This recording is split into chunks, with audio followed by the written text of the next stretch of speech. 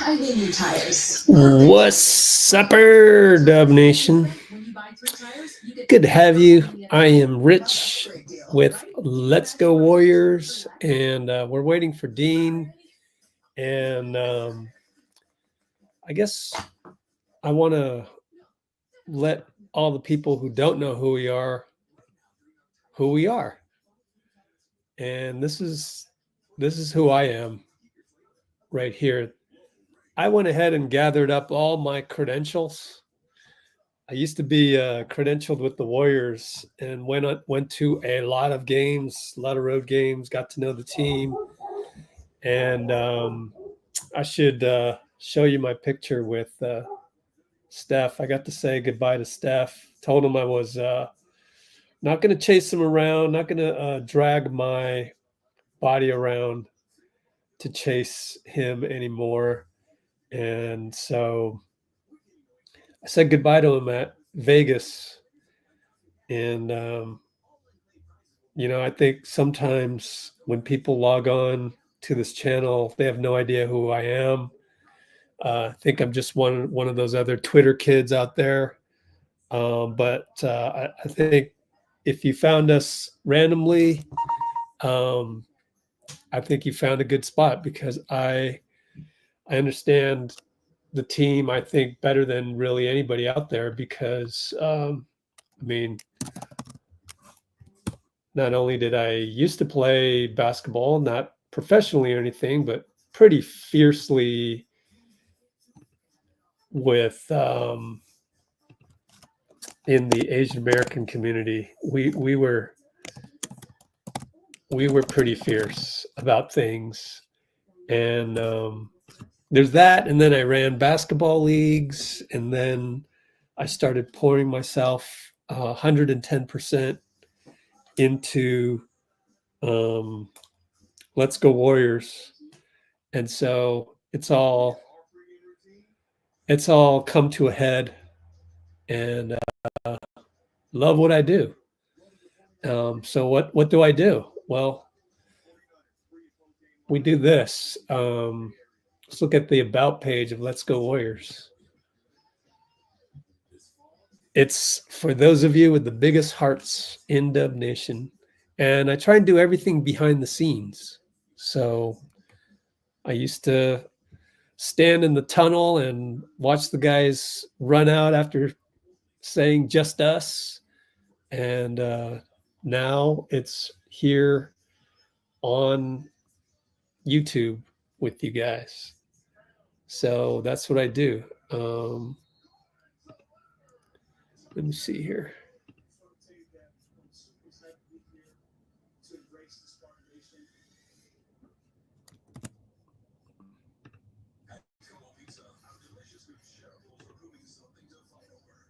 All right. I'm uploading my picture of me and Steph just for a little bit of clout because these days, these kids on Twitter, man, they don't know where to go. They have no direction. And it gets a little crazy. Yep, I named my file name incorrectly. So let's rename that Let's Go Warriors Credentials. We have one of those already. Oh, I know what I did. Uploaded the wrong photo. There I am. All right. Let's delete that.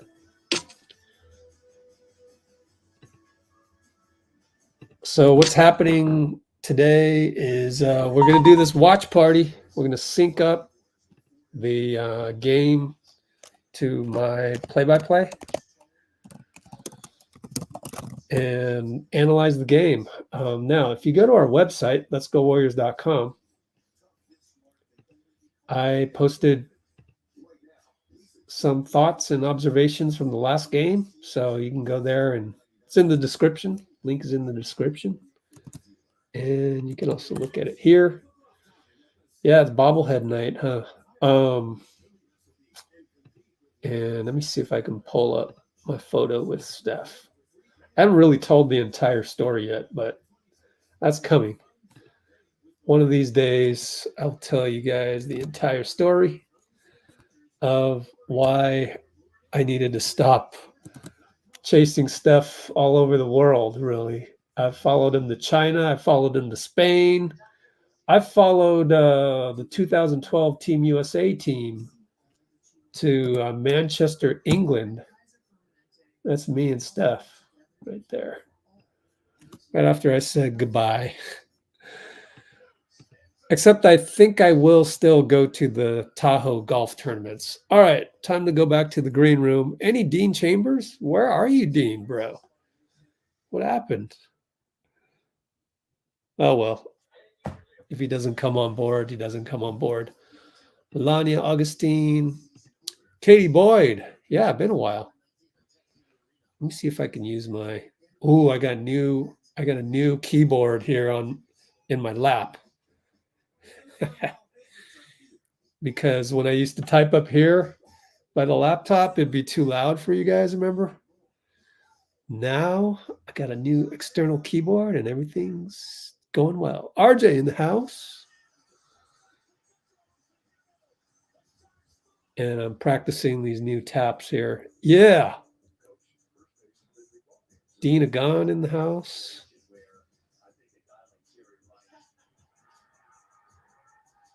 Wow, my tracking speed on this keyboard is way too fast. Let me slow it down. Mouse. Where's mouse? There it is. Slow this down just a little bit.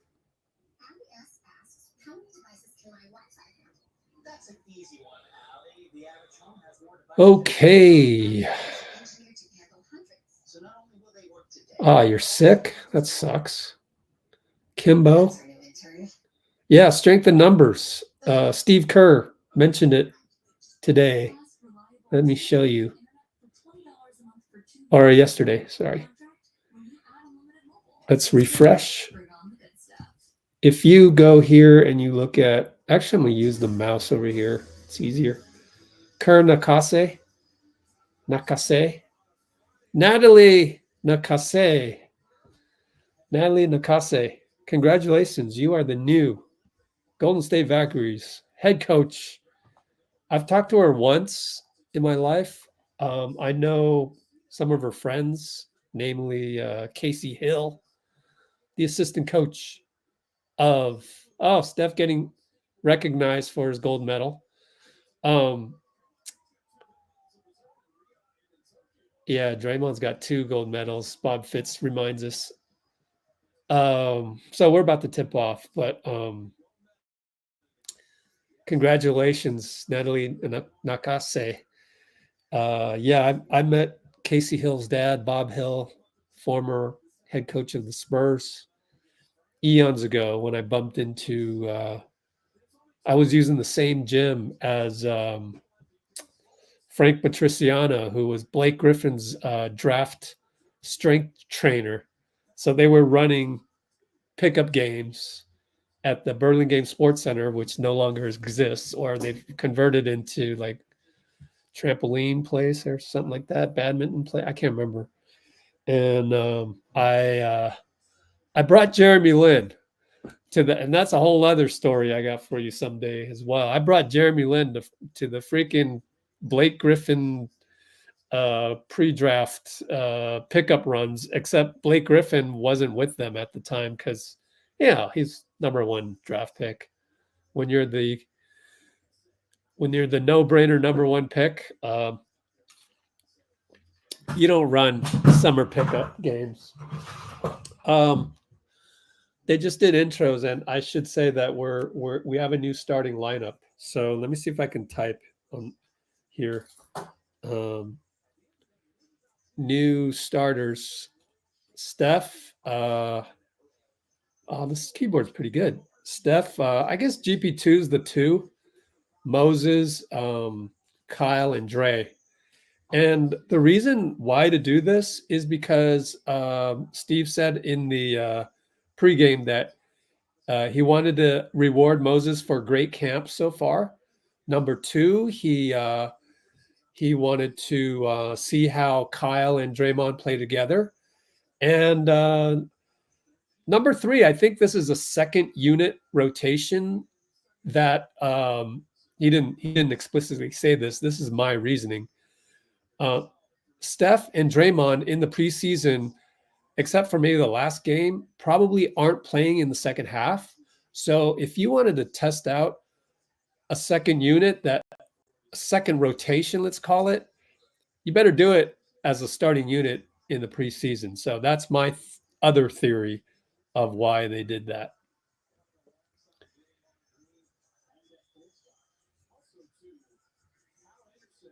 Really? Now, I don't want to bring too much attention to it, but Kimbo, huh?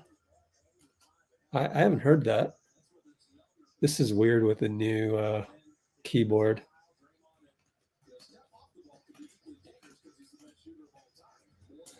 Oh, I better catch up on some of these comments. We're about to tip off.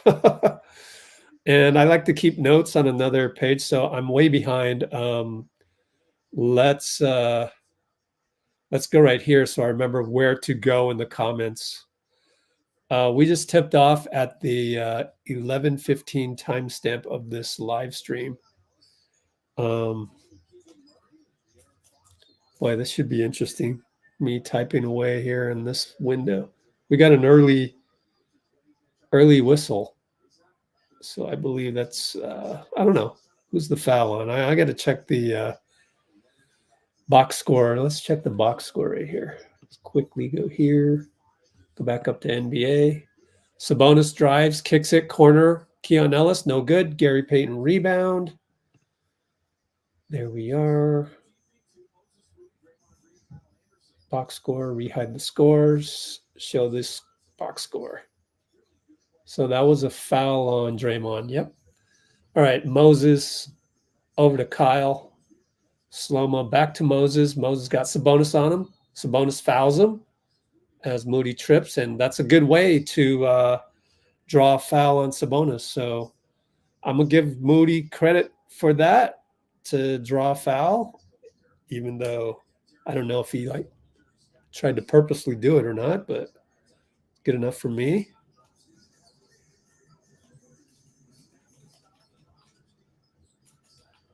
Kyle for 3 via GP2. It's good. Catch and shoot, no hesitation. That's what we like.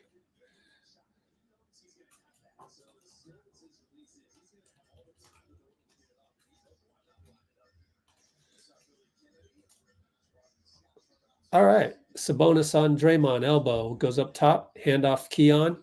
Keon Draymond on the switch. Easy switch with Mo there. Keon in the corner. Gets great help by Moses over to Sabonis. We like it, but he hits it. I want to mark that down as great help by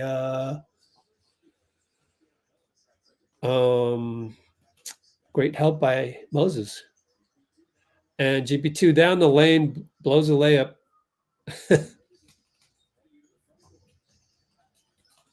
And Keegan will score down the right side as it was a little bit off kilter, somewhat 5-on-4 early offense. Kyle's going to shoot a 3. Good, lasered it. And the beautiful thing about that was he just stepped back. Timeout, Mike Brown. Mike, gotcha. I actually kind of like the caps lock of my new keyboard better. 1010. It's a little bit better, and it comes with the little mouse pad, so that's kind of nice. Slowmo step back corner. Wow, exclamation point. So I got some notes in the description. Let me watch that play one more time. See what maybe Mike Brown didn't like, because Mike Brown was pretty quick on that timeout.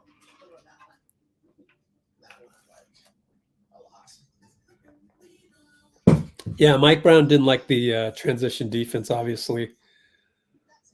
I think he's honestly upset a little bit at Keegan Murray because he kind of sort of half-assed it back on defense. Let's check the next slate of comments.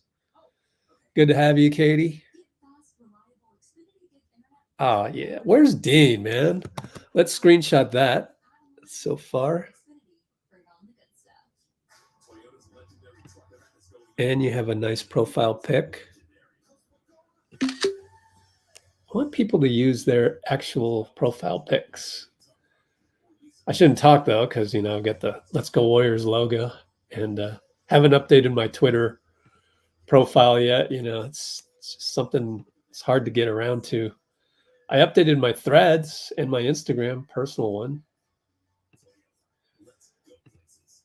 All right. What else we got?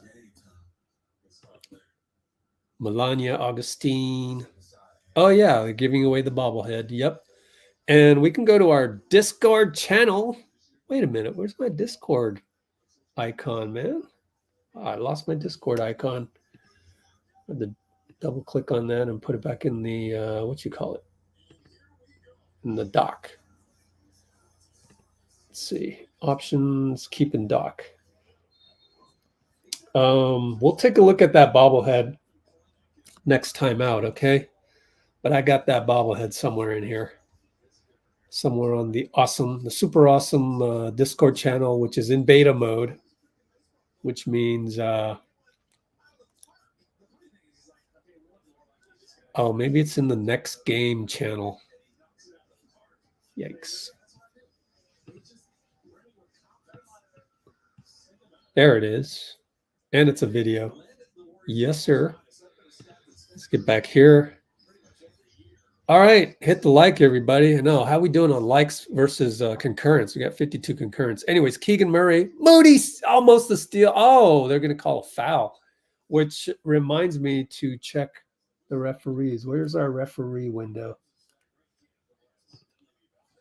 NBA referee assignments. Boom.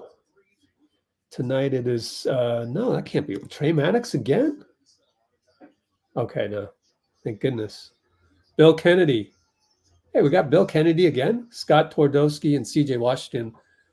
I think he's average and CJ's pretty good. Keegan Murray, catch and shoot 3. Ran a little set there. Let me watch the replay, see what happened. Moody wanted to help out on Sabonis. I look up and they're doing another fast break. What the hell?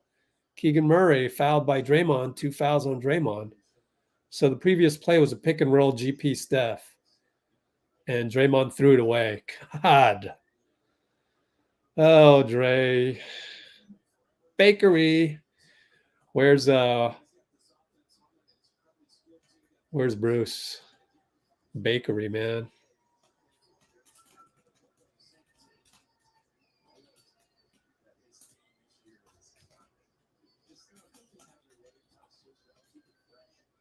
God, Dray. Telegraphed that one. Missed the second free throw. We're down 8-6. Draymond throws it away again. God. He's having a bad game. 2 fouls and 2 turnovers. 3 ball in the corner, bounces to Sabonis, goes over to Fox, but Draymond gets the tip. Back to the right guy. Thank goodness. Steph inside to Kyle, over to Draymond, fouled. Got a late call from Bill Kennedy, and Bill Kennedy tells him to calm down. Oh, Draymond. It's typical Draymond. He's not playing well. He just wants to yell. But it's also typical NBA referee where, you know, this is a Wednesday up at the rec league that I used to run in Oakland, man. Like, people yell at refs. It's not personal. And, you know, just these refs that grew up in like posh environments, they're not used to Draymond from Saginaw. That part bugs me, but whatever. It's to accept the culture that Draymond is from, really. I wrote a whole article about it. The Aaron Fox attacks, no good. Rebound, Kyle. Moody over Gets the handoff from Kyle. We got the super small lineup. Dray over to Kyle again. Step back for a three, and then dribbled, and then Sabonis reached in and stole it. And then Steph steals it from Keon, but it goes right to Keegan. Keon Ellis going to shoot a three. Oh, he hit it. Wow. All right, Keon Ellis, whatever. Well, that is going to be a timeout by Steve, and we are down 11-8.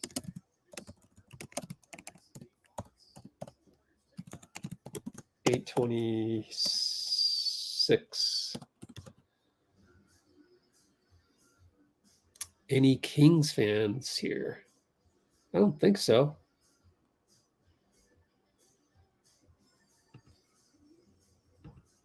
Yeah. Natalie Nakase, she even coached in Japan. And she talked about how there was this one fan that was so cute and always like brought her treats. And I'm thinking, is that Catherine? I got to ask Catherine.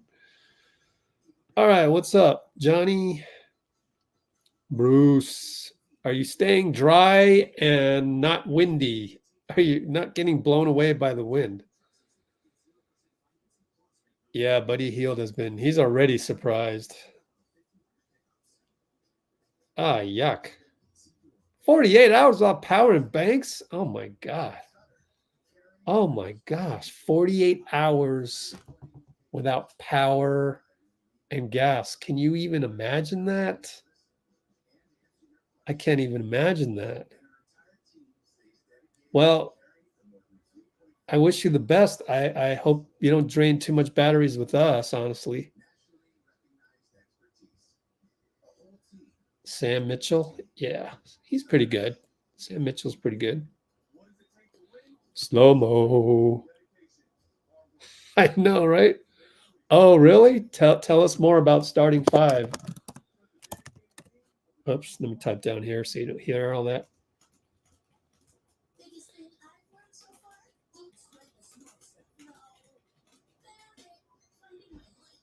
What else we got? Buddy. I love Buddy Hield, man. He's got such a great personality. And to think he had to get through that horrible year last year playing with Philadelphia. I really do think, and I wrote about this here in the last article, I really do think that Philadelphia was not a good fit. Let's go back to the box score for you guys. And Harrison Barnes, Davion Mitchell, good point. Good names to mention. I think I'd rather have DeRozan than Harrison Barnes and Davion, all things being equal. Can't see me on Discord. Oh, crap. I have no time to diagnose that one, Arbel, but keep me posted. Is it still bad? Oh, Arbel am I still off on Twitch? Because I don't know. Anyways, corner baseline, two ball, Moody, no good, 5-on-4. Keegan against GP2, stops him. We got 5-on-5. And DeRozan into the paint, kick it to Keon for three. Moses all over it. Good job, Moses. Great rebound by Steph. Steph finds Moses. Fake dribble, finish. In traffic against two guys. Way to go, Mo. Proud of you, Mo. Great closeout, then runs the floor. Bucket in traffic. Assist Steph.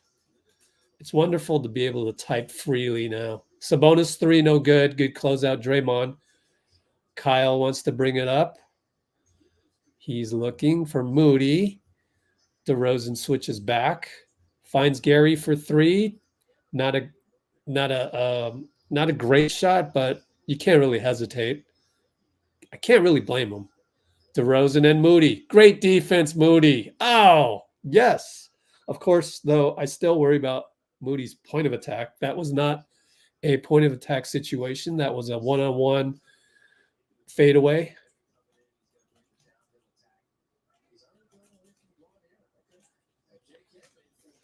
I think Moody's weakness is point of attack defense, which can be an issue in the NBA. Steph for three. Nope. He sized up the situation on Keon, decided to fire it online, but no good. Hit the rim twice. DeMar on Kyle. Great defense, Kyle. I mean, it's a joy to watch this team play individual defense. But Fox says good offense beats good defense and beats GP2. Steph facing almost a zone set. Finds Moody. Moody's got to hit that, and Moody hits it. That's exactly how you have to make them pay for putting three pairs of eyes on Steph.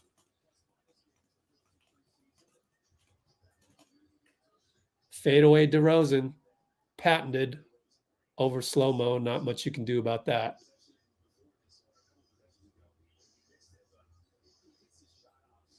Steph, one-on-one Keon. Attacks to draw Keegan. Draws a three ball by Draymond. Yes, sir. And that's Steph reading the defense. Purposely drew Keegan. Three ball by Fox, no good. Offensive tap. Keegan, corner. Attacks Moody. Gets the help baseline. It's a foul on Draymond or Moody. We'll look at the box score.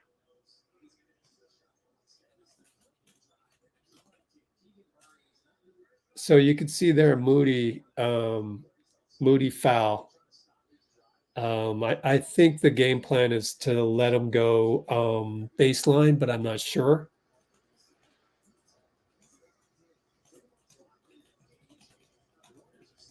I don't know if you can hear the click clack of my keyboard. Let me know. Hopefully it's an improvement.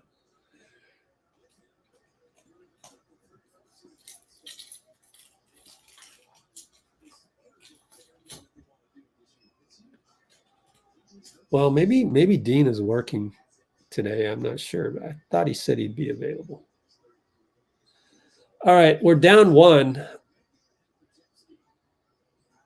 We just need to stay close in games. We don't need to be like dominating every team as we did in 2019, let's say. That's a push by Fox while Steph tried to set the pick. Fox doesn't. He put his hands up like, what'd I do? And it's like, bro, you don't even know what you did you? But I've had that situation in like Asian rec league games when guys just put your hands on you and they just don't even know what they're doing.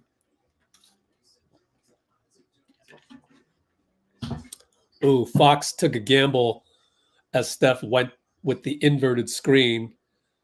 And Draymond's going to get a favorable whistle as Isaac Jones was a bit too physical with him.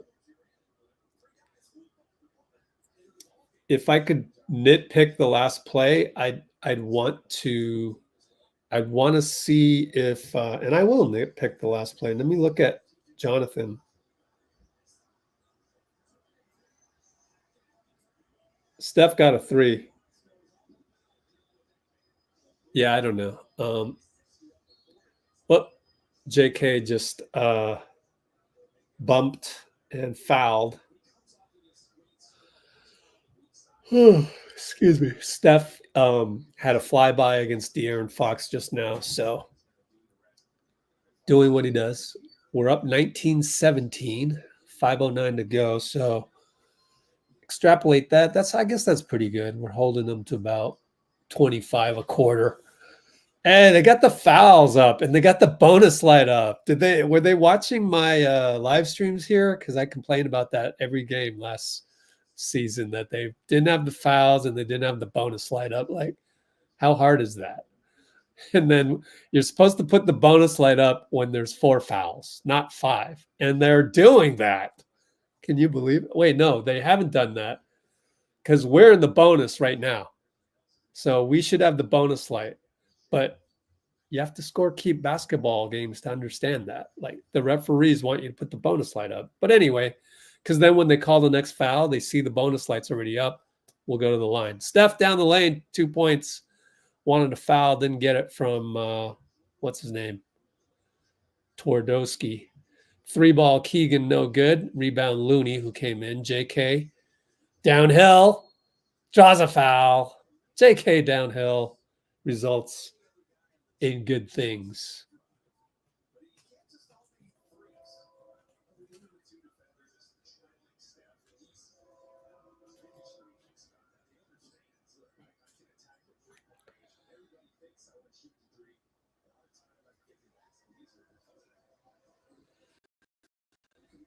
All right, so Buddy Hield's in there. So we got Steph, Pajemski.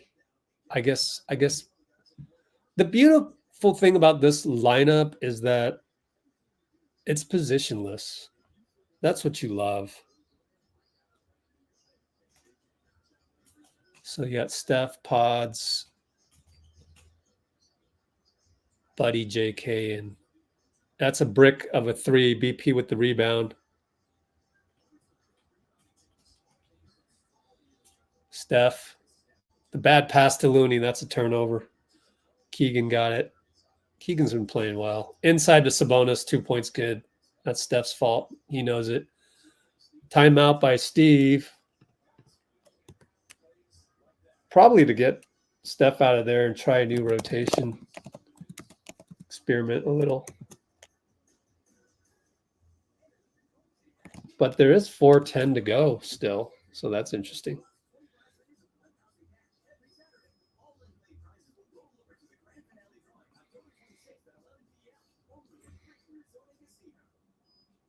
Yeah, Isaac Jones already played very well in the first game, and I was reminded by Eric G, our resident NBA draft expert, that he had predicted Isaac Jones would do very well.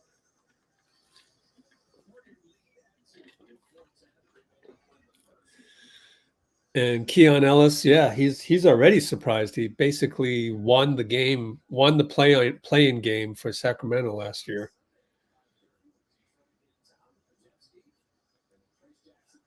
Open threes? I don't know about that.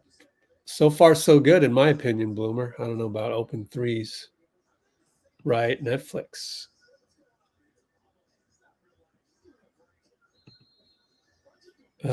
Thanks for chiming in. JaVale McGee, that makes no sense. Whenever you say we should sign somebody, what do I do? What do I try and teach you guys? Hoopshype.com, Warrior Salaries. Let's go over to what team is he on? JaVale McGee. What team? Oh, he's on Sacramento. He's not even playing in Sacramento, and you want him to play here suddenly. I bet she's making more than we can afford. What is he making?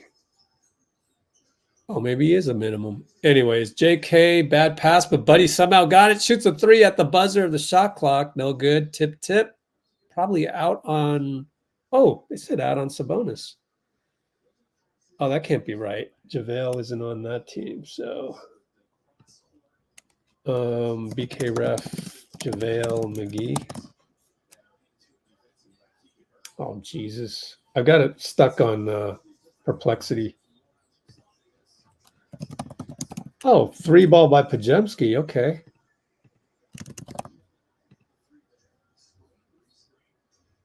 Team is he on, man? Wizards. No.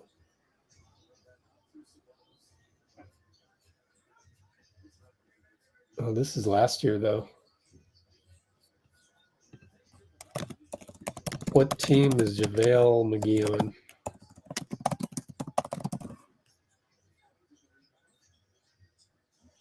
Is he on the Kings? Show me his Wikipedia. Damn it. That's the problem with good Lord, Perplexity, man. Maybe I'll go back to Google search. Good Lord. Come on, y'all. It took me 5 minutes to find out what team he's on. He's still on the or is he not signed? Why is he not on the salary depth chart or the salary chart? I guess he's not on any team. Ah, 3 ball again. We're up by 8 suddenly. So that's 2 threes in a row. So we were up by 2 and then boom, boom. Kaminga pull-up, that was beautiful. Wow, 242 mark. Way to go, young fellas. Buddy goes 94 feet, blocked.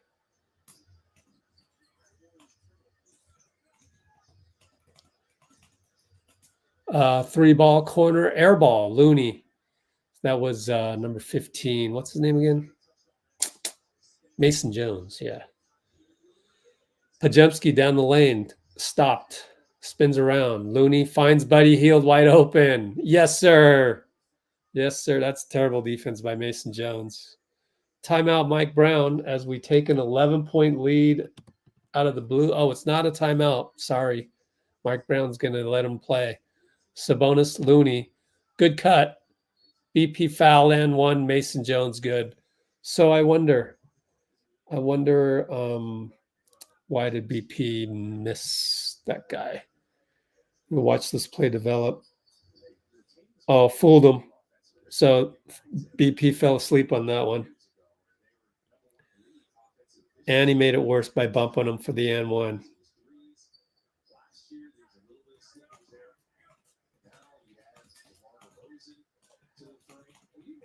Fooled on the slip cut.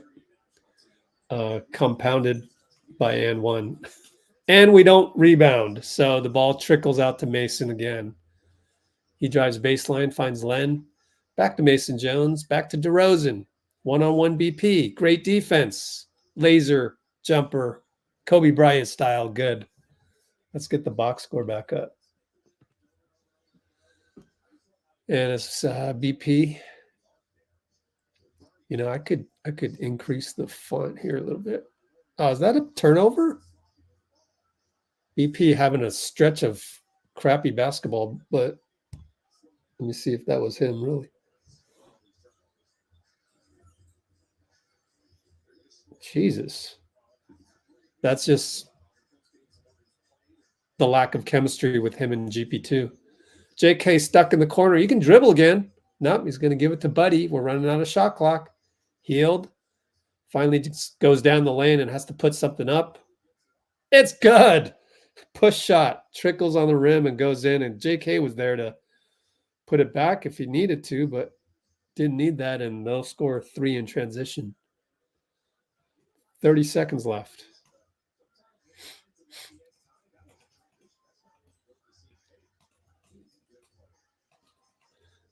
And oh my goodness, tic-tac-toe, but Looney alley-oop to JK, reverse layup is no good. But that was amazing how high he got. That's too bad. That would have been on ESPN. DeMar gets the switch on the Buddy. Doing what he can. Double spin fake, fade away, no good.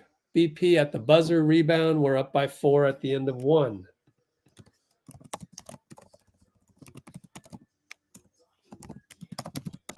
Wow, they're going to talk to Mike Dunleavy.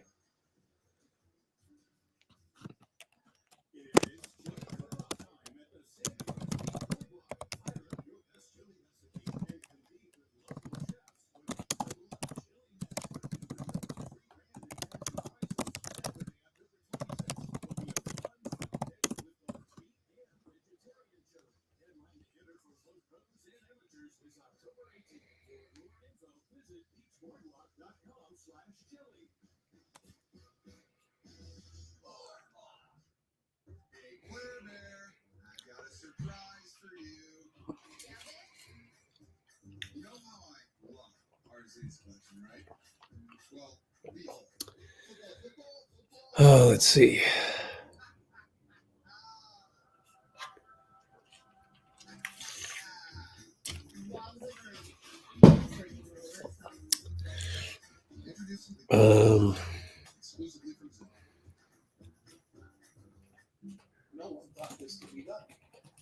That's Gavin Newsom signing the strongest rent control law in America.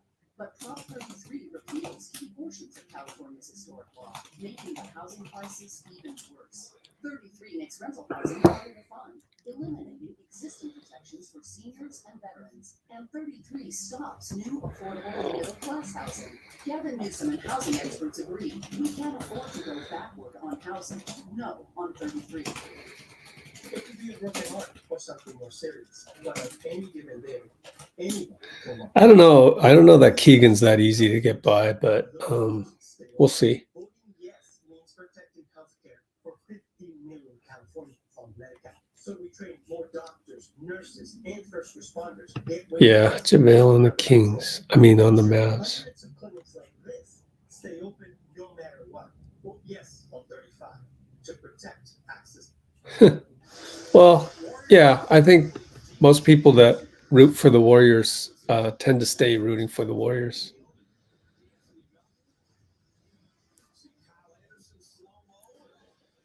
Cool. Well, second quarter coming up. Let me check this window one more time. See if we can go even bigger. Let's see. Nah, gotta reduce that just by one. Mike Dunleavy. Interesting.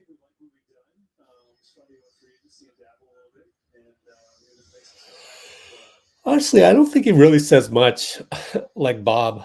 He says more than Bob, though.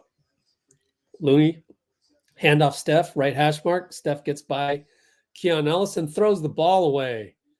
And Draymond says, no, my bad. But how many turnovers between him and Draymond? 4 out of the 7. Kyle Anderson has 1. Buddy has 1. Foul by Kuminga on patented DeMar DeRozan 2-point jumper. So it's another really boneheaded turnover. How else can I describe it? Another boneheaded turnover by Steph or Dray. 4 out of 7 on them so far. Come on, old guys. Come on now. At least Steve did mention in the training camp that turnovers is something he's talked about. And obviously it would be with Steph and Dray, the 2 biggest culprits. But this time Steph, Draymond found him by the hash mark, missed it wide open. Good set, though, to get him open. And they'll hit a 3 in transition. Oh, man.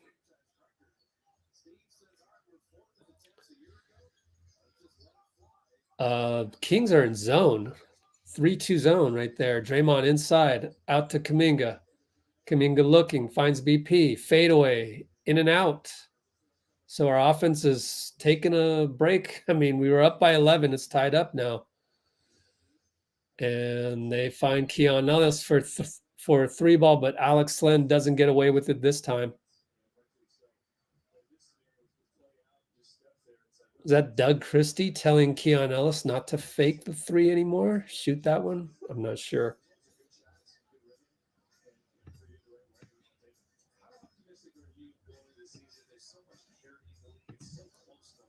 How optimistic are you going into the season is the question.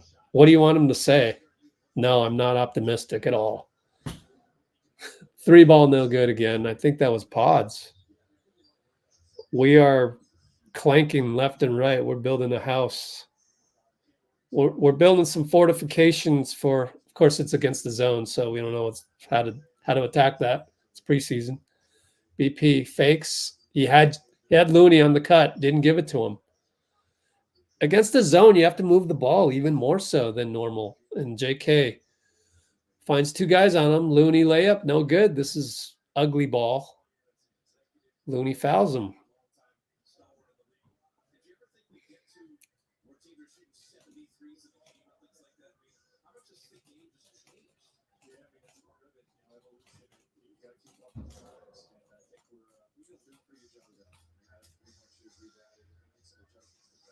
Yeah, well, I'm glad Mike Brown busted out the zone because we need to work on that.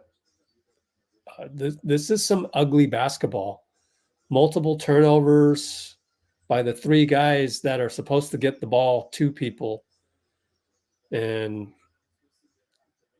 it's not like we're playing bad defense. In fact, we just got a rebound from a missed three. BP one-on-one left side, gets a screen from Looney, goes right-handed, fakes. You got to hit that one, and he hits it. There we go. Finally makes a stop spin. Stopped in the lane, spun.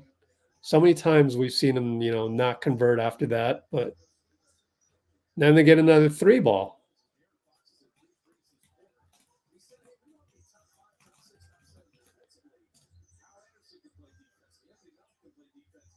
See what happened there. Oh, that was De'Aaron. That's just BP. Not Kuminga draws a foul, but BP is not playing the pick and roll right.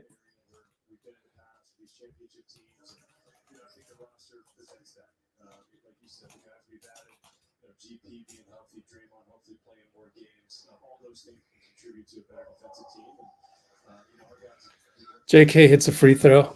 Gosh, finally, man. Broke a bit of a drought. We were up by 11, right? And now we're down by 3. So we were down by 4. So we were on a 15-point deficit in that stretch.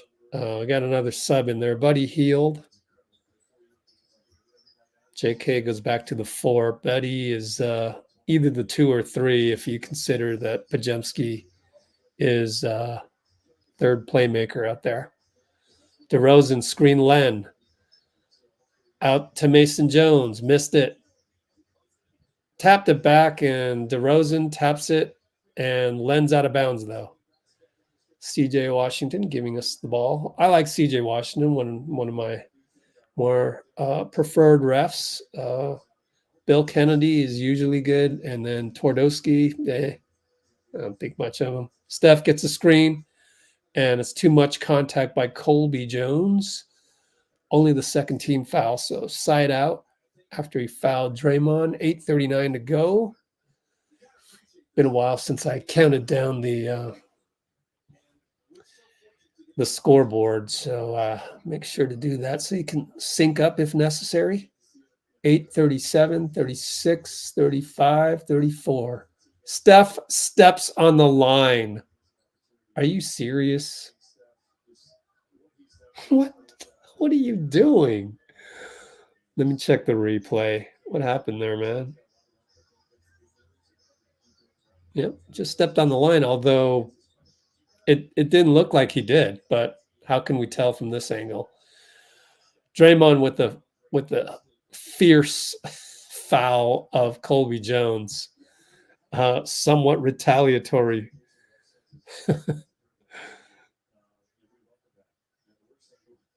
Somewhat retaliatory, man. Be careful out there, Draymond. Colby Jones had just had a hard foul on Draymond the other way. Up, they're discussing it. They decided not to review it. Whew. That might have caused the Draymond technical in terms of them checking the review. He might have been pissed, yelled something personal at a ref, But I have to hope and I have to trust that part of Draymond is more under control now than he used to be. Kyle Anderson will check in for Draymond, and then he's going to argue with Twardowski.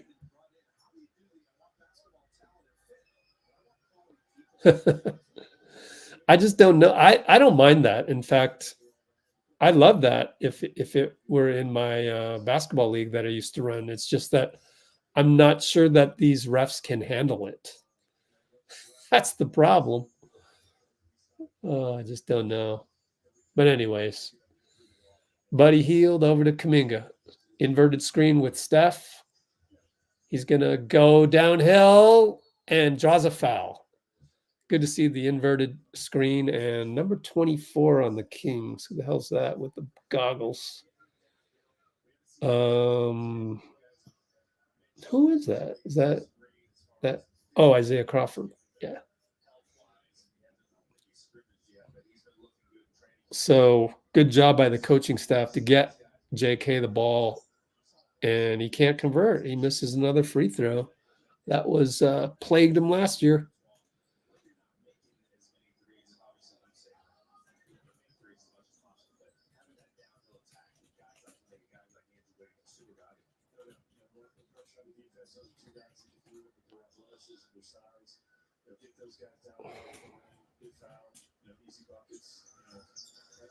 Misses both. I mean, what's the point? You got to hit at least one of these. Can't come up empty after going through all that. We're up down by 3. DeMar off the handoff. One-on-one, Buddy healed. Fade away again. Short. J.K. skies for a rebound. How many rebounds? 4 rebounds by J.K. Steph one-on-one. Bye-bye, Colby. Met by Alex Len. No good. J.K. jumps. Got a rebound. Swing, swing. Steph's open and missed it. Oh, he's off today. 1 for 4. Right side, Colby. Mason down the lane. Buddy Hield reaches in and fouls him. Oh, man. Well, that's what happens when you're in transition and you lose a guy. Buddy wanted to guard Colby Jones, but Kyle Anderson was already guarding him. So his man, Mason Jones, or the guy who was left over in the transition, cut strong to the hole, and Hield had to foul him. No choice. Now we got a sub. Looks like J.K. will go out.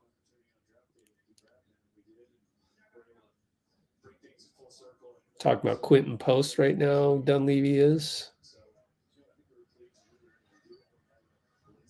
Mason Jones misses both. Good jump by Looney to grab a rebound. We got rebounds spread all around, so that's nice. Kyle Anderson up top. Buddy around the curl. Foul on Colby Jones. Trying to get around Looney. And that's a youngster not understanding how to get around a veteran screen.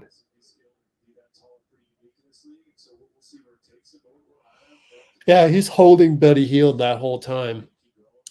4 team fouls on Sac. So both teams in the bonus, even though you don't see the bonus light on the scoreboard. It should be. Steph goes away from the Looney screen. He's got Sabonis on him. Tries to get Looney back, and it's another turnover. What is it, 3 or 4? 3 turnovers. Sabonis. Reach in by Looney. We'll go to the line. Golly. Thank goodness it's preseason.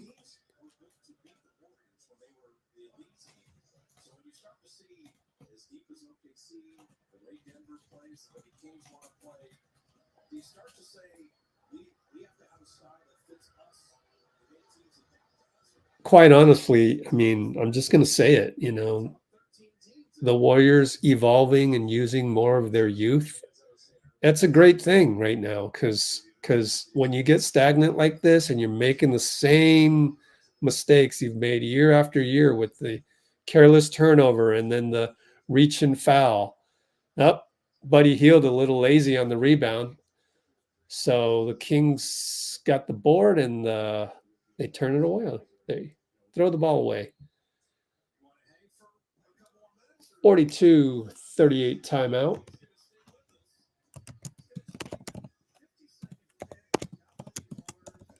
$6:59.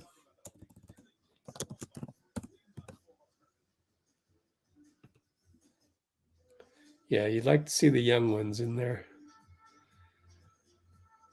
Okay.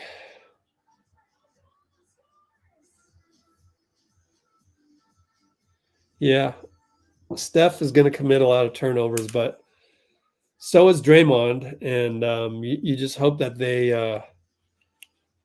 can restrain themselves when necessary when they're in a rut of causing or committing a lot of turnovers. And so it's just part of the package. What are you going to do?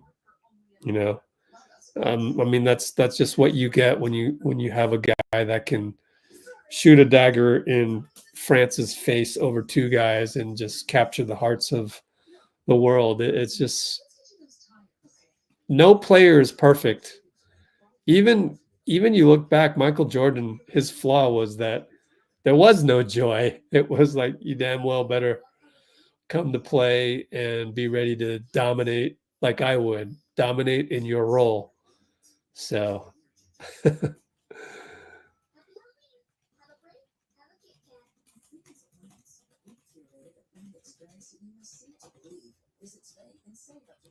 No one's perfect. Luxury appliances during the 5, 10, 20 promotion. Fragrance Appliance, perhaps the greatest showroom in the country. The internet in America sucks. You pay too much, your internet speeds are some of the slowest in the world. You get lousy customer service. Sonic is changing all that. We offer the fastest fiber internet speeds for the lowest price. All right, what else we got here? Customer service you can count on. We are Jasmine in the house. speed. Try America's fastest, most affordable internet today.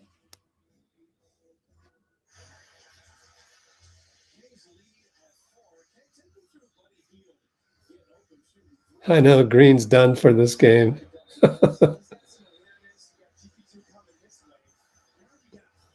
I guess Steph was hurting. I don't know. Hope he's not hurting anymore. But good news is he won't play much more, as they'll probably sit in the second half. Vets are being the turnover machine. That's so true. Oh, I gotta screenshot that. That's hilarious. So true.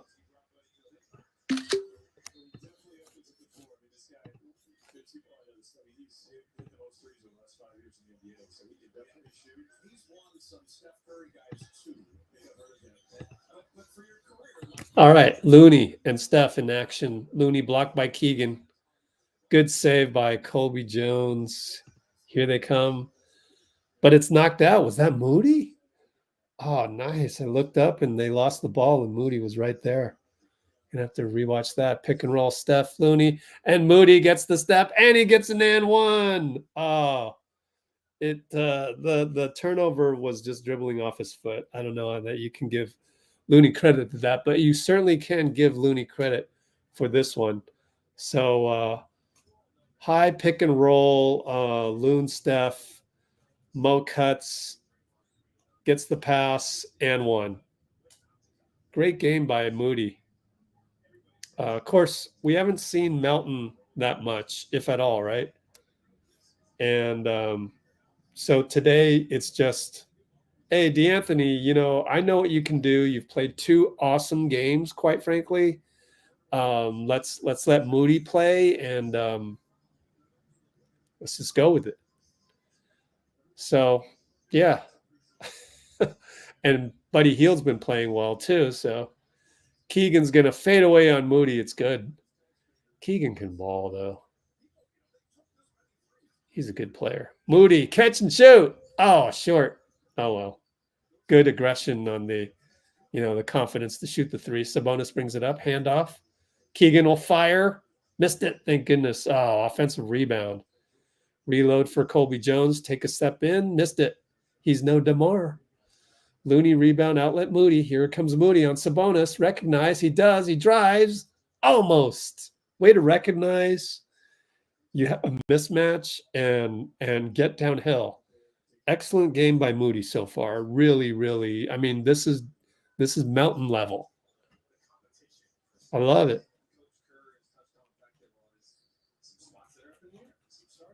So we see Sabonis on him, attacks, fouled, hits a free throw, basically playing like Melton. And it looks like it's so funny. Trayce, they show Trayce. He looks despondent. Trayce looks like he really wants to play. And he's not getting any playing time yet. Maybe second half, because we're going to set Steph and Draymond for safety reasons, you know. Keegan wants to take over the entire Kings offense, which we're fine with. Fade away, no good. Steph brings it up. Finds Buddy, extra pass, Slowmo. Oh, back rimmed it. Fox long rebound. Brings it up to DeMar. DeMar one-on-one Steph. Looney's there to help, thank goodness. Keon Ellis drives and finds Sabonis open 3, in and out. We'll take it. You play the percentages. Buddy gets a screen. Over to Looney. Handoff back to Moody. I mean, not Buddy. Moody. Free throw line good. Man, Moody's on fire, baby. Oh, that's an offensive foul? You're kidding me. Well, I'm going to give Moses credit for hitting that one. You can't even see the play on the replay. He's out of the screen. I don't even know what's going on. But he healed? I don't know. Oh, it's a flop. Oh, it's a flopping technical foul. Flopping technical foul. My bad.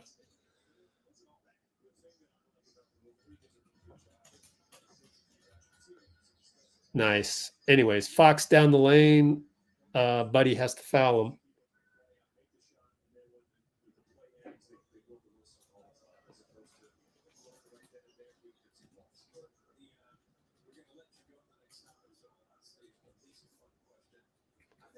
Man, we haven't seen a flopping foul called in a long time. But anyways, we got Fox at the line. Hits. Okay, a lot of fouls, I know. Put in the young dubs. You'll get it second half. Yep, silly turnovers, that's for sure. We miss Clay. I don't know that we do, honestly. I think we're ready to turn the page on that one.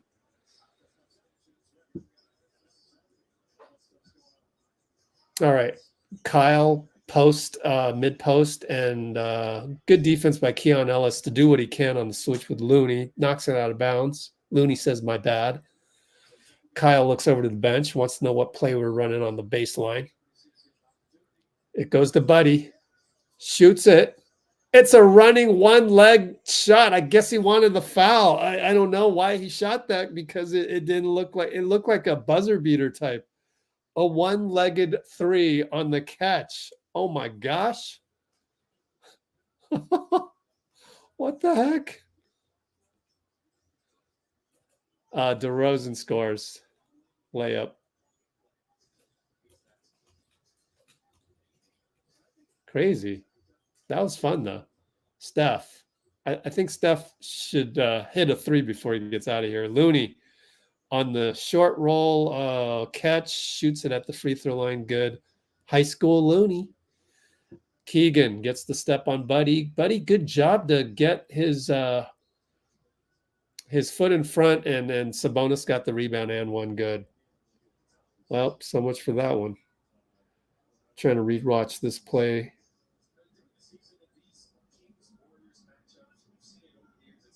I don't know. Foul on Looney? Who's that foul on? I guess it's Looney because he's got three. Could have been Moody. Probably Looney. Going to get Trayce in there for a little 4-minute spurt, maybe against Sabonis here.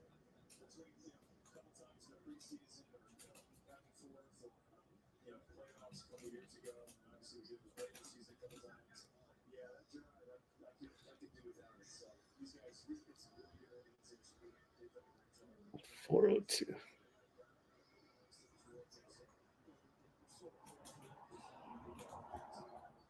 Oh, well, Sacramento is now up by one. Looney came out. Trayce came in. The sulking Trayce. Nah, just kidding. I'm making that up. I'm just joking. Moses at the hash mark. Over to Kyle. Wide open free throw line. Push shot. A lot of contact by Sabonis, not called. Kyle slips. It's 5-on-4.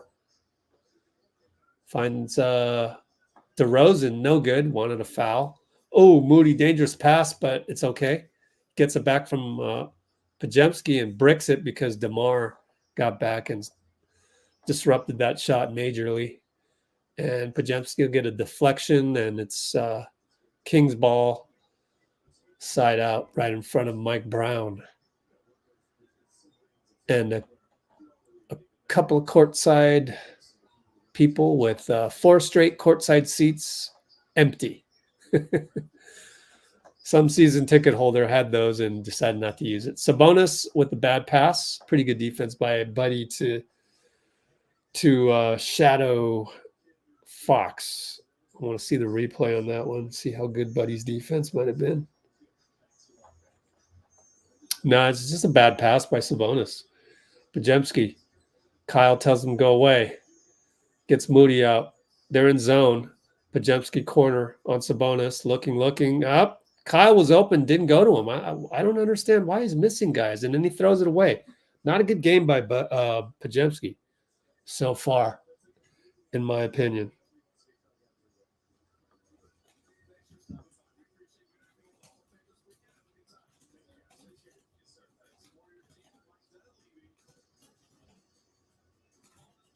We got another timeout. 51-50, 2:57.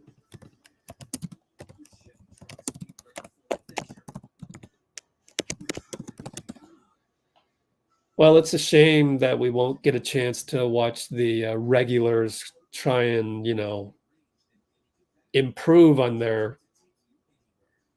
Let's face it, it's been subpar. It's been subpar on the offensive end. It's been par on the defensive end, but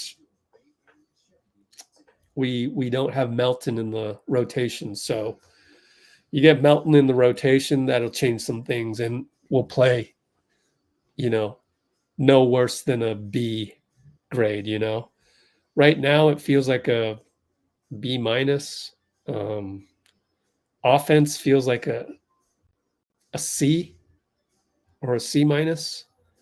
The turnovers are 4 of them for Steph out of 11. I mean, that's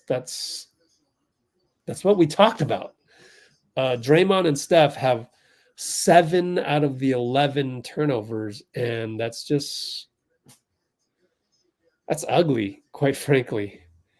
So we don't want that. And I wish we had a second half here where Steph and Draymond honestly could just atone for their first half sins. I mean, to make matters worse, Steph 1 for 4. Pretty much all of them were open through the machinations of the offense. Overall, we are 9 of 18. So that's actually not bad. 1 for 1 here, 1 for 2, 1 for 1 by Draymond, 2 for 3 by Slowmo, and 2 for 3 by Buddy. So most of the misses really just coming from Steph. And then you have turnovers. So if there had to be a game where Steph would just, wow, there's a lot of cars outside of Chase there. It's interesting. There had to be a game where Steph was, subpar. Let it be a preseason game.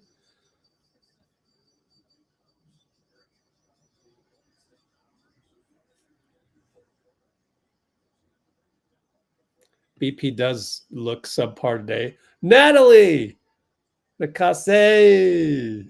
Rang the bell just now. Congratulations. I mean, man, she made it. She made it. Golly, she made it. All right. Sabonis and Trayce over to Keegan and Moody. Foul off the ball by Kyle Anderson against DeRozan. So that's understandable. But the only thing is we're in the penalty. So that is going to go down as a bad foul. And was it Pajemski? Oh, yeah. What are you doing? BP chucks DeMar. I thought it was, I wasn't paying attention. So good thing I have the laptop 10 seconds behind. But golly, Podz, what are you doing? So our 3 ball handlers, our 3 table setters are all doing weird things.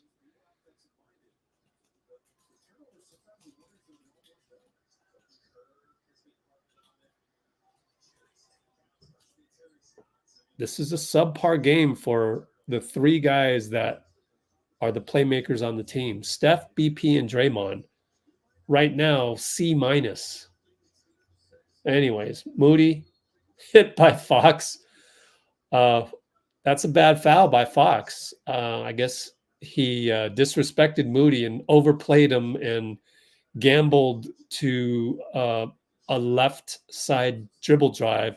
However, he hit hockey checked him, and Moody gets 2 free throws. Does Moody know that he has free throws? Do the refs know that they have free throws? Everybody else is lined up. Bill Kennedy's talking to CJ Washington. What are we talking about? Like, it's not a flagrant, so what are we doing? Let's shoot some free throws, man. It's not necessary to drag this like this. I mean, Adam Silver is not aware of these things. Like you got these networks complaining that they want a faster game and stuff. Let me tell you how to clean a game up, you know? We don't need to have a referees conference every damn time. Moody 1 of 2, man. This is the second one. We're still down by 2, 231, 230, 229, 28. DeMar goes past Kyle. Sabonis going to get a dunk. So Kyle bit on the fake, and that ruined everything. That's basically bad point of attack by Kyle and left Trayce out to dry. But it's against DeMar, so what you going to do? You know, that's a superstar. Possible Hall of Famer, you know. Moody, short on the drive. The Trayce is there, and he snatches it from Sabonis and scores. Good physicality by Trayce. Been waiting for that, you know.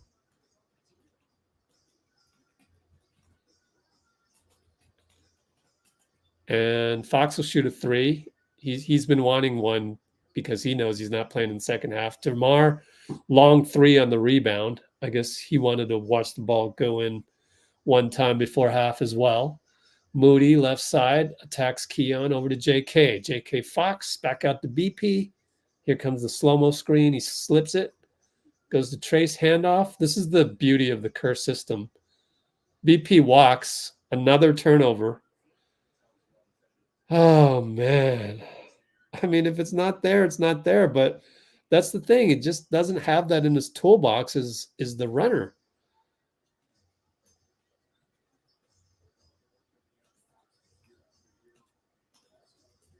Most of his turnovers are on that damn pivot foot thing. It's just like, I'd work on that. DeMar misses, but Podz gets another rebound. He's got 5 rebounds. Goes ahead to Moody, and Moody scores. Moody ran the floor, and Moody's been the best player so far. Got to tip my hat. 3-ball fouled? Oh, my God. We fouled a guy shooting a 3.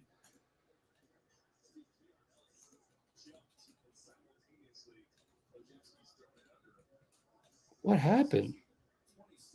No, it's not a 3-ball. My fault. That's just Fox attacking Trayce. My fault. And, yeah, that's a tough one for Trayce in transition after a made bucket, though. So, you know, let me look at that one more time and see whose fault that was, because you got to get back on D, but I don't know. Moody scores. Kyle's slow to get back. J.K. is slow. Oh, man, I would blame J.K. on that one. Golly. Moody for 3. No good from the corner. Sabonis rebound.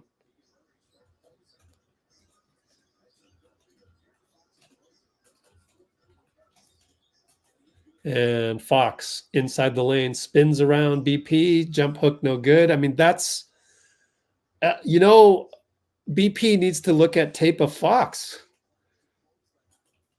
We'll take the last shot maybe with 4-second differential, 4.5. 9 shot clock. Trayce 1-on-1 Sabonis. Call him, I type Sab in the notes, but can't say it that way. Kuminga's going to shoot a 3. It's blocked by Keon. He wants a foul. He yells at CJ Washington. It's a shot clock violation.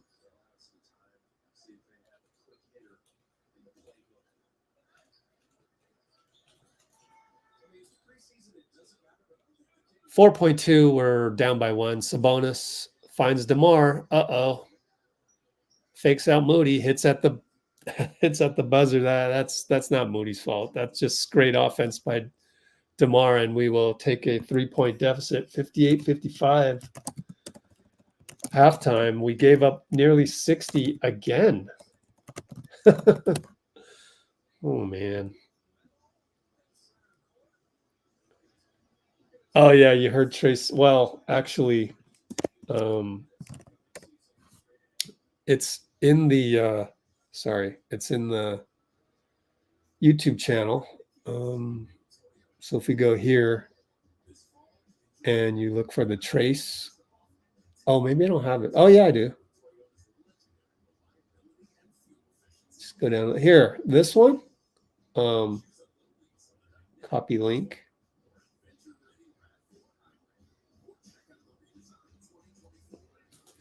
Trayce clarified it was a quarter of an inch, although he's now 6'10" with shoes. So take that in a whatever way you want. But yeah, that's the situation. Oh, shoot.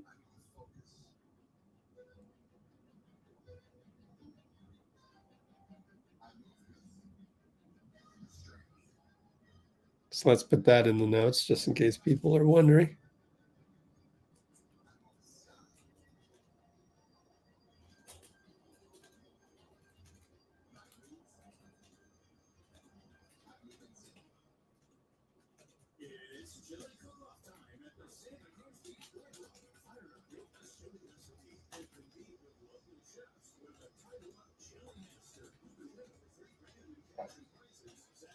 So 6'10" with shoes, the official diagnosis. We're playing awful. I don't think it's that dramatic. At Airport Home Appliance, we understand there's more than one type of family at home. That's why we carry the largest in-stock selection in Northern California, with a highly trained staff working around the clock to help get you what you need. So dial it down a few notches. That would be more factual. That's a savings worth celebrating for. You guys haven't said it. I mean, Interest financing for up to 24 months at Airport Home Appliance. Roundtable Pizza has 3 delicious new shareables.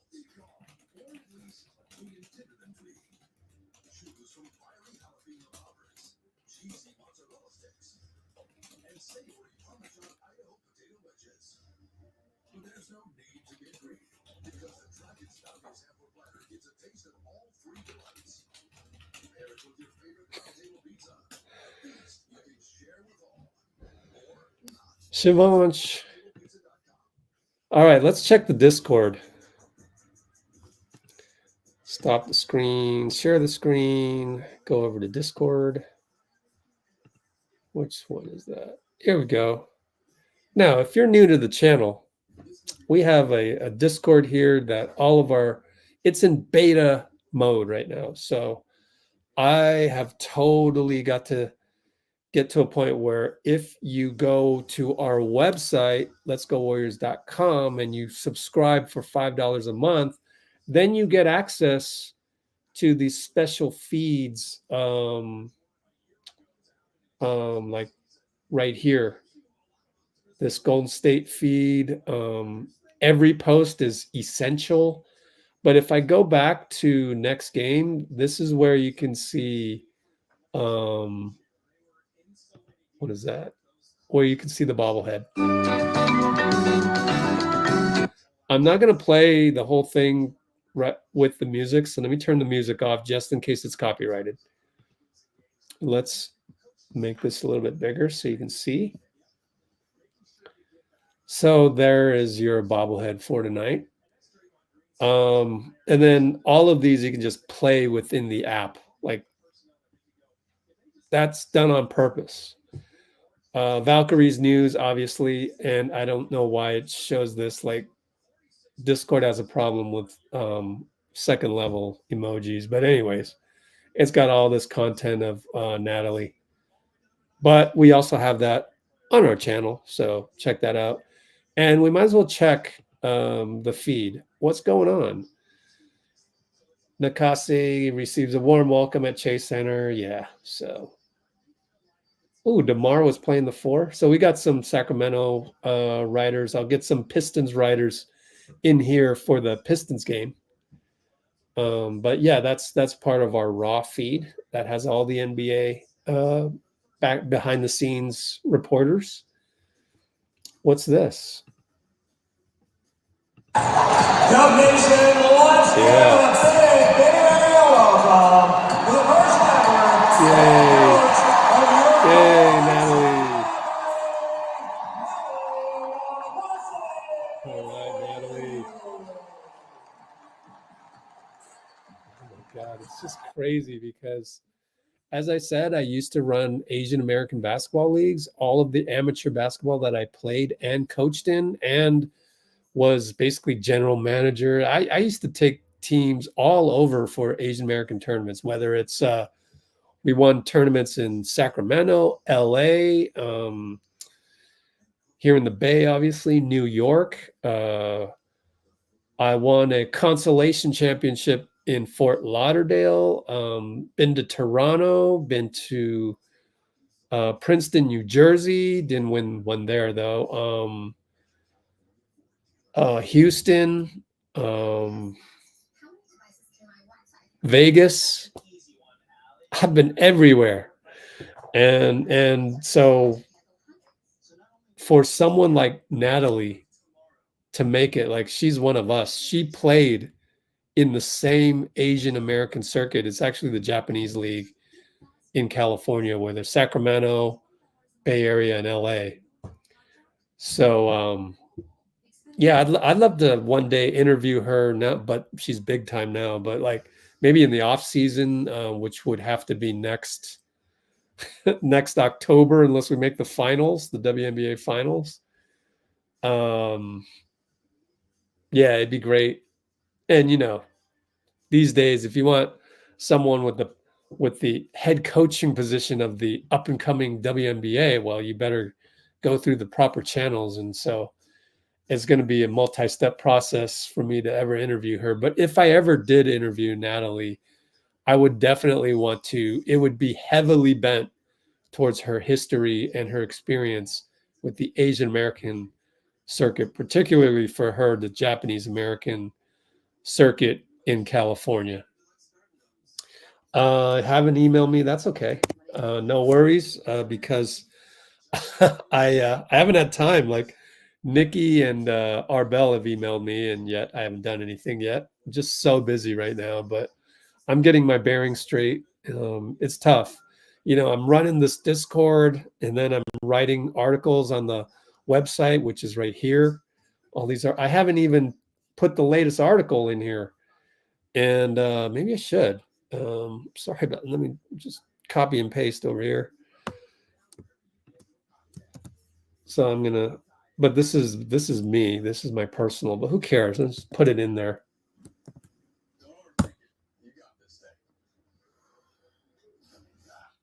I think I'm the only one that can post stuff, but I could be wrong, but no one's supposed to be able to post stuff because I don't want to deal with moderation and all that. But anyways, here's our YouTube videos. You can see the Nakase videos right here with Steve Kerr from practice yesterday. And so, yeah, it keeps me busy. Really, it's tough to keep up. We got some highlights here. I don't know if I'm allowed to show these because, you know, so hopefully in due time, like let's say by next month, all of you guys will have some sort of access to this. Now, if you're a free subscriber on the website, then you'd probably not get any of these private channels. And I wouldn't have these highlights fed in here, so you wouldn't be able to see that. But if you paid the $5 per month, then you could watch the highlights literally as I talk. You could watch highlights of other games. What are other games going on right now?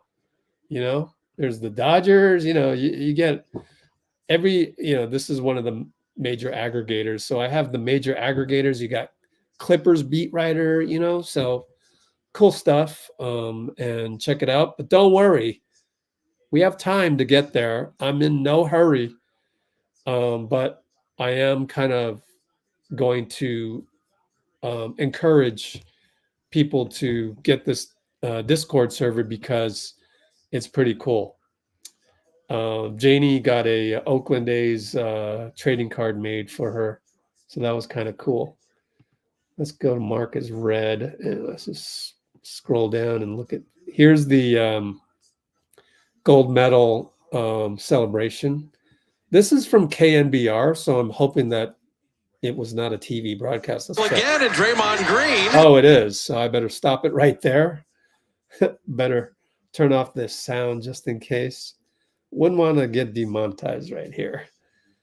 Sam Gordon is tweeting from the Chase Center, shooting 9 of 20 from 3-point range. Wow, that's pretty good. Just got to cut down on the turnovers.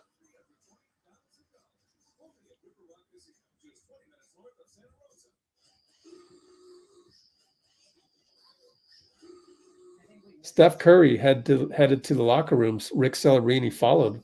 Yikes. No noticeable limp or anything, but Celebrini's presence makes it worth noting. So let's put that one in the notes. And this is at the 125 mark.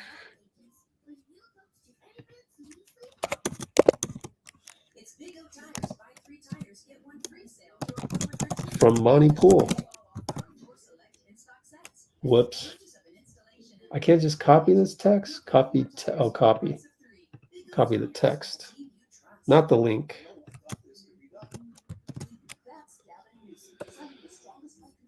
What else we got? Oh, thanks, Pinky. Oh, I gotta screenshot that too, man.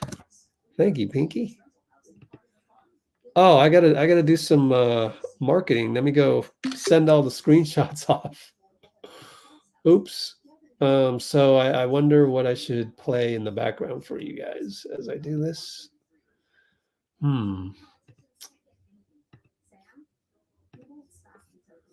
What's a good video to show you? I don't know. What is this? Does this? No. Gosh, I don't know.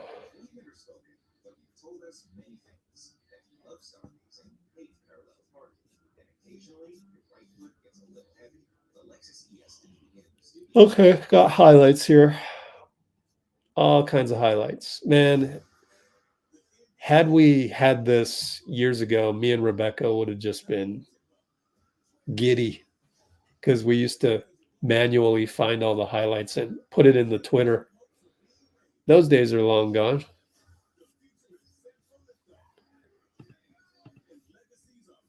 Yeah. So what can I play for you guys? Is there a long Nakase video? Yeah, let's go 57 seconds Nakase right here, I think. Yeah. Here you go. It's another great day in the history of the Valkyries. Mr. Joe. Mr. Joe. And the ownership group gave me a blank canvas to create. Hold up. Hold the phone. Mr. Joe. Did you see this? Oh my God, he's got a beard. Oh my God, breaking news. Oh my goodness. I play a Nakase video. Oh, hold on. Let me type it down here so it's not loud in your face.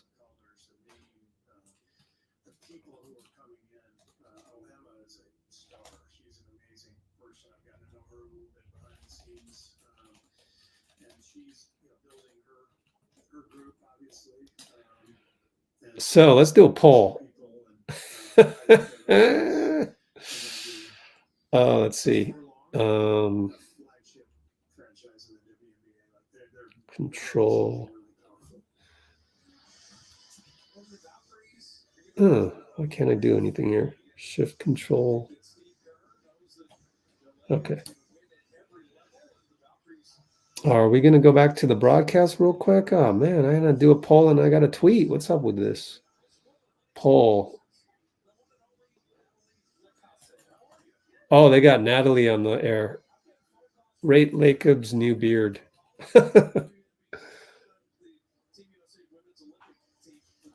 A, B, C. Oh, we are coming back. D. Oh, and there's no such thing as F. Oh well, it's a school grading system. Go ahead and grade them. Shoot, my bad. Well, I need a tweet.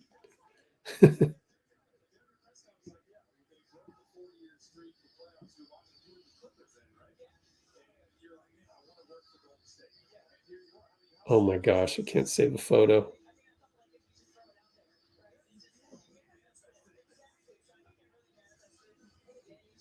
Natalie saying she manifested working for Golden State. Love it.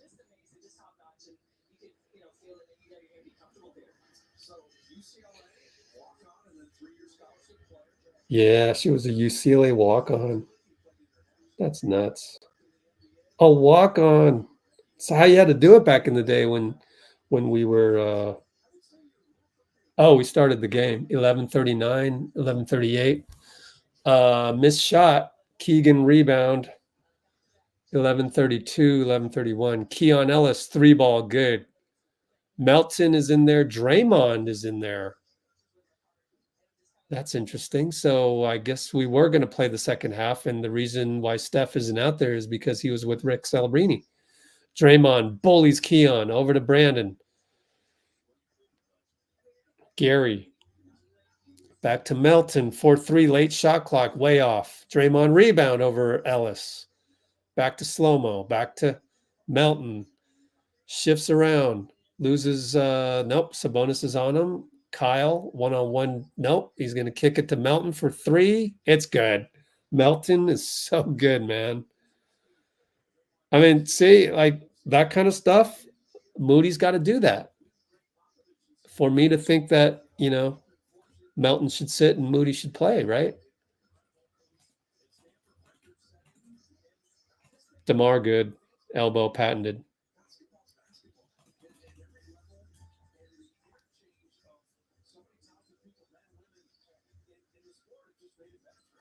All right. Melton around the Slowmo. Kick it to Draymond. Corner open over DeMar. Brick. Just, man, I wish I could shoot those, man. I would hit those, man. But that's just one shot. Keegan fouled by Gary. He's going to go to the line. Man. All right, I'm going to get out of here. Let's share the right screen here.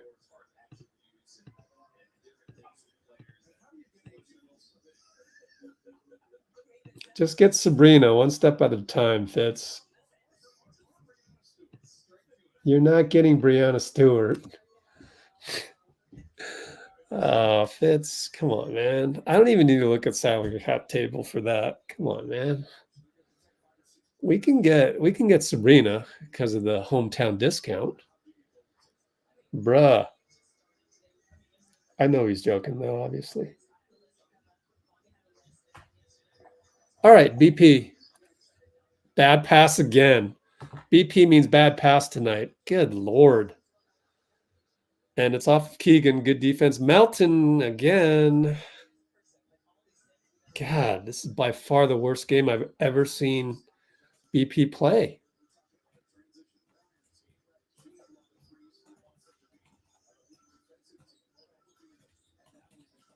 Throws it to Draymond. Draymond, late drive against Keegan. Fadeaway gets fouled. He'll go to the line, thank goodness.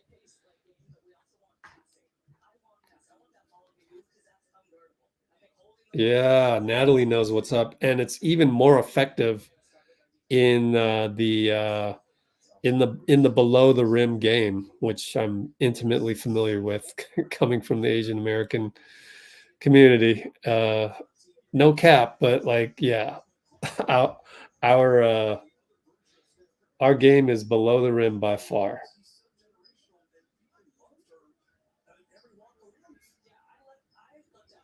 Oh, shoot. All right.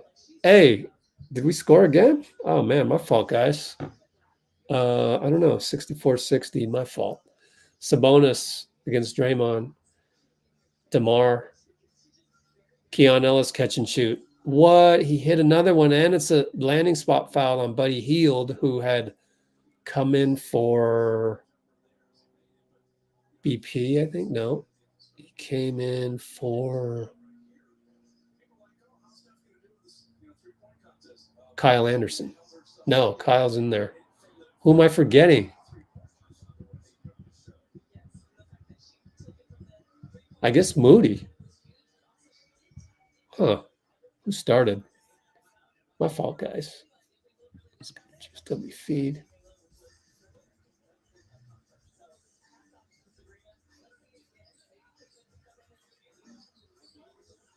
3 ball, no good.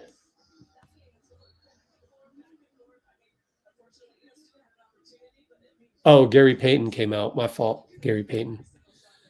We're down by 8. All right, let's improve this play-by-play. It's suddenly I've been missing a ton of plays.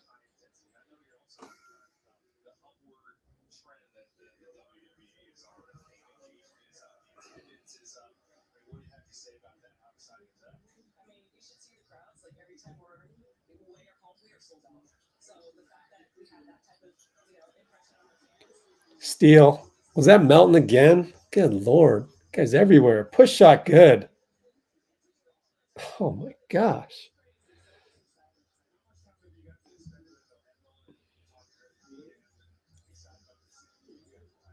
I'm tweeting right now, so doing a horrible job on the play-by-play. 3 ball, Fox. It's good.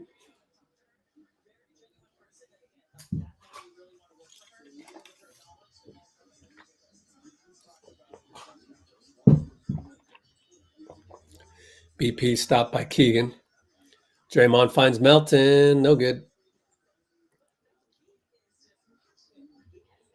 Yeah, that was a Melton steal again. Beautiful. He's so good.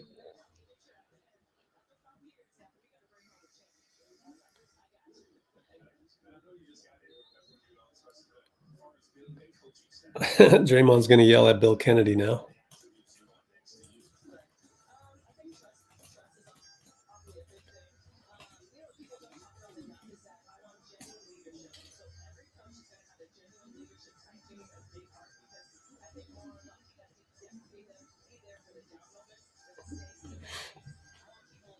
Well, an extended interview with Natalie Nakase.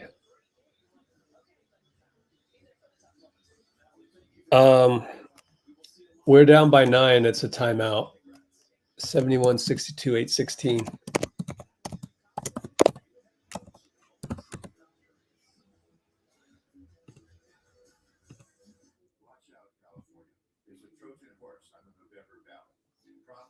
Yeah. Alyssa Thomas is a free agent. Yeah, let's get those free agents. I wonder what the cap is and all of that. We got to get a salary cap table. Wow, you guys are giving Joe Lacob an A. Not bad, not bad. I'm sending that to his wife. Seriously. Yeah, GP2. Thank you, Pinky.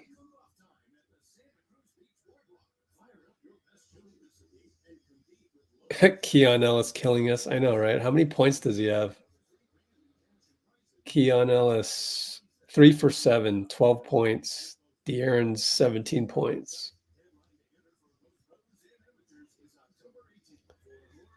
Yeah, Wiggins is out. Yep. Yeah. Our next game is against Detroit on Sunday, but it's at, I think, a regular time, if you will. Let's see. 5:30. Oh, let me go to Threads. I got to go to Threads and post the this whole thing. 1, 2, 3, 4.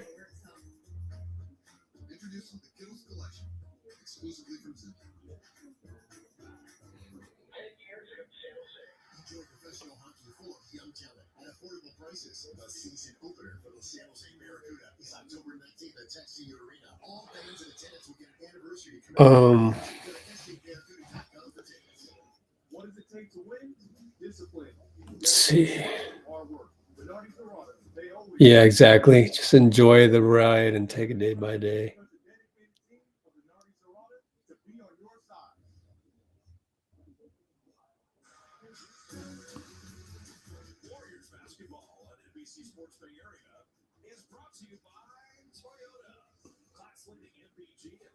Catherine. So Catherine, was that you that oh my gosh, she has my autograph. Oh my gosh, we got to screenshot that. Catherine asked for my autograph at a game. That was so cool. So cool. Dude, Catherine always makes you feel special. Let me know when you're here next. Pick you up at the airport, all of that. Catherine's also got the VIP access to the Discord. Hope you can read it. Obviously it's not in Japanese, but Amy bringing us back to earth here, or bringing us back up to heaven, really. Having happiness.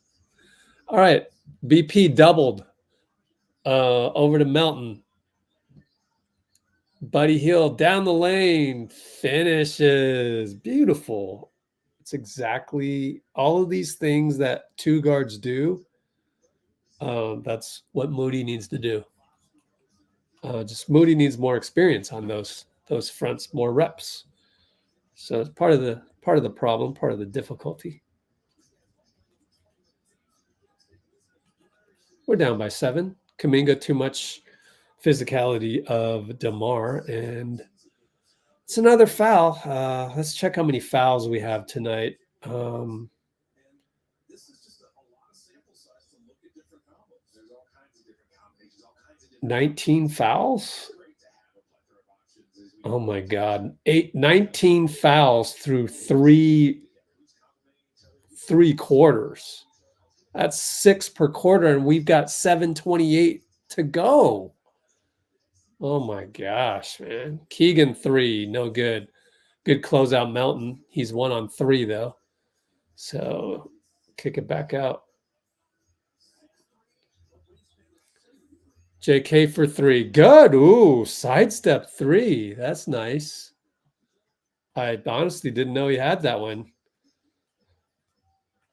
Off dribble. Wow.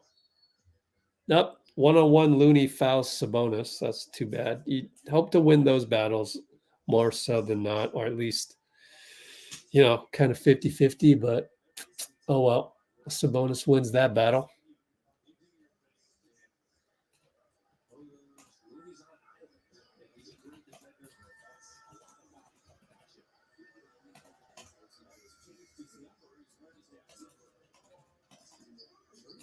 All right, Moody back in there. So who do we got out there right now? Because are we super small? We got 3 shooters out there, or how's this working? Let's see. Hield and Moody with Melton out there. Yeah. Hield, Moody, and Melton. 3 2 guards.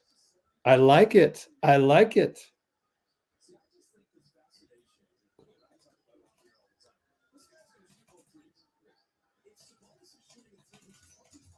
With JK and Loon. I kind of like this. I like 3 shooters in the backcourt. I love it. Moody, hit that. He's open. He took too long. What are you doing? And Keon Ellis is going to do things. He's like been the best player, him and De'Aaron, who scores. Down by 7 again.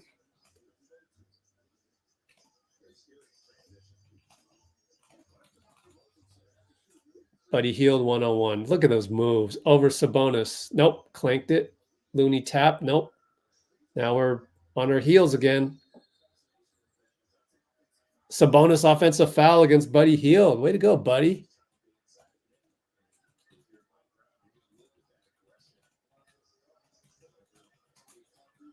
Good job, Hield. I've been really impressed with Hield.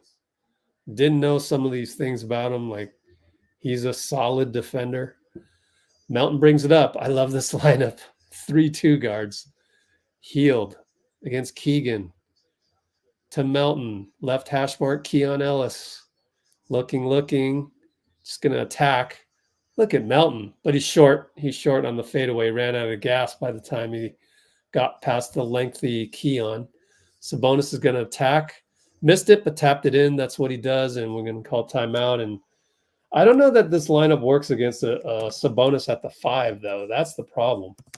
I mean, I like it. I like the experiment. But against Sabonis at the 5, I'd rather go against a mobile lineup, like a small versus a small. Kings want it more. It's just not about that. I mean, let that go, man.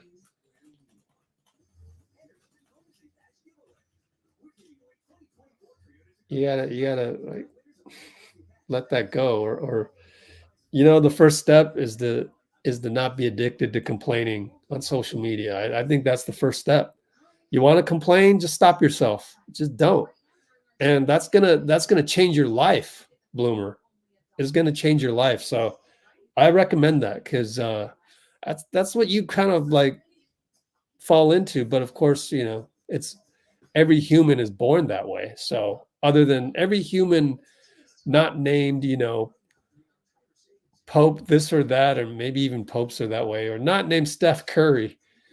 Steph Curry was born into a situation where everything registered as joy. So good job, Del Curry. Good job, Sonia. But like for most of us, you know, it just gets passed down generation by generation where we're going to complain and we're going to retransmit certain things that, you know, deep down inside we're not happy about. And we transmit it on the most easily transmittable platform and device. Things like comments allow you to do that. And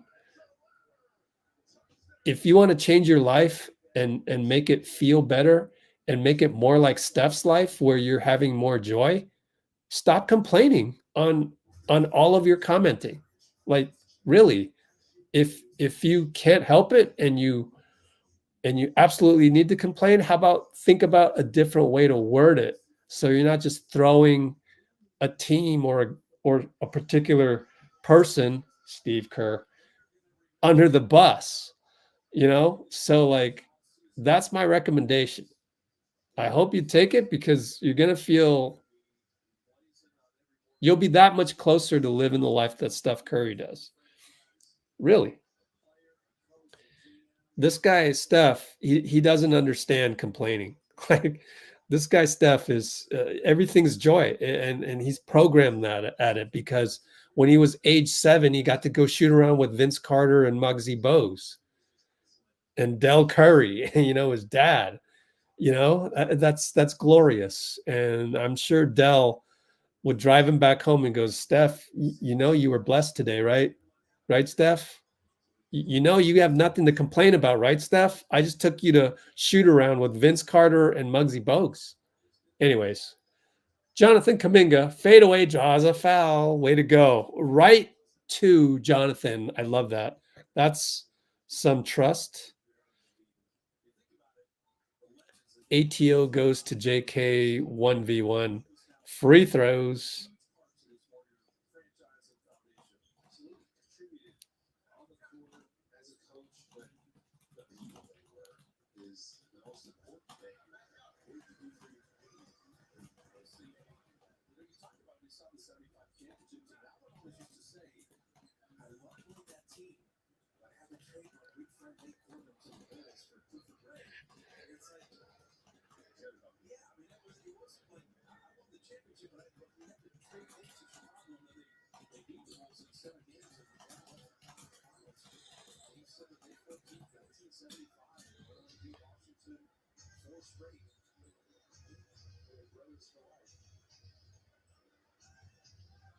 All right, Kings ball. We're down by 8. Did he miss another free throw? He's 5 for 8 on the line, man. You make your free throws. We're down by 7 after Keegan Murray scores. We would have been down by 5. Melton over to Heald, over to Kuminga. Jab step. Luckily, he didn't travel. Now he's one. You got to finish this. Fade away. No good. Good. Shut up, Rich. He can make those. He's got the roll. He's got the Kawhi touch, man. Yeah, Jonathan. Way to go, man. Way to shut me up. Looney against Sabonis. Love it. Love the battle. Heel gets downhill. Blocked by DeMar. Saved by Moody. Foul. Moody there again. Does he get a shooting foul? Only the 3rd team foul, it looks like.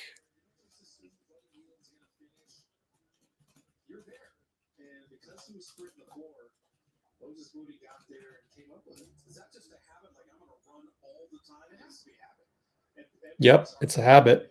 Fitz is asking Kalena, is that a habit? How you build habits, Andre Iguodala will tell you it takes 6 weeks.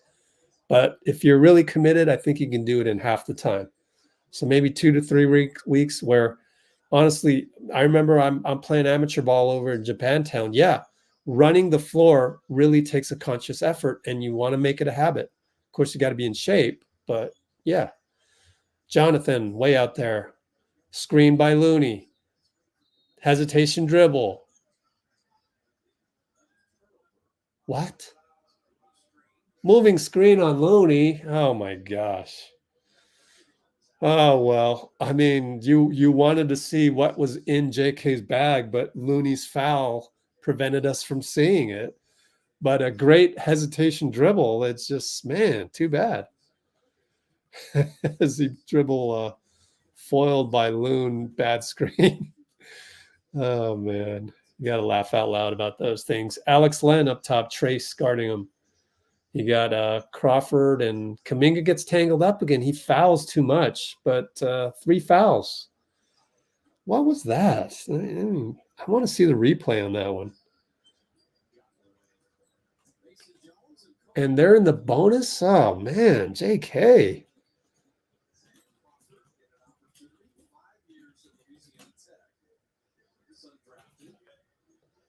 Let me watch the replay. My laptop's pretty far behind, though. What are we down by now? Let's see.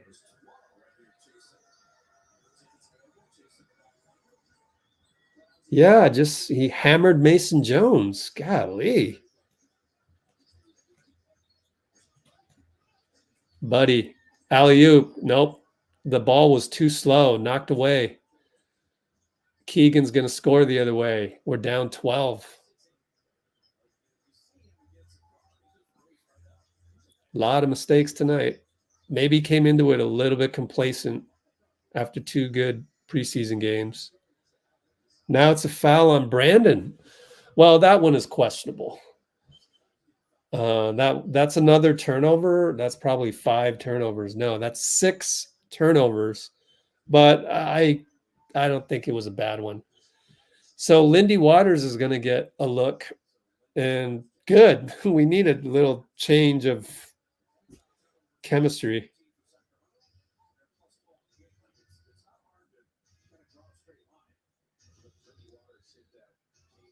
All right. Isaac Jones, one-on-one JK. We lost the signal for a second.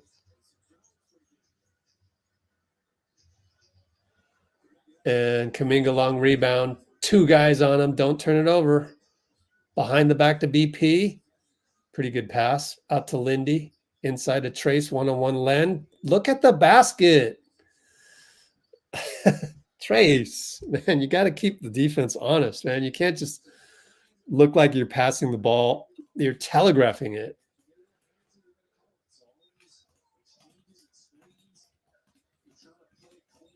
I mean, I don't know. Like, is the coaching staff, do they care about that? I care. I want Len not to just automatically know it's a dribble handoff. But whatever. Lindy over to Moody. Moody got the step. 3 guys converge. He still scores. He's been the best Warrior today. Most consistent, other than Melton, but Melton hasn't had minutes tonight, hasn't had the rotation. And looks like a turnover by the Kings.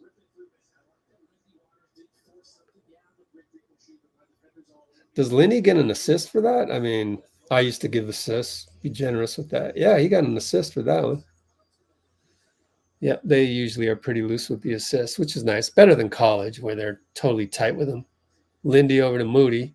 Good job by Lindy to spot the hot hand. Moody attacks. 3 guys converge. Oh, nearly got an and one, but he'll go to the line. And Moody's had an outstanding game. He's 6 for 7. I hope this doesn't update while I'm looking at it. Try not to look because that box score will update, and then you know if he hit the free throw or not.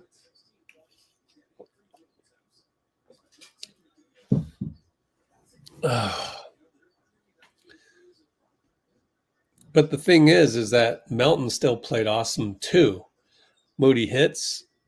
So it's not like, I mean, Moody's playing awesome, don't get me wrong, but I don't know that he's leapfrog Melton.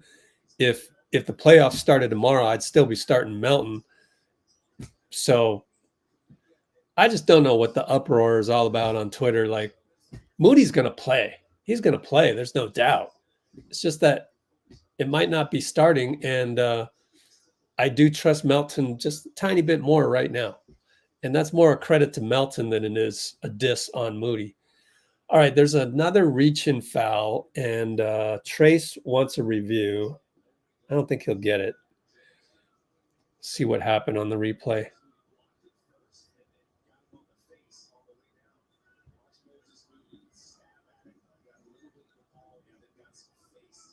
Oh, okay. Moody Moody had to tell Trayce, "Nah, I got him," and Trayce goes, "Oh, okay." That was hilarious.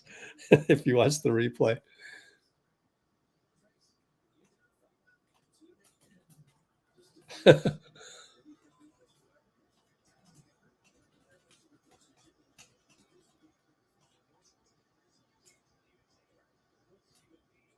All right, Moody can't really get past Colby. He just doesn't have that burst off the dribble. Anyways, JK crossover fadeaway splash, or splash is reserved for 3 points. So just a swish. I mean, beautiful, beautiful.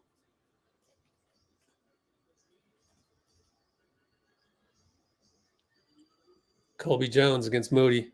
Well, got the step. Trayce is there though. You do want to drive him baseline, so he did the right thing, not give up the middle.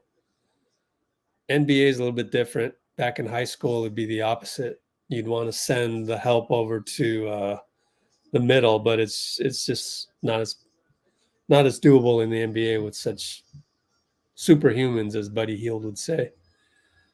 Down to late shot clock. Isaac Jones, JK. Good job by JK not to foul. He is smaller than Isaac by a little bit, and Isaac scores. And once again, Eric Guillemino correctamundo on Isaac Jones' potential. Lindy on the handoff. Stops his dribble, goes to JK. One-on-one, JK loses it. Well, that's the thing when you try to be too fancy. Oh, that's a charge on Isaac. Really a dangerous play into Podz, but Podz is okay, so we can ignore the physicality of that one, I suppose. That was dangerous. Could have broken nose on that one with that flying elbow. Trayce up top, one-on-one with Len. Let's take advantage of Len. Off-ball foul on Mason Jones against Lindy. Good job by Lindy to keep moving. Let's see. Okay, that wasn't an elbow. They're replaying the Isaac Jones drive. It was a shoulder, and the shoulder's a lot safer and pretty commonplace in basketball, so never mind. Just a normal play. Lindy Waters hits a free throw. Down 7. Mike Brown's going to call timeout. 84-77, 1:11 to go.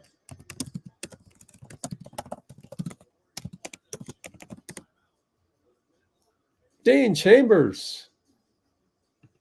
What's up? Where are you, dude? Oh, Steph Curry jammed his finger. Back in the weight room? Yeah. Get that weight room stuff done right now and go home to your family a little earlier than usual. I'll take that in the preseason any day, right? So we're at the 1:59:15 mark. Slater says Steph jammed his finger, lifting weights right now, so he can go home early. To the fam.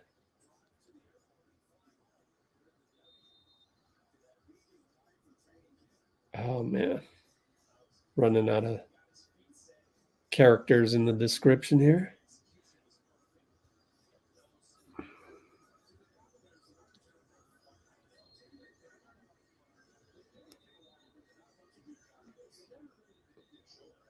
Yeah, the camera angle is, I guess it's okay. I need more sample size on that one.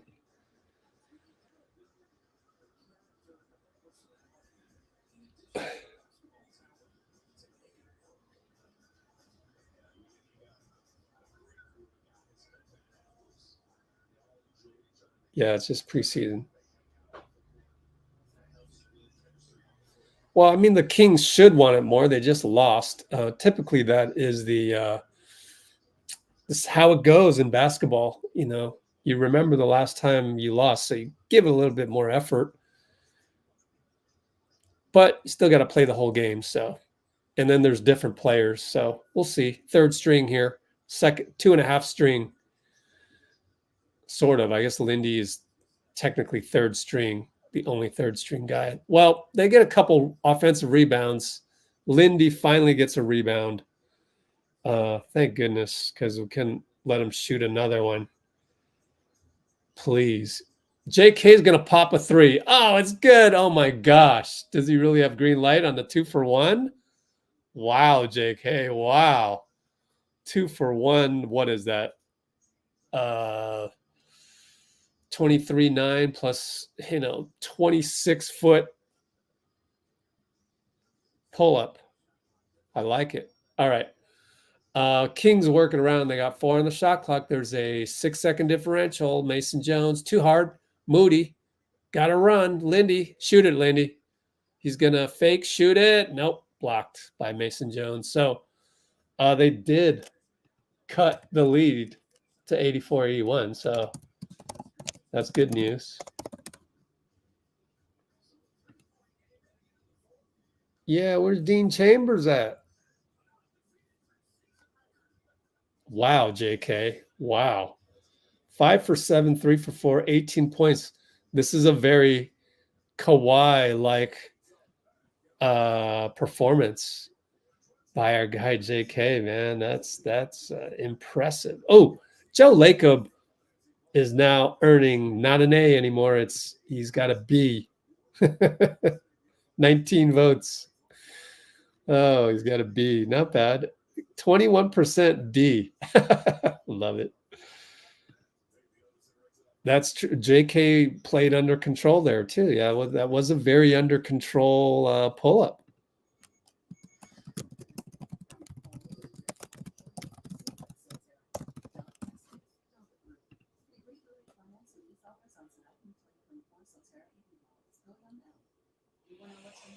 Oh gosh, Bloomer. I know you want to like win the game at all costs type of feeling, but like adding knocks and posts for more size, that's not really why we're doing it. Like this is preseason. We're gonna add knocks and posts if we've seen everything we need to see as a coach from the guys that are on the floor. If I need to see somebody get more reps of something for whatever reason, or run this play, run that play, run Terry Stott's offense, then I want to see the guys that are going to spend some time in my rotation, maybe, rather than guys that are most likely not going to be with the main squad. And, Kevin Knox is there as a long shot now. Anytime Kevin Knox gets in the game, he has to play within the team system, but this guy is looking for another contract somewhere. He can't play G League. He's too much of a veteran for that. The limit is 4 years. And so Quentin Post is definitely going to play in the G League. So, like, for the sake of winning the game tonight, that's not why you put in Knox or Quentin.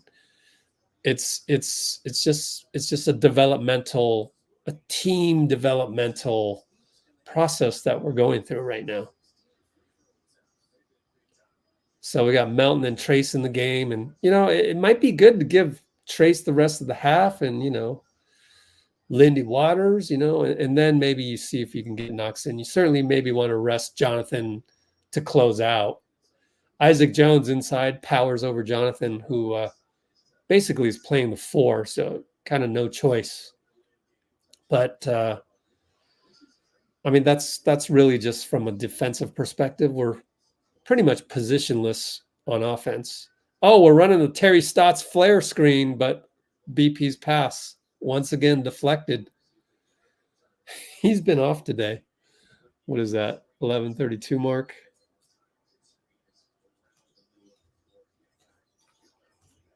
BP finally gets fouled from behind. Good use of the body.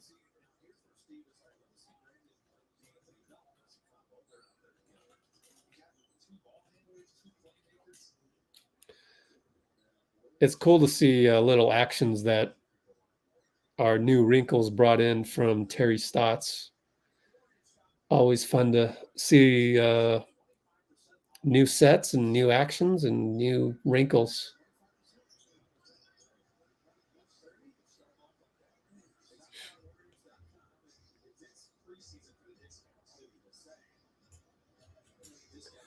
All right, Len against Trayce. Hand it off. Who is that? Crawford, fadeaway, no good. Rebound, Mountain. Mountain's too good for this floor. I mean, technically so is Brandon. But let's get him some burn. Make sure they get out of there without any injuries at this point. Like, seeing what I need to see. Maybe leave Brandon in there for getting his rhythm back because, 6 turnovers. Not good at all.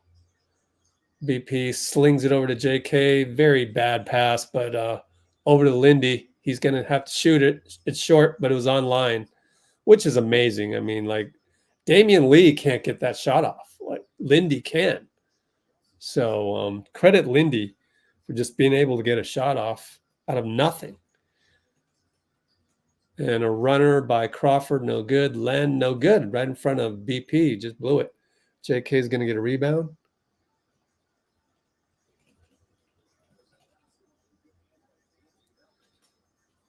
BP loses the ball, but he's going to get a late call from Bill Kennedy, luckily.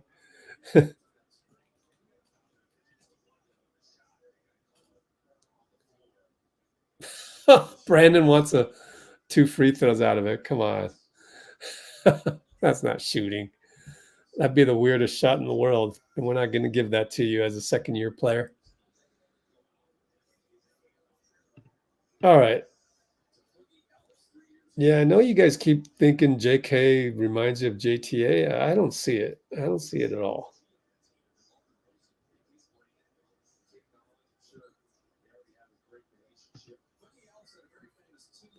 All right, inbound to Podz. Screen Trayce. Down the lane. Way to use the body. Now hit the shot. See, that's what he doesn't have. But he kicks it to Melton. Melton, a little bit undercut. Can't believe he didn't get a foul call. And that's the problem with BP. It's like he just doesn't have anything else other than now they hit a 3. I mean, gosh. His warts are starting to bother me sometimes, but it's growing pains.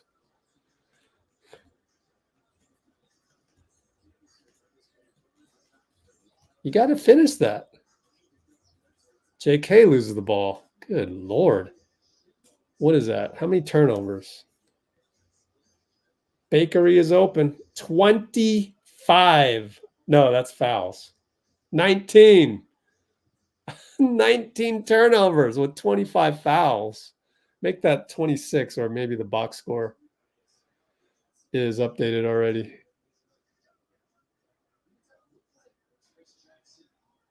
Yeah, it was just a bad pass by Trayce. It wasn't on JK. Gosh, man.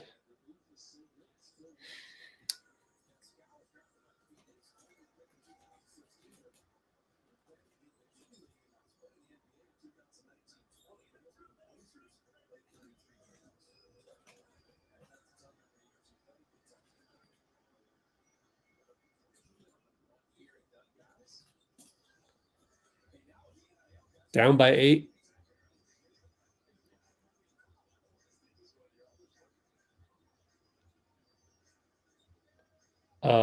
JK is going to bank an elbow jumper. It's no good. Goes in and out. Amazing that he even made that close because he's just so athletic. Reaches in there. Don't be reaching in on that. That would have been the 4th team foul. Jeez. Just really no reason to reach in there. Traveling on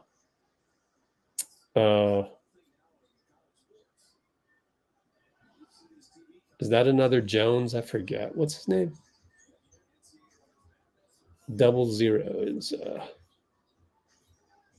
Boogie Ellis. J.K. with the cut, fouled. Good pass, Trayce. Goes side out. Oh, actually, no, it's Sacramento with 4 team fouls. That's one way we could come back if we were worried about coming back, is keep attacking, get fouled, go to the line, slow the game down, chip away. All right, so BP up top, screened by Trayce. What are you doing, BP? He holds the ball a little long. Now he's going to shoot a 2. Hits it. If you can do that from 17 feet, why don't you do that in the paint? Oh, man. I'm extra critical of BP tonight just because from a coach's standpoint, bad game.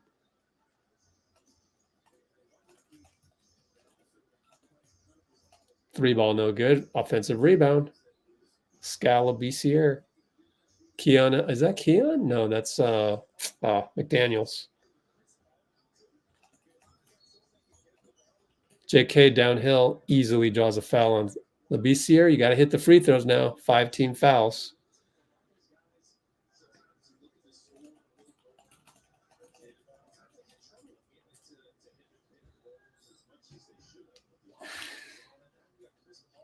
All right, so JK at the line. Let's see if he can hit some free throws. I don't want to look at the box score. Get spoiled on the free throws.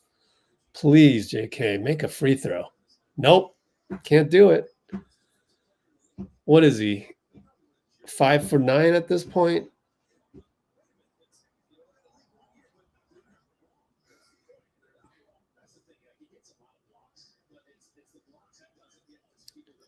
If there's any time you really needed Mamba mentality, it's literally at the free throw line. If you watch tape of Kobe and Michael when they're at the free throw line, you can just tell that it's like there's no way I'm missing this. Like it's the ultimate confidence. But he made 1 of 2. Let's see, his totals are 6 for 10. It'd be a 1-point game. Melton, another steal. Gosh, he's so good. And he goes all the way down as they forget to play defense. Timeout. Mike Brown, he's not happy about it. And I wouldn't be either.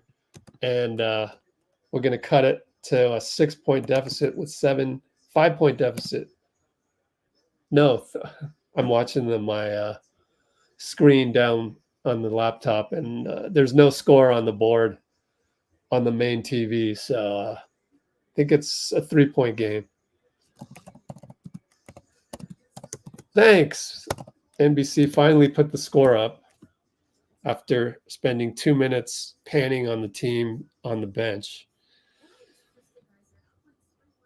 All right.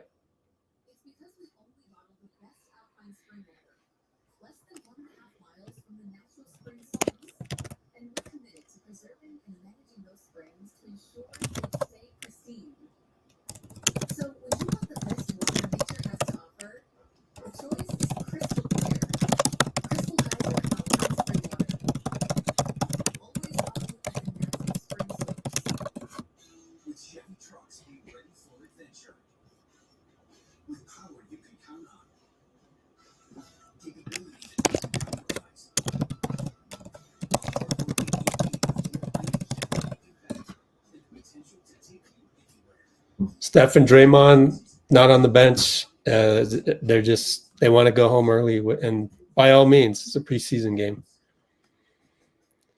Kyle Anderson's fit. I mean, so far so good. There's not much to really talk about because there hasn't been a whole ton of reps. So, but there's nothing not to like.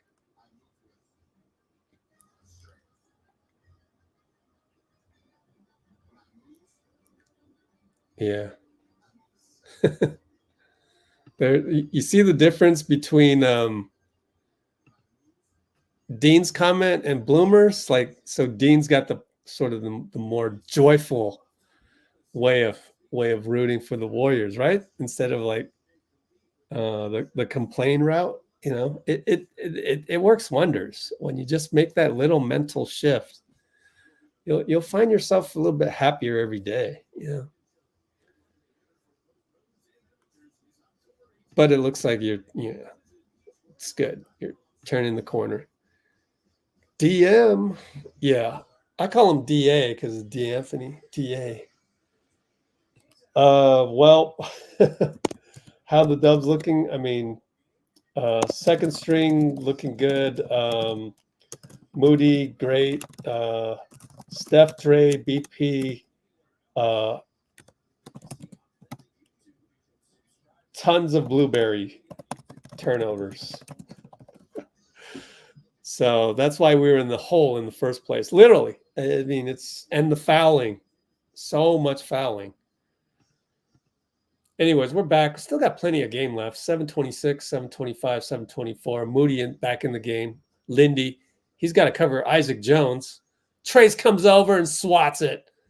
Beautiful help. Walked right into it. Isaac making a young player mistake. Expecting it to be so easy to just take the smaller guy, Lindy. Handoff Moody. Good job by Boogie Ellis to switch on that. Mountain finds Lindy. Fake. Runner. In and out. Lindy is smooth, though. Lindy's fluid. Golly, he's good for a 13th player, man. Really good. Isaac Jones, step back over Trayce, short. Mountain another rebound. How many rebounds does he have off the bench? And it's a bad screen on Trayce. 2 rebounds by Mountain.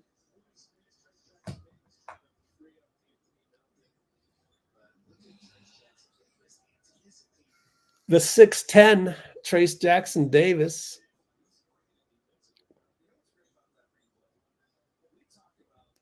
Yeah, they'll figure it out. But it does take a whole season to, there's going to be lots of ebbs and flows.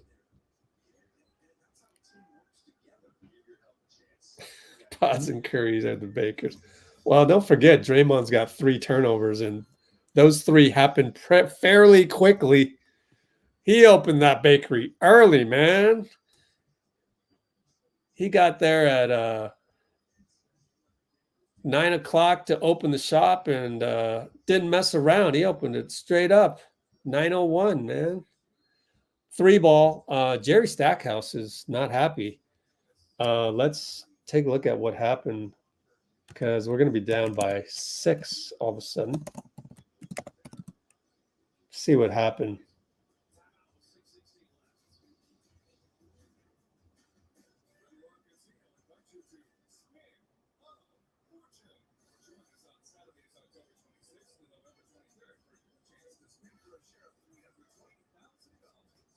He's mad at Brandon. Wow. This is big. I gotta record this. Brandon over helping again. You know that from last year that was an issue that you don't need to compensate for Melton. Okay. But I can see why he thought Melton was beat. So that's interesting. Yep. But it's great to have somebody on defense screaming at Brandon. Like that's what we were missing last year. But somebody that, a kid would automatically respect. No offense to Kenny Atkinson. It's just that I've been around basketball a lot. Like when you look like a guy that, it isn't, when you look like you're, a guy that's just, I don't know, like Kenny Atkinson just doesn't have that ferocity look, all credit to him. Like he's just as wimpy looking as Steve. I'm going to just say it. I'm going to call a spade a spade. Sometimes you need a guy like Jerry Stackhouse who's been in the league, has a good reputation as a fierce competitor. And you need a guy like that to yell at you. Whether that was Decky, whether that was Mike Brown, whether that was who else has done that in the past. You just need a guy that's going to unleash some fury on a boneheaded play every now and then. So I don't have time now because we're going to come back to from the timeout, but we'll look at that later when we have time. But that's just it's disappointing for it to keep going like that. And BP just the worst player today. I got to say it. 6:16 to go. I'm just this is a C- for BP tonight, and I love the guy. You know, we talked to his dad, talked to his trainer, but this is just one of those games. Just thank goodness it's the preseason, but not a good game.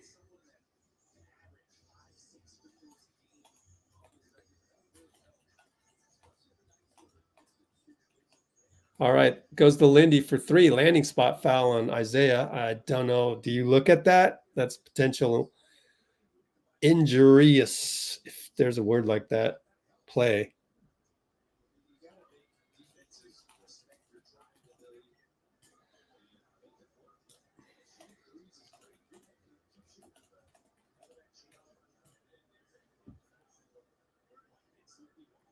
A lot of it is bad habits.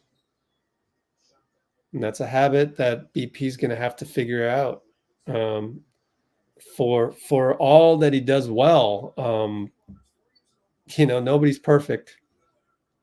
So, yeah, he's got a lot of tape to look at tonight. That's good. It's good. It's humbling. It's like, you know what? You can suck. You have the ability to suck. You just proved it tonight. You can suck.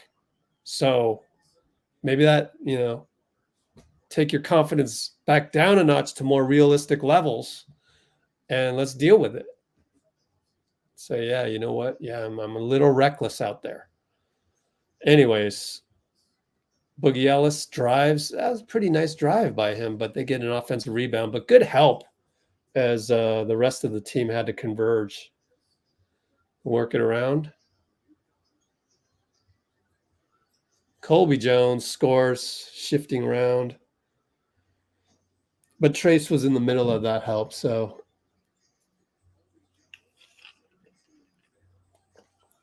Lindy throws it away, tried to alley-oop to Trayce. We're down 5. Not a good time to just throw the ball away like that. They'll get a 3 in transition. That's what happens. So Lindy's not perfect either. He finally made a mistake through 3 games. 2.5 games, really. Spencer in there. Over to Moody. No hesitation. 3. Got it. Way to go, Moody. Best player of the game. Easily the most consistent, other than Melton, but way more minutes than Melton. We're going to get our 3rd unit in there pretty soon because Melton played 15 minutes, Moody's 23. A whole, quarter more than Melton. But Melton's been great as well. Look at him just defend Labissiere, the bigger player. They're just a little bit of contact here and there, and they get an offensive rebound. 3-ball reload is good. So game's getting away. Then we'll have the 3rd string try and fix it. Moody down the lane, scores again. Just the best player today. 23 points, shows on the box score as well. Good job, Moody. I mean, let's keep it rolling. I say start him next game. You want to keep it rolling. Like I said, I wrote about it on the website. Go read my article, the latest one.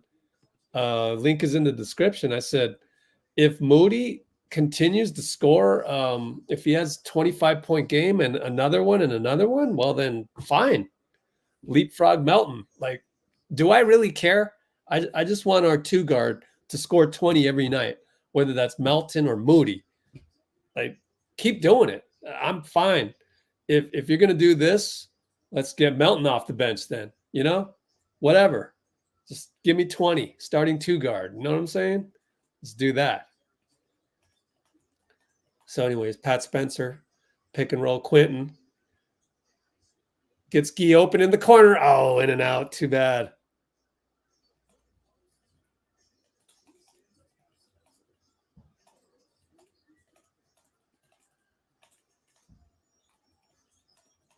So was that 23 or 24 tonight? 23.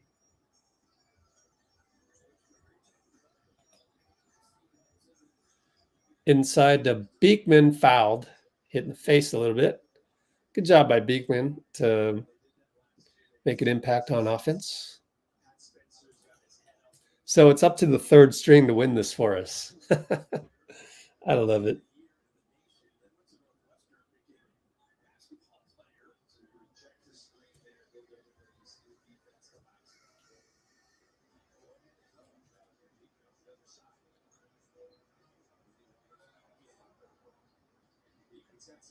Pretty cool of them to kind of like sub in, sub out Lindy Waters for Moody. That's kind of like, that's what I'd try and do as well.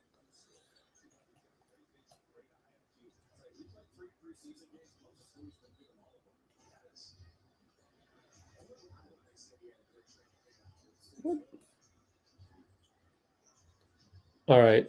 Pinch post, Isaac Jones looking for a handoff. Stuck inside. Good job by Guy. Guy with the great box out. Love what he's doing.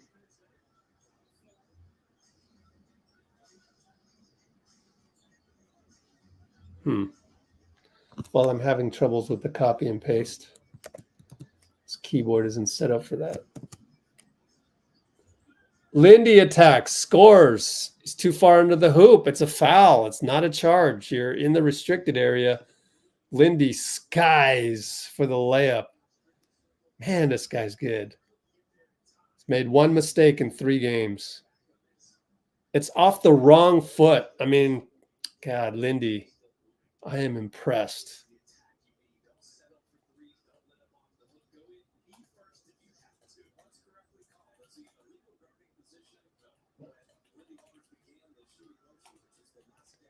He is smooth, man. Lindy Waters, smooth as water. We're down 1. I came in and erased an 8-point deficit just like that. Well, really 7 out of the 8. Wow. All right. Boogie against Beekman. Beekman knocks it away. Lindy's all over it. They got it. It's a foul even. Beautiful. Beekman and Lindy, man, the third unit's going to win the game for us. Love it.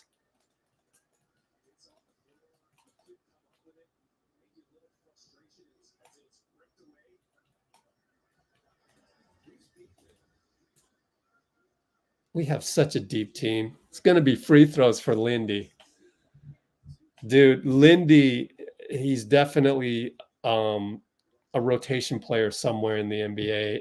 He's just right now stuck on a very deep roster, but I'm just, the stuff that he can do, he's got a bag. And it's a technical. Oh, thanks. Kings are going to hand this game to us. That was just a technical. I thought for sure he's shooting 2. It was a take foul maybe. But isn't that 5 team fouls? We should be shooting 2. This is confusing.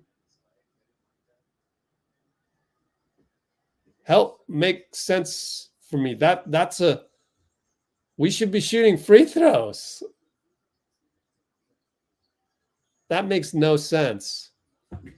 Whatever. Let's hit a 3 instead. Guy has to create, spins doubled. Somebody's open. Beekman finally finds Lindy. Hit that one. No, missed it. I don't understand it. That's the 15 foul. We should be shooting 2 and the extra 1. What the hell, refs? Someone's got to explain that to me. I don't know what just happened. I mean, unless the graphic is wrong and we don't have 5 fouls. Anyways, Boogie and Guy. Boogie shoots a 3 short. Way to go, guys. Tied up. Spencer to Guy, 94 feet. Oh, beautiful. And 1. Oh, and 1. Oh, my gosh. The third string played way better than even the Steph Draymond. Of course, they had to play against DeMar and Fox and Sabonis, so that's not fair. But wow.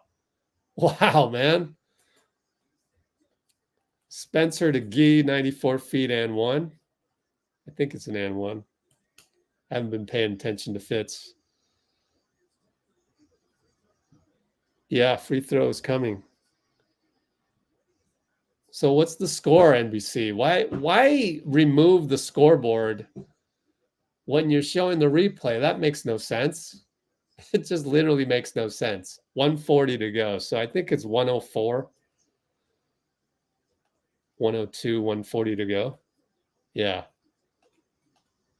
God, I would love to have a meeting with NBC one of these days. Like, what is this thought process? Why do you put the bonus light up on when the 5th foul gets committed? It should go up when there's the 4th foul gets committed.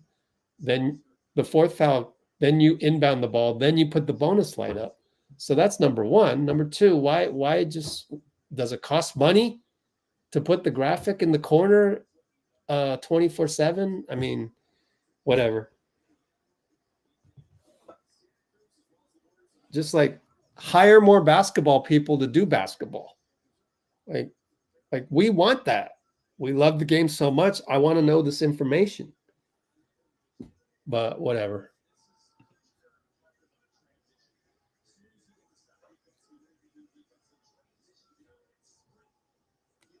Oh, Santos reminds you of JTA, but Santos is a way better offensive player.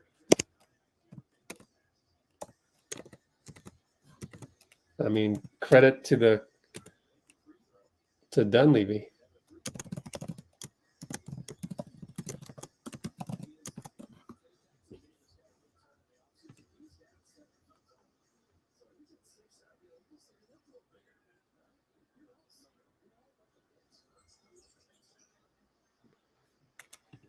Well, you can't see him starting in due time.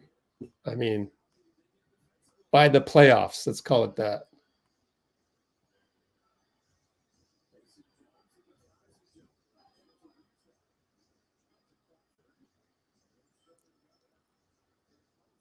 Crawford inside good. We're up by 1 after Gee made the free throw. 119, 118, 117. Quentin Post, bad pass. It had no chance, and Pat Spencer wasn't even looking because it had no chance. QP says my bad, but like, don't give me the my bad. Just don't make a bad play. I don't want my bad, but he just got in the game, so it's all good.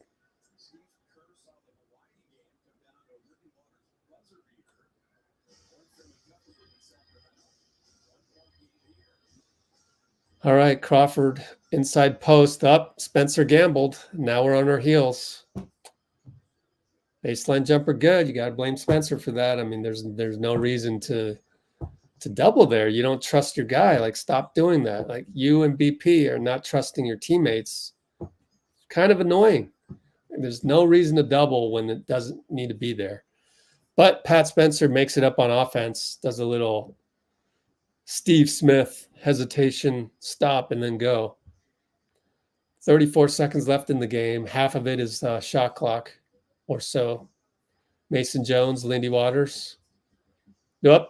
Boogie for 3, open 3 as Gee kind of misread it, and Quentin Post rebounds. So we're up by 1, and I think Sacramento has to foul. They finally do.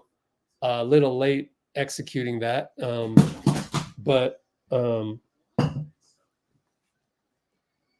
we will go to the line.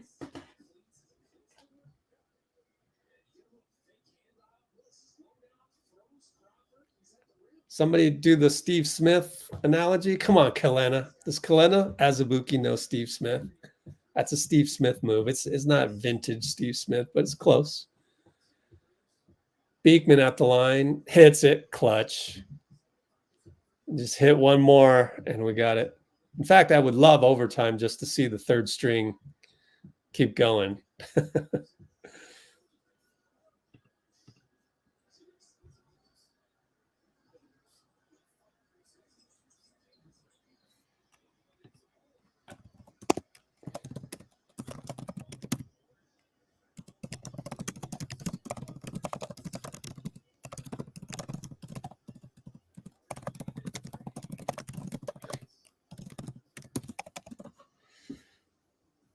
I think we got to relax on all the Wiggins talk, guys. It's a long season. And if we're sitting here arguing about, oh, I think, game 82, we're going into the playoffs. Let's just keep a positive mind. We're the 6th seed or better. We're going into the playoffs. Who is our starting 2 guard? I don't know. Like, I don't care. Like, let's stop predicting. Like, Wiggins hasn't played an iota of a preseason minute. We got plenty of preseason games left. This is preseason game 3 out of 7. Is it 7 or 6? We got Detroit. We got 3 more after that, right? No. You know what? We can go to Warriors schedule. Warriors.com schedule.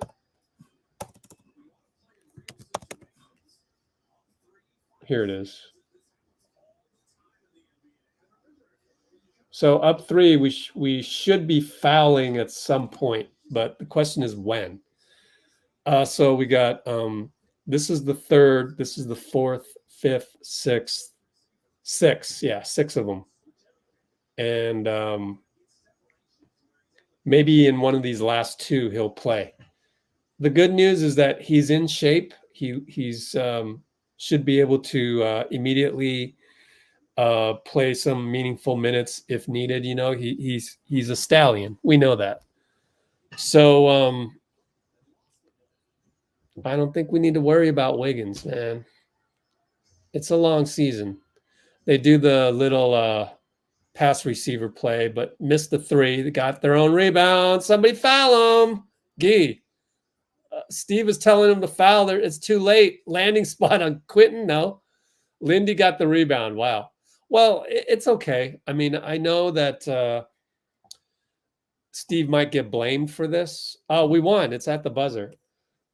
Steve might get blamed for this, but it's hard when it's your 3rd string and you're in preseason. So I don't blame Guy all that much. Like he hasn't been getting the reps to be blamed for not fouling. So it's hard. It's hard. It gets to be chaotic out there when you don't have the experience.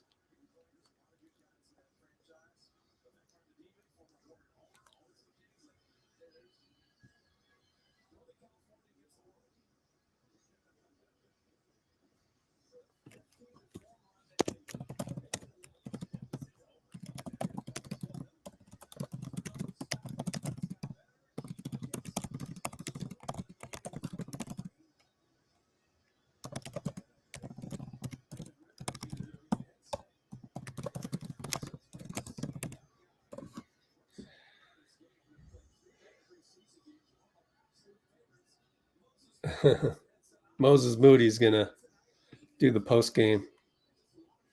Gritty win, won by the 3rd team. Honestly, way to go, 3rd team. Way to go. It's man, we got a deep team. It's strength in numbers, and it's fun to watch, man. Really, everybody look at Reese Beekman, 4 for 4 at the line. Maybe J.K. can get some pointers. Look at Lindy Waters, 7 for 7 on the line. 12 for 12 on free throws for the 3rd unit. That's so impressive. That is really, really impressive.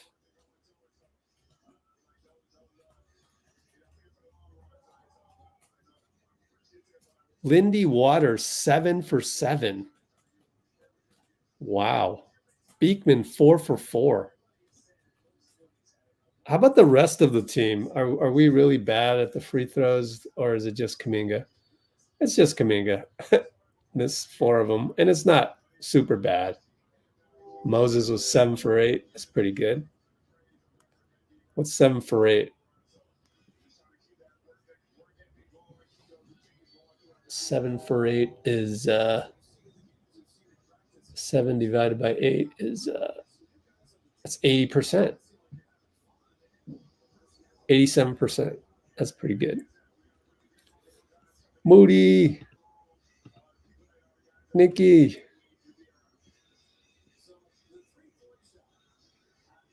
Yeah, Beekman's a two-way. It doesn't matter though. So Beekman two-way, that's fine. Waters for sure. Guy Santos clutch and one for sure, yeah.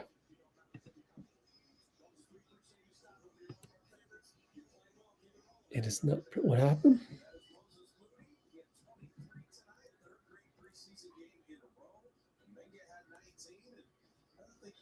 Oh, yeah. I feel that it might. Yeah, we'll see. Hopefully, hopefully you'll have resources out there in the hurricane situation. Slim Non. All right. Well, what's up? Point guard. I mean, yeah. So far, so good. Beekman. I mean, third string wise, we'll see. I mean, it's G League. He's bound for G League, and he's a project. Everybody that goes to G League, pretty much a project. I mean, in that moment in time. See what we got in the post game. I hope we get a good post game. Time to switch over to Discord, which is the advantage that we have these days with Discord, and really pleased that we can go that route. So, Dean, are you at work or where you at, man? What is this? Soundboard.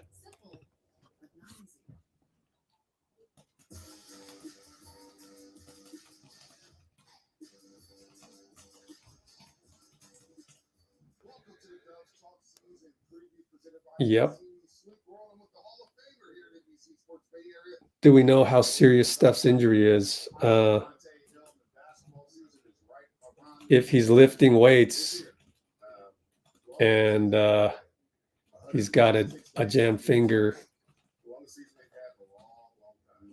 I guess he's fine, but we'll see. Oh, going to watch highlights. Okay, got you.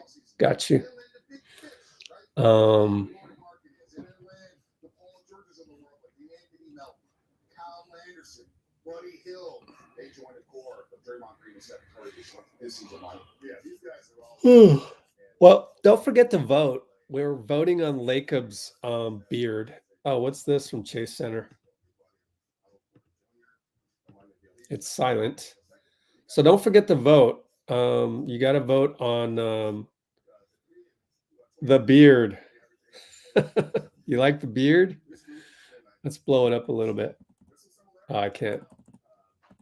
It's as big as it gets on this window. So voting on Lacob's beard in the vote.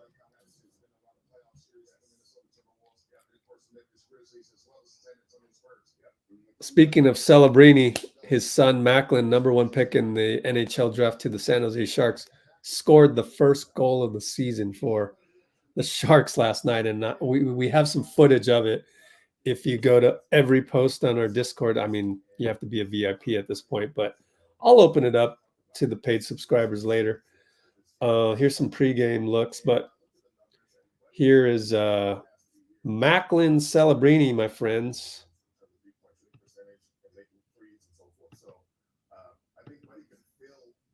Why is there no sound? I don't know. Anyways, he scored on that play. And there's like close-ups here. I don't know why I can't hear anything. Maybe I muted the, I don't know what happened. Let's see. I must have put it on mute. Oh, well. Well, we're going to need it to, oh, here. Oh, interesting. No, notification. No, that's not it. Gosh. Let's go back to Natalie's thing and I don't know what I did.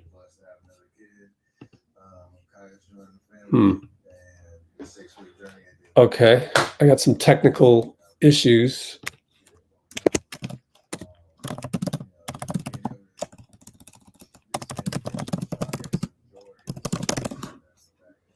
Let me figure out what's going on there. So we will go back to this one real quick, and let me see what's up with this. Yeah, but if I turn on all the sound, then we'll get all the notifications. Server settings, overview.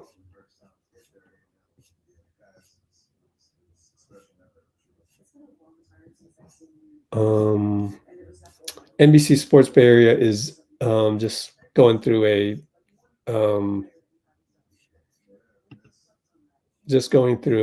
some interviews that they did. I'm at a loss here. I don't know why. I can't hear nothing. Turn on microphone. Deafen. Oh, I could have put it on deafen. That's interesting.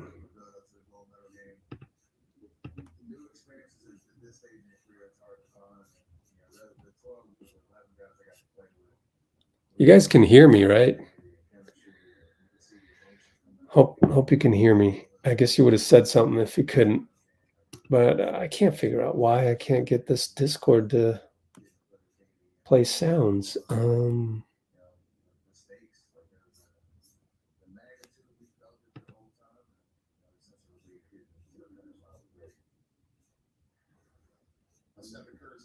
Server settings. Overview, it's got to be in server settings.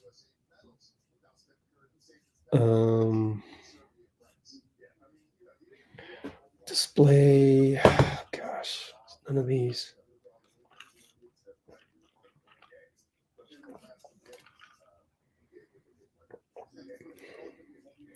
It's this part of Discord that is super confusing. Like, it's really hard to understand how they organize things.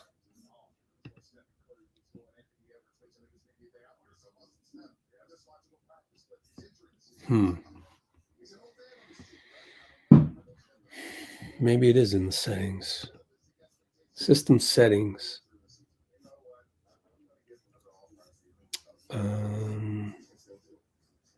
Gosh, let me just look it up then. I can't hear sound on my Discord server. How do I fix that?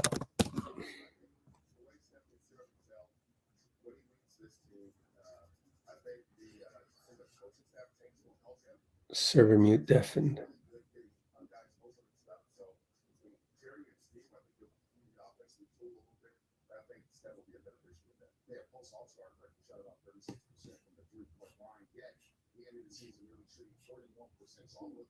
Restart.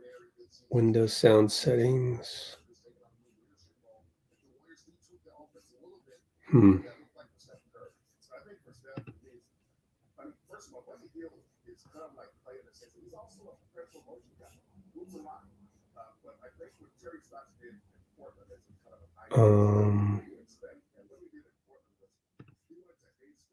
Good Lord, this is complicated.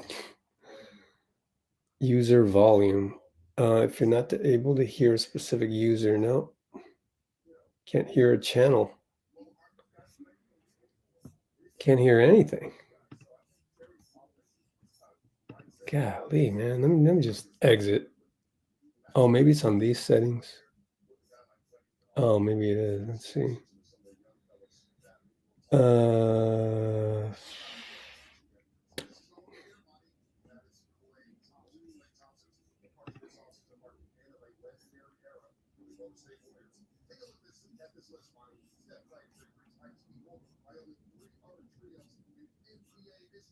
We got to get this fixed before they do the interviews. Notifications.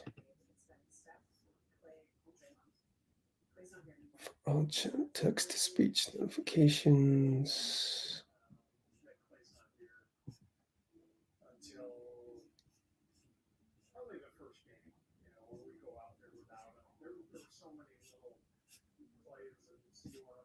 Whew.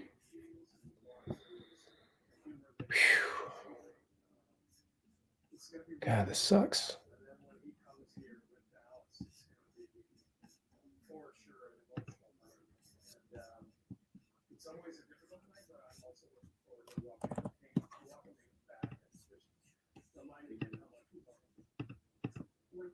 Hmm.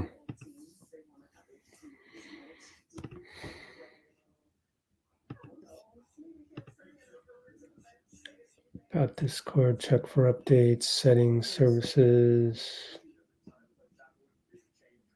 Quit. Damn. See if that works.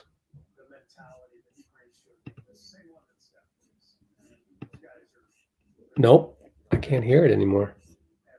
It's out of the blue, man.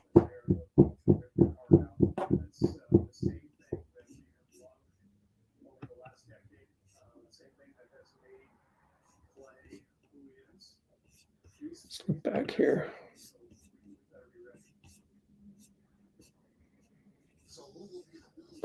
Check for mutes or deafens.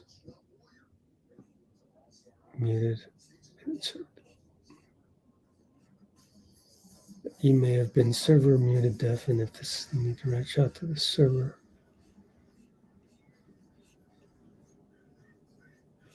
Check volume settings.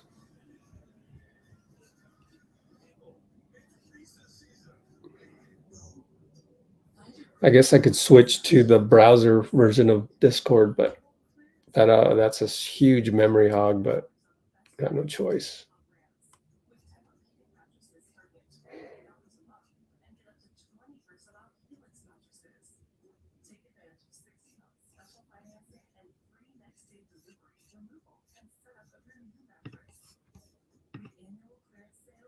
Check for updates.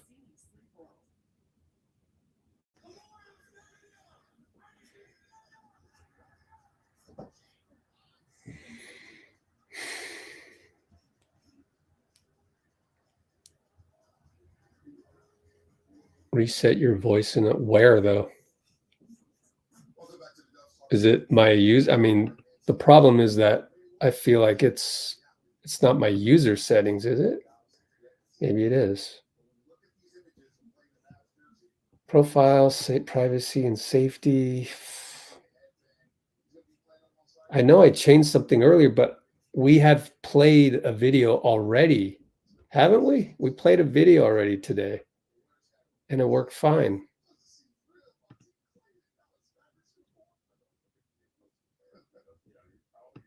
This makes no sense. It worked earlier. Trying to think, what did I do today to change any of this during the broadcast? I didn't touch it.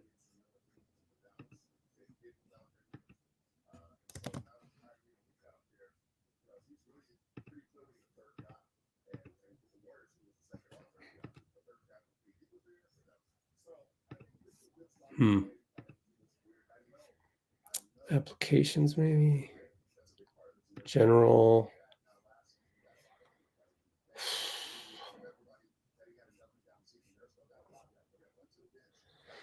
Wouldn't even know where to look for that. It was working earlier. That's the crazy thing. I don't think we've gotten any interviews yet.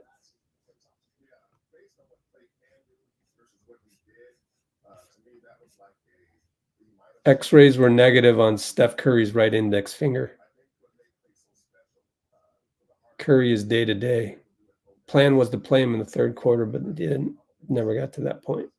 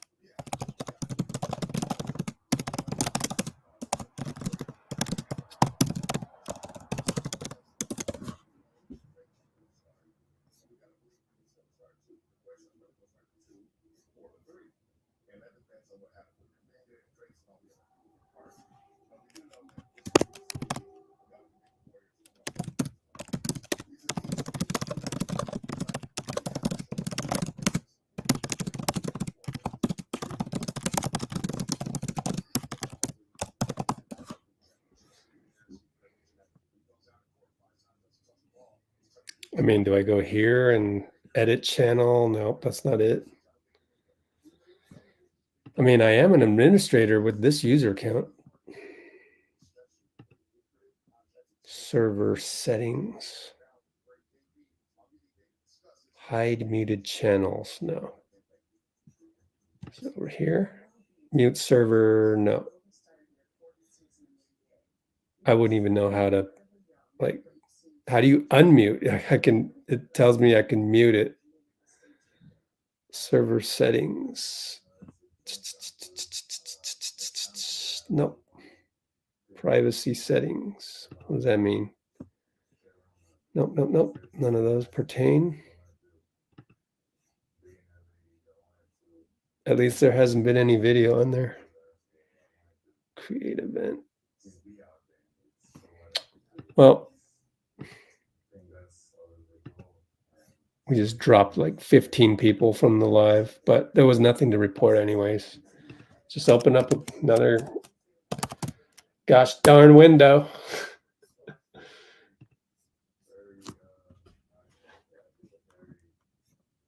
Please log in again. Oh my God. Good Lord. Come on, man. Something work, please. Type this damn thing in. I don't even know if I typed in my password right. Multi-factor, enter Discord authentication code. Okay. Got to go to my authentication code app. Hopefully it works.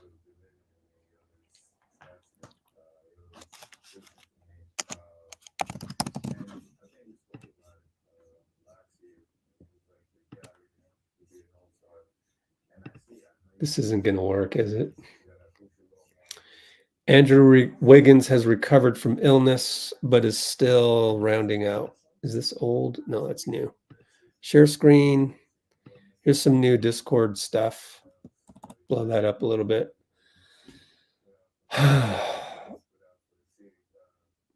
Wow, all you guys are offline. Only one is Lori, and she's not even on the live. Andrew Wiggins has recovered from the illness, but is still rounding into conditioning. He won't play Sunday, but expected to return Tuesday. Kerr said Kuminga will move back into the starting lineup Sunday. Wiggins will still be out.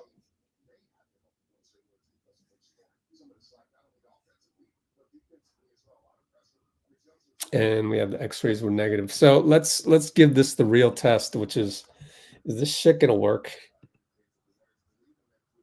No. I think it's a computer issue. I don't think it's Discord. I think I may have turned something off in the process. Really weird because it was working earlier. And I won't be able to restart, leave you guys in the dark. This little microphone thing doesn't do anything.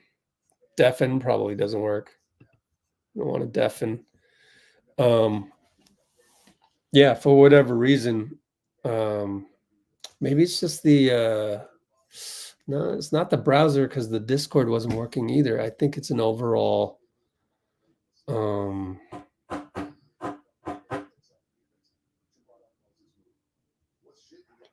mean, is anything in this thing working? Let's get some highlights. What do we get highlights? What would have highlights? NBA home screen.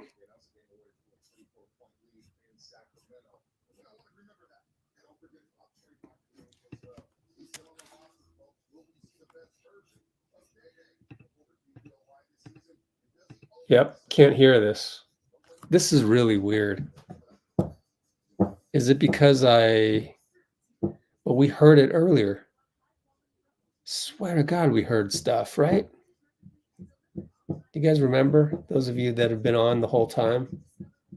It's like the entire computer has turned off.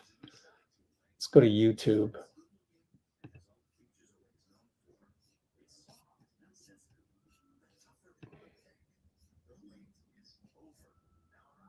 Yeah, it's all, everything's muted.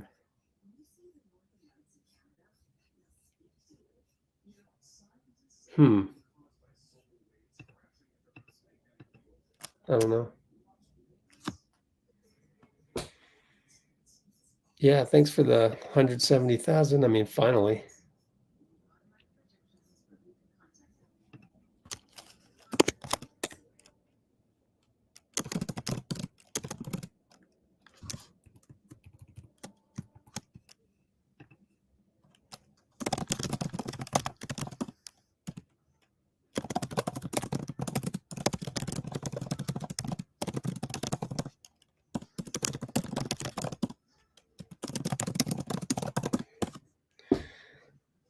Aaron Bartolome with the, oh, hey guys, let me make a declaration and throw the gauntlet on the floor here.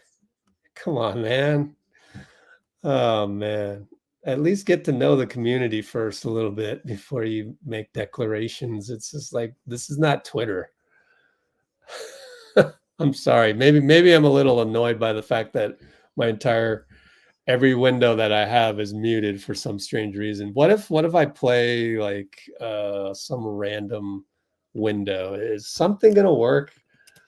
I'm gonna go to youtube.com on this browser here. Let's go Warriors. Anything gonna work? Or is this just some weird thing? Usually it interrupts. Wow, maybe it's a StreamYard thing. Everything is muted. Oh, here we go. No. Here we go. Unmute. And it's so weird. It's got to be a computer thing. Maybe it's Chrome because it says I need to finish an update, but I don't want to restart because then I'll lose you guys. Strange.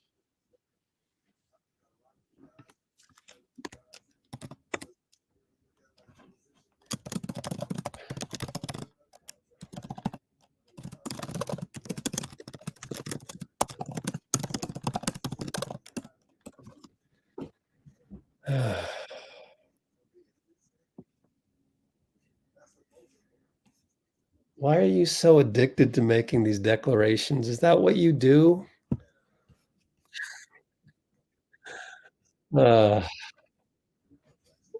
People are so stressed out there, always in survival mode, always uptight and always got to, beat their chest with something. It's like, what is it all for? I mean, I don't get it. I mean, I do get it. I used to be that way too. It's not as fulfilling of life when you're always trying to be right about stuff. Like when the whole goal of every, call it confrontation. That's what we try to avoid here is confrontation. We're trying to include everybody, have a safe space for people to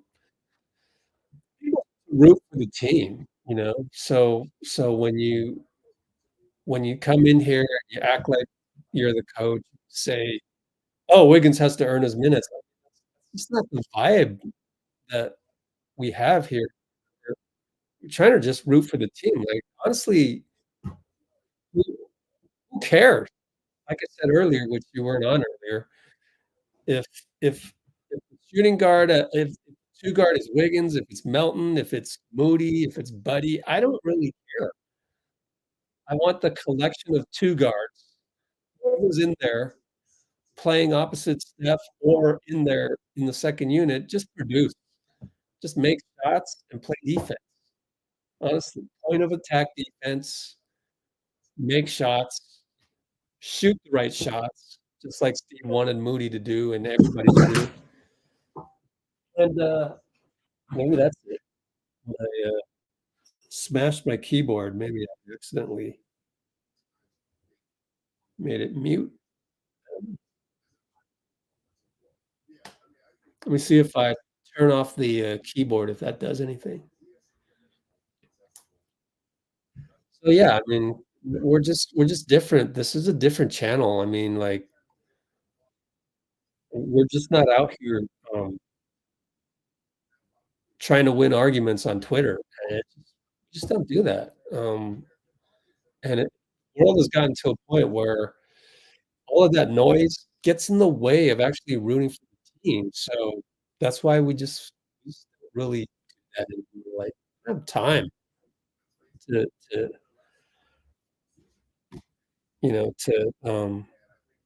to be a cop. Oh, Wiggins, you need to earn minutes. Like, we don't have time for that.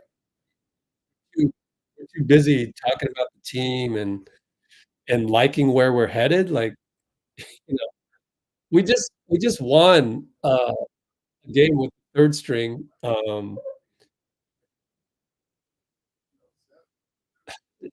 Maybe it's just the thing where I kind of cringe anytime I hear anything remotely leading, you know, two dominoes away from you throwing Steve Kerr under the bus.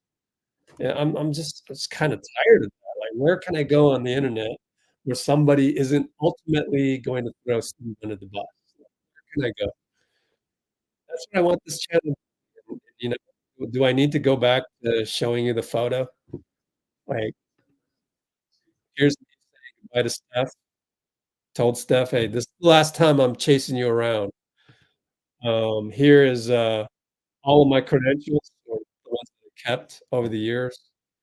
I mean, like, the team knows me, and that's why I want to bring you guys the perspective of as if you were on the team. So if you were, let's say they gave away 4 two-way contracts, you'd be the 4th. So would you walk around at Chase Center saying, "Andrew's gotta earn it"? No, you wouldn't. That would be the furthest thing from your mind. You just want the team to succeed, and you're like, "Coach, whatever you want, I'm there. Just let me know when you need me." So, I should do a video. I kept this Brickell. Nikki, if you're still on, you'll notice that because it was, like, one of my trips to Miami. I stayed in Brickell, Austin district, right below where the arena is. So that was a fun stay. That was a fun Airbnb, but, like, you can even see this old one, Golden State of Mind. But anyways, I'm trying to get you close to the team, you know, just like I was standing right next to, the team running out of the tunnel at Oracle, or Steph doing a sprint at Oracle. I remember today, me and Luke Laux, Luke Laux, the assistant at Sacramento. We're in Houston, right? Actually, we were at Oracle. We were at Oracle for game 6. Somehow we win that one. And it's just every game, fist bump, Luke Laux, and then we go to Houston. First thing, I see him immediately. We're in Houston, right in the bowels of Toyota Center. He goes, "Let's go! Let's go!" I mean, you're not supposed to do that with media. But that was the thing, is that these guys knew I was "Let's go Warriors," right? They knew I was always rooting for them. And that's the type of perspective I wish you guys could have, but you're so busy complaining on Twitter, like, you don't even see that there's an actual better way to follow the team. And it's very hard to explain. I literally have to come on the YouTube, wait for somebody to throw Steve under the bus, and explain it each time. So it's a learned thing with us. But once you get there, once you follow me down the path that I'm trying to take you, you're gonna love it, man. You're gonna realize there's so much more to following the Warriors than the old way. You're gonna look back and you're gonna go, I can't even believe I used to do that. I didn't even know that was a way to follow this team. The way that Rich is showing me how to follow the team, which is really what I used to do was I felt it was my obligation to have this credential to show you the behind the scenes. Everything that I saw, I wanted you to see because I had the credential and you didn't. So I wanted to share that with you. Now, luckily these days we have Instagram and there's a lot of fans at every arena. Like there's going to be more footage from Chase Center tonight than I could have ever taken by being at Chase Center. So all I can say is if you stick around and you keep watching the Warriors the way that I've watched it for over a decade, I'm telling you, man, you're gonna feel so much gratitude for the game of basketball, for Raymond Ritter taking a chance on Let's Go Warriors back in 2013. For also me having the basketball knowledge over the years to never throw a guy under the bus. And you know who taught me that? It was Luke Louds because they went to Seattle. I've told the story before. We went to Seattle. Remember, KD returns to Seattle, preseason game. I think it was 2017, maybe 2018. And there was somebody posted a behind the scenes Instagram story, or maybe it was Snapchat at the time, probably IG.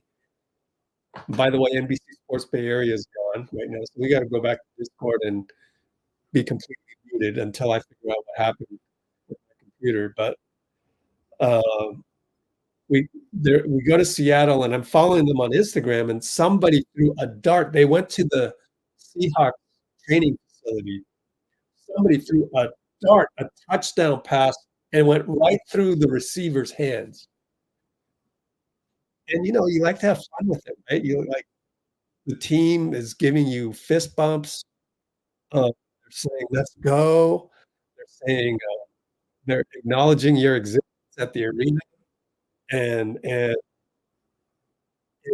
just joke around with it. Like, "Oh, man, who dropped the pass, man? Who dropped the pass?" It's just like but then Luke Loucks, like every other person in the NBA, they know they can't throw their guy under the bus. They can't take that risk because they don't really know what I'm gonna do with the information, and then they don't know what my audience is gonna do with that information. And there's so many aggregators these days. I mean, there were even less aggregators back then than there are now. So he goes, "Oh, Rich, I can't tell you. I can't throw my guy under the bus." That's when it was like, "Oh, yeah, you're right." If there was a media of my old basketball team with the Asian leagues going to the Fort Lauderdale tournament, the Toronto tournament, the Vegas tournament, I wouldn't want media to know certain things, even if we were joking around and all that. And so that's the angle that I want to share with you guys. So I hope I've done something to maybe change your mission in life when it comes to the fandom of the Warriors, which is don't get addicted to that thing that they do on social media, which is to complain all the time and look to throw somebody under the bus when they don't even know that they're doing it. I mean, do you think that the bully at the playground when you were 6 years old, do you think he really knows what he was doing? I mean, we were all, 6 years old, 7, 8, 9, 10, 11, 12, and it really goes up until, you know, early teenage years, like 13, when you're a kid and you're just learning things, your brain is just recording life. You don't know really how to process it. So the bully from age, 2 to 13, they don't know any better. And they're going to go on the playground and bully somebody. I mean, I did that. Who here hasn't bullied somebody, right? You don't know what you're doing, you do that. So in my previous I can remember 7th grade 7th grade, I bullied a guy named Mike Smith. Luckily, name is Mike Smith, so there's no way you guys can pinpoint that guy. But if Mike Smith is out there, I apologize for that. I didn't know what I was doing, but I was bullying him. But he did stand up for himself. He said, "Stop hitting me." But I feel bad that I even, thought about doing that and did that as a youngster. So you get in these modes where you don't even know what you're doing, but you're addicted to it. That's what you know, and you're kind of just driven that way. And I come from a family where it's a Chinese family, and so my dad, you know, he had to act that way back in Taiwan, back in poverty in Taiwan. You had to be a bully, otherwise you might die. You come here to America, and I'm, in 7th grade in Silicon Valley. I mean, this is not even Saginaw, right? This is Silicon Valley. Pretty middle class, you know, pretty tame. There's not a whole lot of, it's way safer than it is nowadays, right? So pretty easygoing middle school, and here I am bullying somebody because it's ingrained in me. Like I can't help it. So it takes some time to be aware of what you're doing, and it took a long time for me, but I'm worth it's been worth it to get to this point. And so that's how I try and approach life. And I figured that's what I'm gonna do for Warriors. We're gonna we're gonna have this new way of doing things. For those of you with the biggest hearts, because when you're in that bully mode, that means some shit is going on in your life where, for example, you might be trying to survive a hurricane. And just like Bruce suggested, you never know when you go outside and you're looking for resources and you're looking for, electricity, gas, food, uh, it's survival time. So then you got to start up. It's not a time to go, "Oh, well, Wiggins, don't worry about that, we'll be fine." Like, there's bigger fish to fry, so to speak. There's more important things to worry about. So when you're in survival mode, then maybe you have the propensity for act in more aggressive ways. But if you have a choice, um, if you're in a safe place, I would say, you know, put down the Twitter, and if you're in a safe place already, like, there's no need to keep that up because, uh, those kinds of negative feelings, I mean, leave that for emergencies and, you know, life or death or threatening situations and things like that. But then have a boundary. So when you go watch a basketball game, try to make sure you can leave everything behind. Where you wanna fight with somebody, or you wanna be able to argue something so that they realize that you're right, because it's needed in that situation. As far as watching a basketball game, I wanna bring the joy back to that. We don't need to have all these you don't need to draw your sword to, win arguments and stuff like that.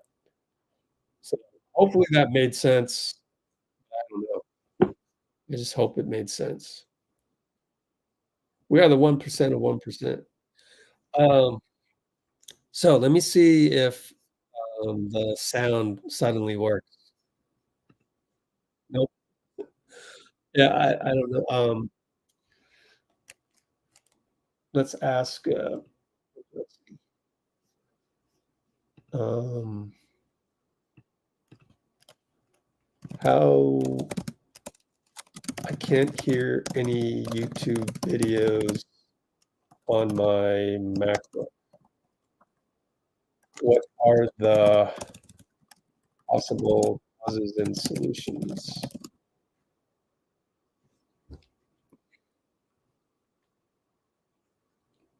MacBook's volume. Now we can progress. There it is. Between the legs. Okay. So simple. Volume down. Why did I do Dean, you were right the whole time, probably. Let's go back here and pretend well, this was probably muted as well. Chase Center always whatever they have. Oh, there's Steve. All right, let's listen to this. I think we were tired tonight. Our guys need a day off. Yeah, they'll get one tomorrow. They've been practicing the whole time. And I don't know if you know this, but NBA did a little all access yesterday. First, if I'm here, Oh, wait. now I can attack you. Okay, so we were at 3. Sorry, guys. Now I got to figure out everything that's. 3, 4. 1, 2, 3, 4. Again, Where is that coming you from? notice that my body does not do this. Okay, I'm controlling, staying in my stance. No idea Part where of the that's workout coming is we from. want to let our legs burn. Okay, so your legs should burn. You should feel it. Okay, 5. What the 1, heck could that 2, be? 3, 4, 5. 1, 2, 3. Oh, it's 4, right here. 5. Okay, same thing. Take your left. Oh, Phil Handy. Okay, how did we get on that? Oh, I see. Okay. Oh man, it took a while, but I've resolved the problem. I thought the story of the game, though, was really that last group. The last 5-6 minutes, that young group came in. It was the first time all night we looked connected and fast. I think we were tired tonight. Frankly, I think our guys need a day off, which they'll get tomorrow. But it's a hard game to play when you don't have energy and pace. And Sacramento, I thought, totally outplayed us all game. The result probably wasn't the right one, but of course it's preseason, and I don't think they mind too much. I thought they were really impressive at both ends. We struggled all night, but young guys were We got to awesome win down the stretch, and that's a group that's put in a lot of work this summer, and it's really fun watching them play. All right, let's see what else. What I'm going to do here is I'm actually going to check my activity monitor to see that it's not too overloaded. Okay.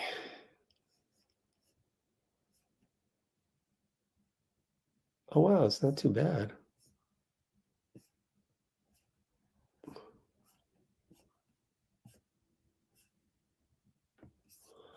little worried about that, though. So let's go to Discord app, and pretty sure now it'll work.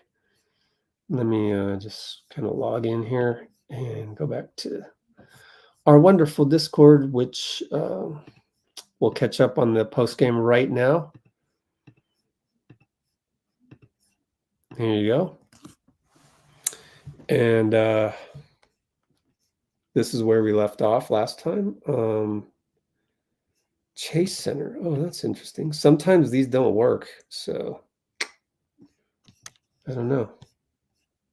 Don't know what happened. Oh, here's one. Seems muted. So that's from the game. Just got a good win. GP2 giving some autographs. Let's make sure this works. I thought the story. Yeah, cool. So we just saw that. Step exit early. Oh, Mike Wagaman's there. 23 turnovers. I thought it was more than 23. Credited Pat Spencer, Reese Beekman. Can I blow this up a little bit for you guys? Yeah. That's better. Yeah, that's nice. Buddy Hield with the autographs.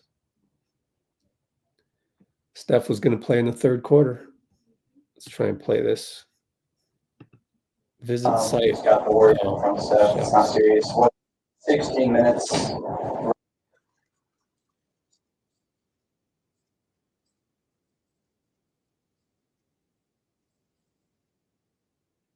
Yeah, it opened it up. Maybe I should keep it in the browser window because it opened up in the browser window. And this is a Discord app, so it should have a resident browser. Oh, well.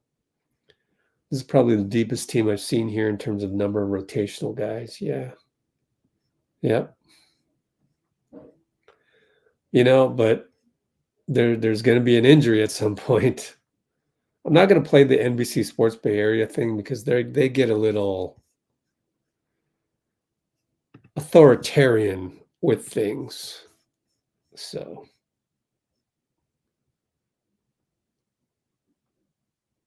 I could play it and then go away from it. So let's do that. I guess forced turnovers, and how much of it was just bad turnovers? Yeah, I mean, we had some early where we just made really poor decisions, and I thought that set a tone. I shook up the lineup tonight. I wanted to play a little different group and see what it looked like, and it did not look good. We didn't have spacing, obviously, and they went to some zone, but that's what preseason's about. We haven't even worked on zone offense yet, and so it's good to see all this stuff on tape and start to put the work in other areas. Yeah, the turnovers were a result of poor execution. That's on us as a coaching staff, and I thought poor pace. We just didn't have any juice tonight. What I want to do is put that right there and get Bloomer's nice little congratulations here and screenshot that. Appreciate that. Yeah, it's pretty cool. Took a while. We were stuck on 169,000 for the longest time. But at this point, a lot of it is just cosmetic. It's hard to get the videos out in time. Kaminga on the energy boost. Oh, cool. Let's look at this.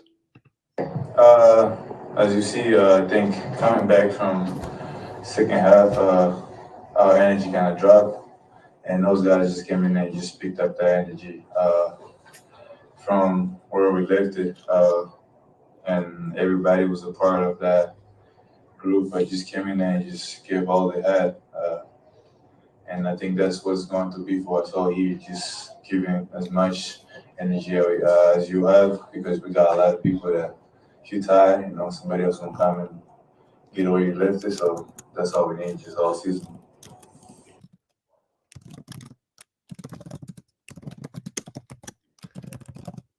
Okay. Let's see.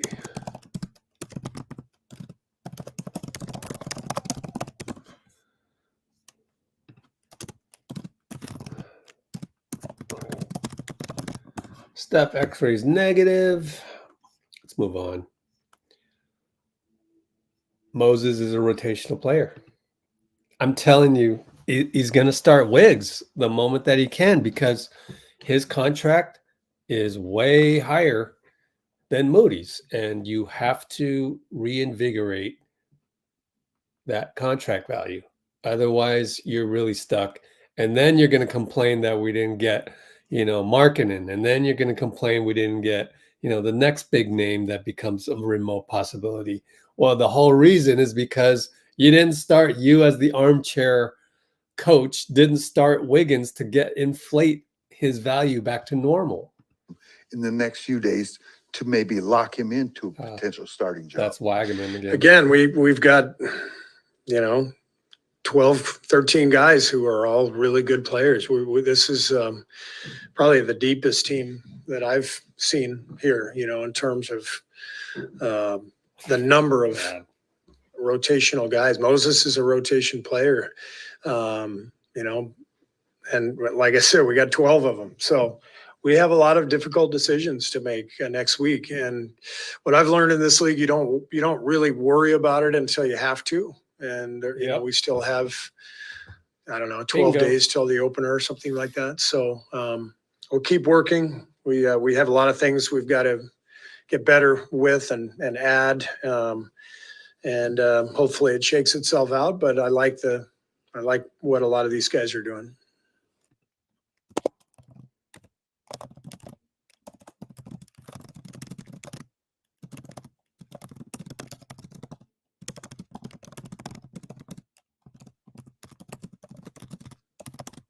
All right. Shivansh says we weren't able to feed it to Trayce. Yeah, that's the other thing though, is that Steph kind of had a bad game, and you know, he plays well. It'll loosen up the defense.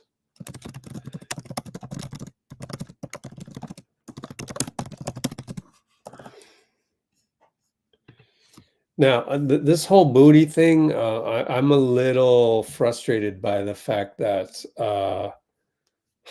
yet again, a journalist is going to ask that. He hasn't been on the beat this whole time, and then you come in one game and you're asking about Moody, which then sets up Steve to be thrown under the bus. It's like Moses Moody and Melton, they are not making any all-star game. Okay, they're not. So the best lineup that we have to win a championship is gonna be one that has Wiggins in it. Okay, so like if you look at the bigger picture that way, then it makes sense. Now, it's a long season, but we have preseason games coming up. So starting Wiggins doesn't really hurt the equation. In fact, it helps it because you're basically experimenting. So if Wiggins plays well, he's going to start opening night. You have to put out the best, highest ceiling lineup. And so I'm going to have to disagree that Wiggins has to earn it. He's going to earn it if he just has a good game, the last game, you know? So, I mean, that's that. I mean, to understand that, you have to look at the salary cap table. And we're going to do that. That's what we do here. It's just further learning. So you look at the salary cap table. If you're new here, I mean, this is what we do. There's just no getting around it. I guess we need the box score every game. We can get away from our own YouTube channel. I have the browser remembers. I love this page. Like, you know, we've got Andrew Wiggins committed for 26, 28, 30. This man has to play damn near close to all-star level because that's what we're paying him. And there's no other way to do this. Like, I would even say, like, that to me, I wrote it in on the website. You go to the Wiggins article, just a few of them down right here. Wiggins will be featured. I mean, this is the number one priority. It's honestly, it's even more important than wins. I mean, it's really weird to compare that, but like, you know, at the end of the day, if our win-loss record sucks, but Wiggins' value is back up to normal, then we can make a trade to become better. But if our win-loss record is you know, who knows? Maybe this team without Wiggins could even be top 6 in the West. I don't know. I mean, you wouldn't think so on paper. Well, then you better increase Wiggins' performance to meet that of his value. So in that way, you could think of it as Wiggins playing better is like the most important thing. It's even more important than winning the next game. Like, but then again, what's the whole point of basketball is to win games. So there's definitely a flaw in that. But I'm just trying to give you the perspective that, I mean, if this team is good enough as is, then it's good enough as is. But if it's not good enough as is, then this guy better be playing well, because that's the only tradable asset. You're not trading Draymond. You're not trading Steph. I guess if we go, 0-31, then at that point, anything's possible other than trading Steph. So at that point, if Draymond gets suspended again, what have you, then he becomes tradable. Or our record is so bad, then he becomes tradable. Then you got to really do some things. And then it doesn't matter how Wiggins is playing. You hopefully, you know, the Lakers will take Draymond and send us back something good, Rui Hachimura, what have you. And they gladly do that. But I mean, that's unrealistic. Like Draymond is going to probably not get suspended, and we're probably not going to suck. I mean, if we go 2-15, you know, then Lacob would probably have to do some drastic things. But realistically, we're probably going to be 500 or better. So, you know, why talk about stuff that's unlikely to happen and get all fearful about that? Then you're right back into the fearful stage, the survival stage. Why even bother talking about that? I mean, who even talks about, oh, what if, you know, what if X, Y, or Z team goes 2-14 to start out the season, right? Nobody writes articles about that. Like, that's not happening. That's just not happening. We're too good of a team for that to happen. We got Steph Curry, and we got, I mean, these guys are smart, you know, Gary Payton, Kyle. I mean, this is a solid roster, right? So we'll see, right? We'll see. But other than like what our actual record is, I mean, it's pretty obvious to me that Andrew Wiggins needs to be playing at $26 million level, at least 20 million. Otherwise, he's untradeable. But then if he's playing that well, maybe we're winning games anyways, and maybe we're looking like a contender. And that, you know, we like that too. And then you just take it day by day. I mean, if somebody pops available, you know, the Bucks suck, or, you know, if something happens there, or you never know. So you never know who's available. As far as right now, there's nobody available, which is a good thing because Wiggins hasn't played a minute. And he's just, right now, other GMs are looking at this and they're going, man, is he even playing half his value? Let's see him play. We gotta have him play. So on Wiggins, you know, earning a spot, it's like that doesn't make sense when you factor in the big picture. And the big picture always involves the cap sheet.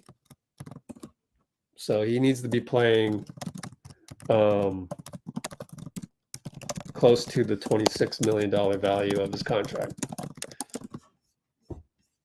All right, let's go back to Discord and let's see what we missed during this whole time on the Wiggins diatribe, which I have to give every single day. I was assured at halftime he was fine. This is not playing, huh? So what can we do here can we refresh? How do you refresh? And just not transmitting through. So, okay. In that case, let's go to the browser. Back to the browser. Let's go to Discord.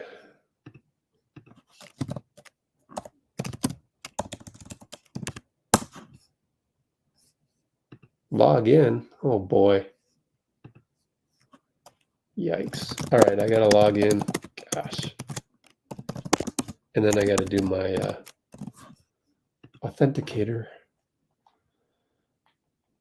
Hang tight.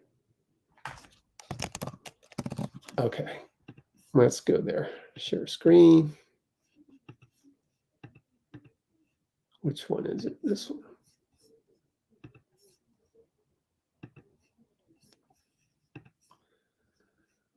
Shivansh, what's up? Okay. Let's go all the way down. Probably the deepest team. Moses is a rotational player. We already saw that. Fleet Week this weekend, so Chase Center is harping on that. And this is the latest one. Other than this, not much. We don't know who else is at the podium. You know, Steph is. Just go back. It's always. I mean, you know, Steph is Steph, and so you know, I was assured at halftime that he was fine. X-rays were negative, so you know, it wasn't anything too concerning. But yeah, you always get nervous when he gets hurt. Okay. Am I going to reach the 5-hour mark? Boy, I hope not. Hey, Cholo. What concert in it 2022? I know, right? Wow. Thanks, Amy. I'm going to screenshot that. Thanks for your kind words.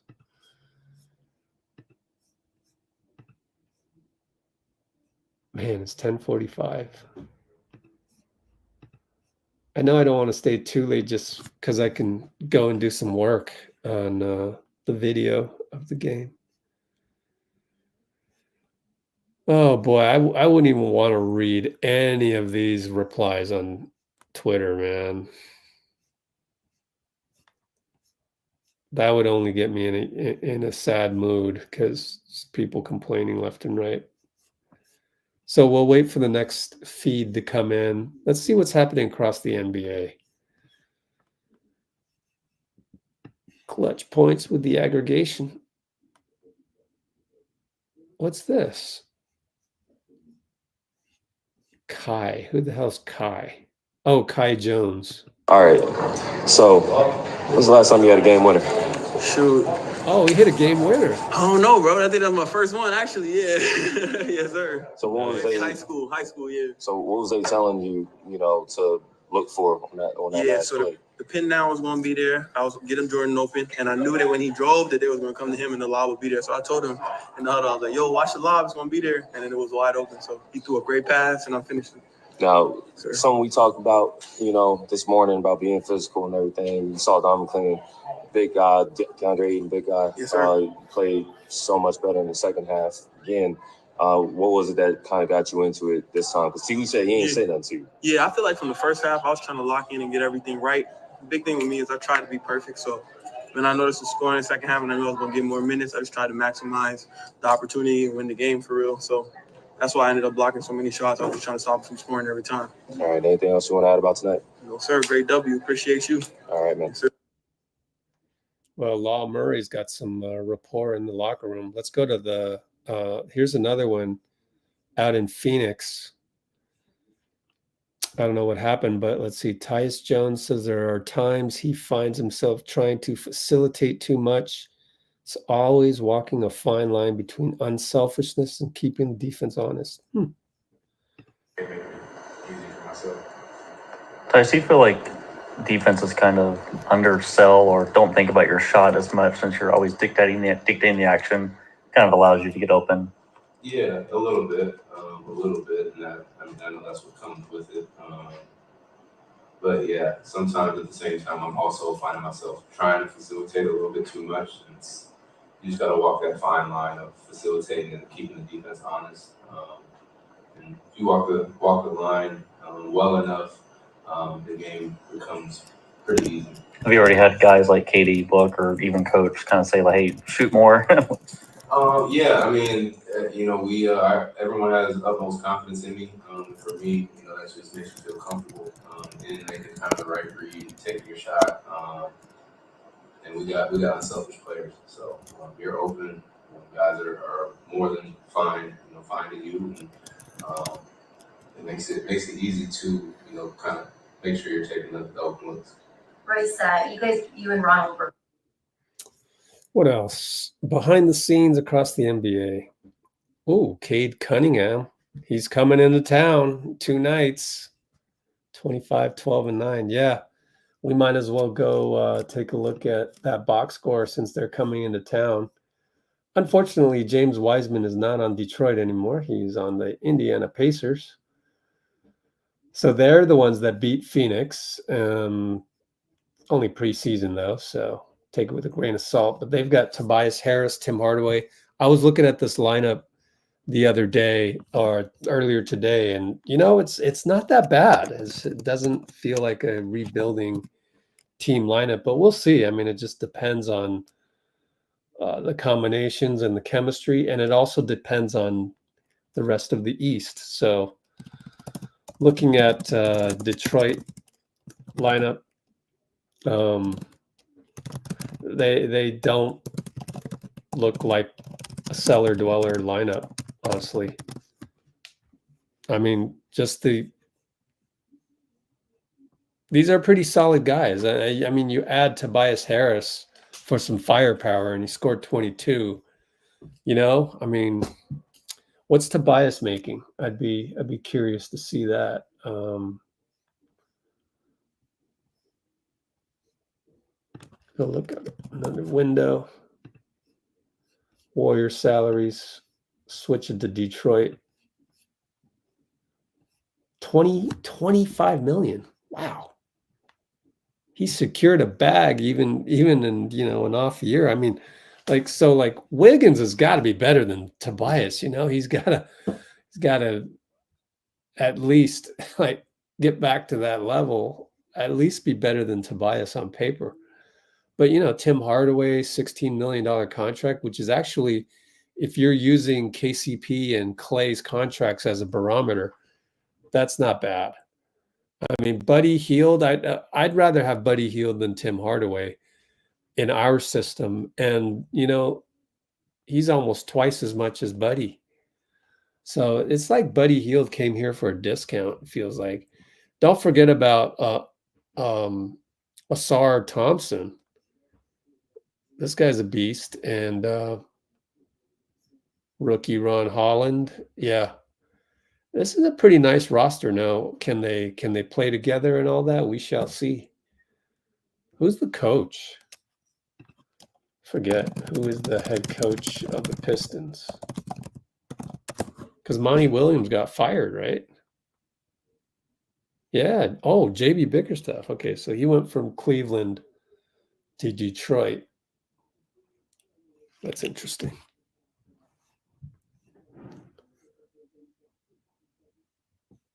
So yeah, Sunday's game is going to be, and they've got Malik Beasley as well. I mean, this is not bad.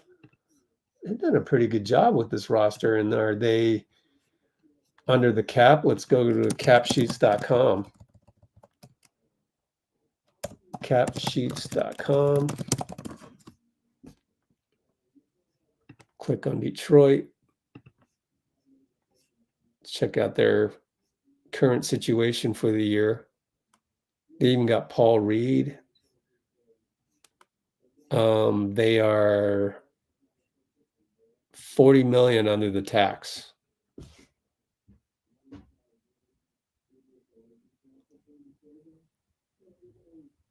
Total salary is 130 million.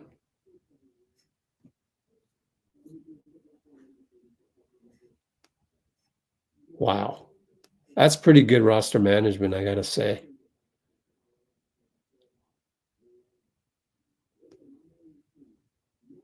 Huh.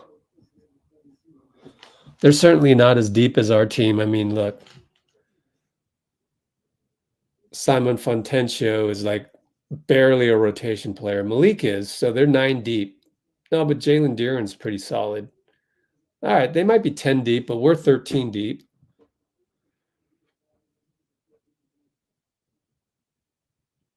Yeah, this is interesting.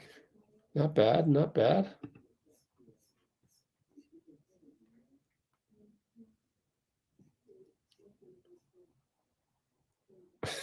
Ben Simmons and Tobias Harris have been blessed.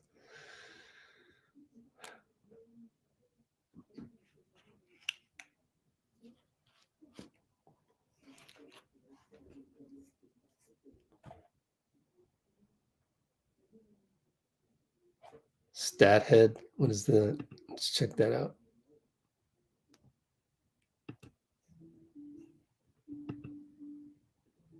Oh, where'd that go? Oh, okay. Oh, interesting.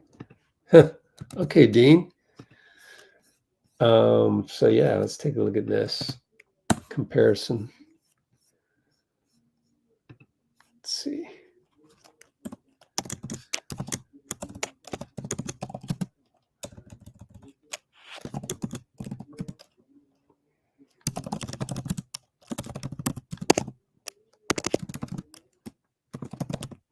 Tobias Harris 2023. All right.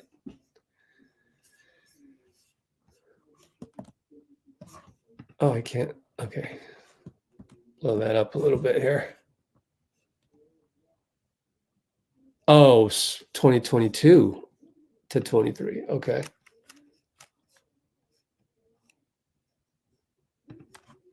Okay. Wow. I mean, that's what $25 million. That's what a $25 million contract needs to produce. Yeah, it's 62% from the line, man.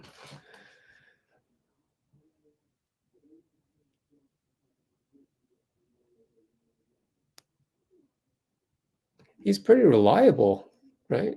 What is this 147 games? How can that be? Explain that one. Is that over 2 years? It's probably over 2 years. Yeah, rather than I was thinking 2023 to 23. Yeah, championships won. So this is a 2-year 2-year look. I mean, it's technically 2020. Okay, I see what they're saying. 2021, 22, and 22, 23. Yeah, it's interesting. Dang, Tobias is 85% on the line.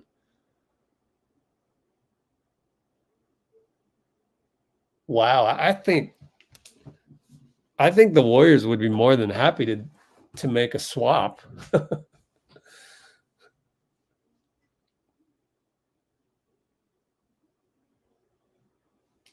But then Tobias can't cover opposing ones, like say Damian Lillard or Kyrie Irving, or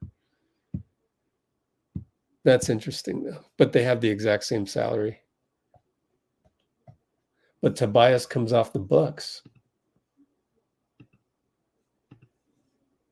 He's 2 years and Wiggins is 3 years. So yeah, it's interesting. Anyways, Cade Cunningham with 25 points. Let's look at the Warriors feed, but we'll just look at the entire feed. There's Moody. Okay.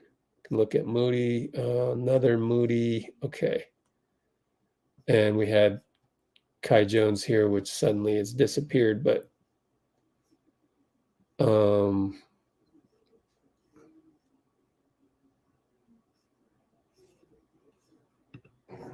I didn't play as much as I wanted to last year, so I obviously wasn't in a place to where I needed to be. So over the summer, like I've been saying, just put a lot of work in on the small things, the details. So I put a lot of work in over the summer. So training camp is your first opportunity to really showcase that work. So that's just my mentality of it. I'm not even necessarily looking for the gratification this early on. You see how it go, but I did the work. So, it'll show. Did that? And then let's see what the other Moody one is. 7 for 13. Nice.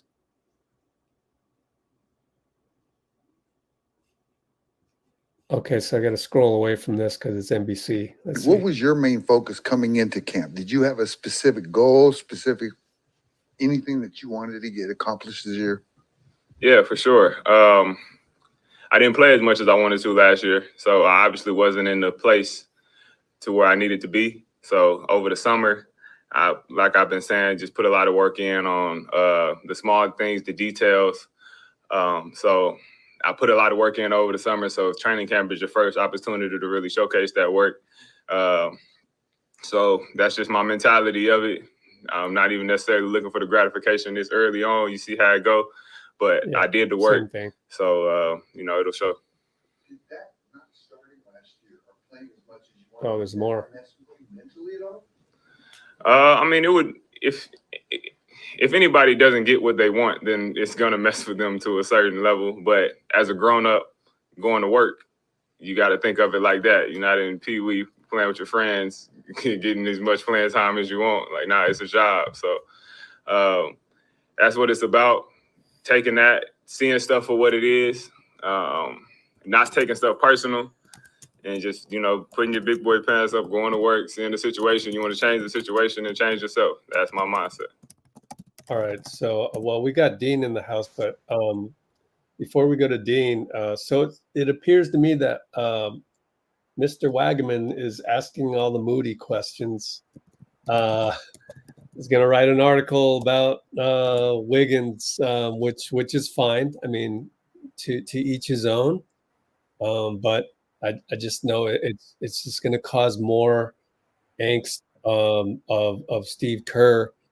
It's a little much. And now you can chime in, Dean. But like, I think what people are easily forgetting is just how complex the situation with Klay Thompson was last year. I mean, even just having him come off the bench, that was like a major step that probably nobody could have seen coming into the season. And like, it was just such a difficult situation that I think I got to give Steve Kerr a pass on a lot of these things. Like, you think you're such a great coach and you think you can figure out how to get Moody more minutes. Why don't you go coach the 23, 24 Warriors, and you go be in that locker room where Klay admitted that he was yelling at assistant coaches, and you go figure that one out. Like, so, I mean, Klay was a complex situation. So I think, and it's not to blame Klay either. How can you blame a guy for before an injury being able to cover Damian Lillard for 48 minutes to after an injury not being able to do that and really not even being able to cover your standard two-way wing in the NBA? Like, now he's got to cover fours, slower but bigger guys, and that just messes up your team. And Eric Guillemino was on here several times and said it right when it happened or before it happened that the main issue is having Steph and Klay out there at the same time on defense. And so that just you have a starting two guard that can play the two on offense but has to play the four on defense. It just really complicates everything. Yeah, and last year we had Chris Paul, right? Blame Steve for not playing Moody because of all of that mess. We had Chris Paul too, and especially before TJD showed that he could really play. Even if you took Klay off the bench, it was probably CP3 coming in, Steph, right? You had to have Draymond and Wiggins, and you were trying to play Kuminga. So if you took both CP3 and Klay off the bench too, it was kind of hard to get Moody and Kuminga in there at the same time. I think Kerr had to choose between the two, and he chose Kuminga. Now I do also think that Moody has had to earn it as much as anybody on the roster, right? Yeah. For whatever reason, BP was able to get a lot more minutes than him last year. But I don't think he is the kind of guy to be dissuaded by that. He seems very mature and very what's up, Amy? He seems very mature and very, understanding of the fact that, like, if I play well enough, I'll get what I want. It's not like if he takes it and gives the coaching staff no choice, they'll still be so in their feelings or whatever people say they are, whatever the case is. It's not like he's not going to be able to earn his way into the position and minutes that he wants. Yeah. I mean, look, a lot of people forget also that if you just picture everybody playing their best, a lineup of Steph, Wiggins, Kuminga, Draymond, and Trayce is a pretty formidable 5 right there. And we're talking about everybody playing their best, not committing turnovers, doing great things. Yeah. Mm-hmm. And like, I mean, we're talking about Steph is an all-star. Draymond will play at an all-star level.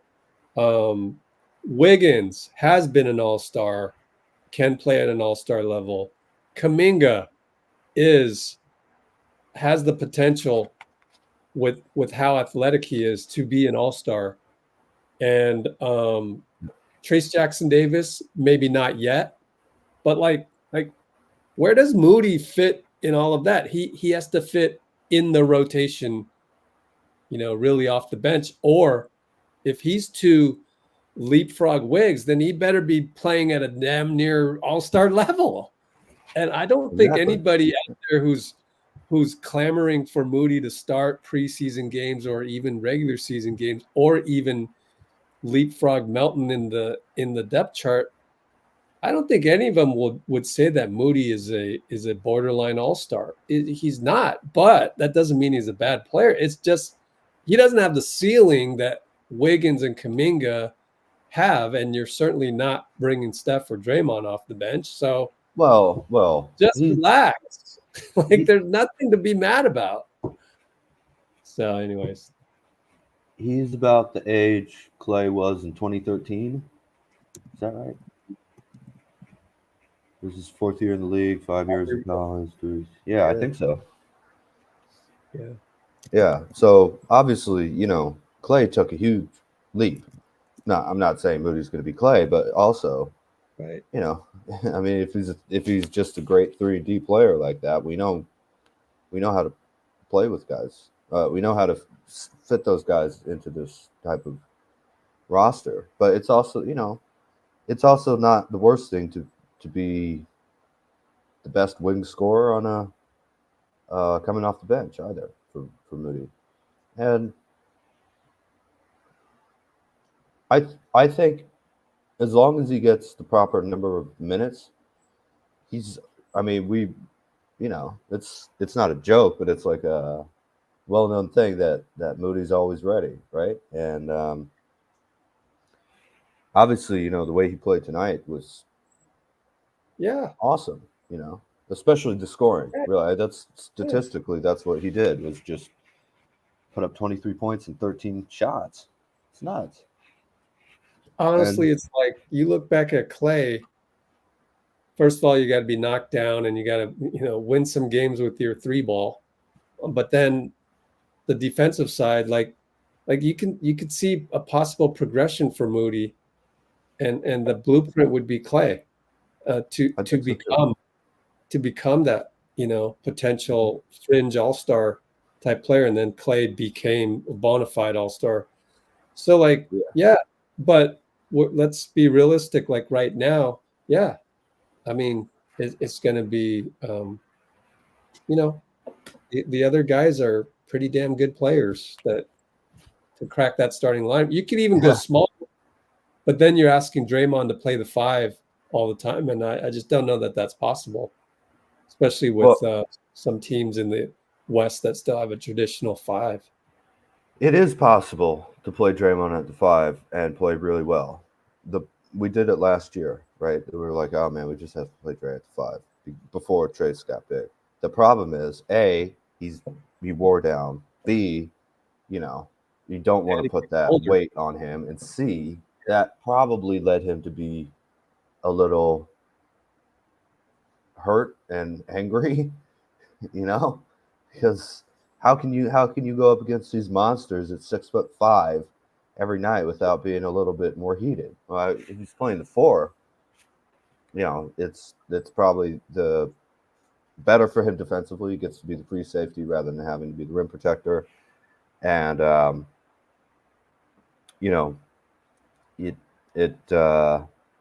it's also why we took Iguodala off the bench. Started even with KD. Started Pachulia or McGee or David West or whatever.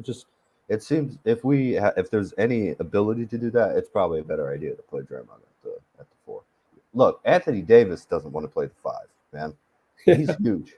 you know? Right. So he can, and sometimes the Lakers should do that, but the less they have to do that physically for him, the less they're going to do it. And the same goes with us and Draymond, you know? Yep. All right. What's going on here with the feed? Don't know who that is. This is a Dallas behind the scenes beat writer. So every now and then might get something. What is this?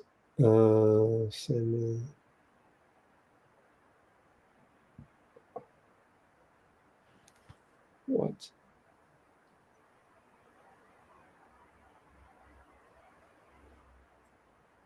Wow. Whatever. Yep, and that catches us up. So I don't know if we'll have anybody else coming up on the podium. Let's see. So we got Kerr, Kuminga, Moody. One more guy. Lindy again, because the third string won it. That'd be cool. Man, what it just feels like Waters has some of that indescribable, magical, just winning aura about him, you know? I don't know what it is, but I've been really, really impressed by him. I've been really impressed by him a lot.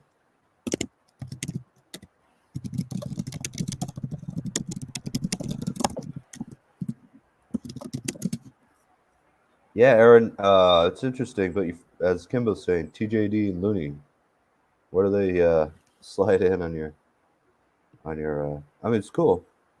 I like it. You like what? The desire to try and understand the roster combinations. I think that's something not a lot of people put thought into.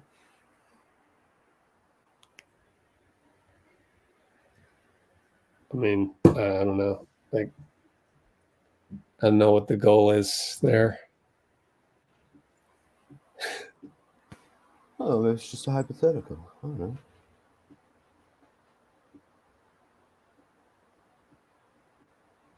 How good of a screener Loon is. Yeah, I agree. Although I do think I would like to see him hopefully try and decrease the number of moving screens.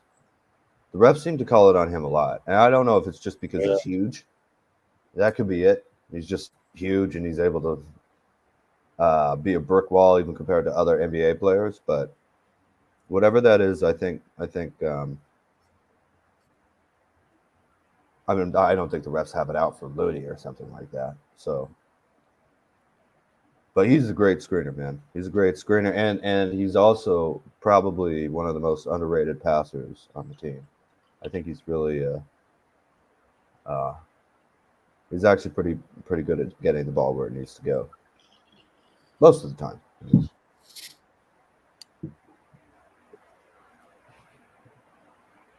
I think Aaron Bartolome, if you can, find a way not to flood the comments. Yeah, that's I think that's the issue here. I don't know what your intention here is, so it's just, I don't know. I give up. Portland, Oregon. Wonder. I got to ask our Bell how the Twitch stream went. Oh yeah. Where's our Bell? I don't know. This is weird. He was on last game.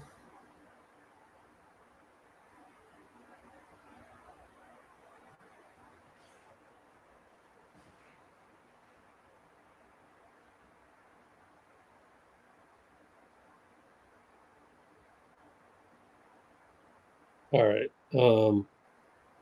Well, unless anything comes down the pipeline, I don't know. I think might be time to call it a night unless you got anything you want to do. Oh, not too much. Just love to see the team, the third unit, get some attention. The players get some attention for fighting back and winning the game. I know it's preseason, but the more you try and win in practice, the more you're probably going to win, and when the lights are really on, So I'm so glad the Warriors are back, man. Just love being here, love watching them. It's so much fun, especially in such a crazy world we have going on out there, man. Yeah, it's great. Portland, Oregon. That's a beautiful city up there, man. By the river.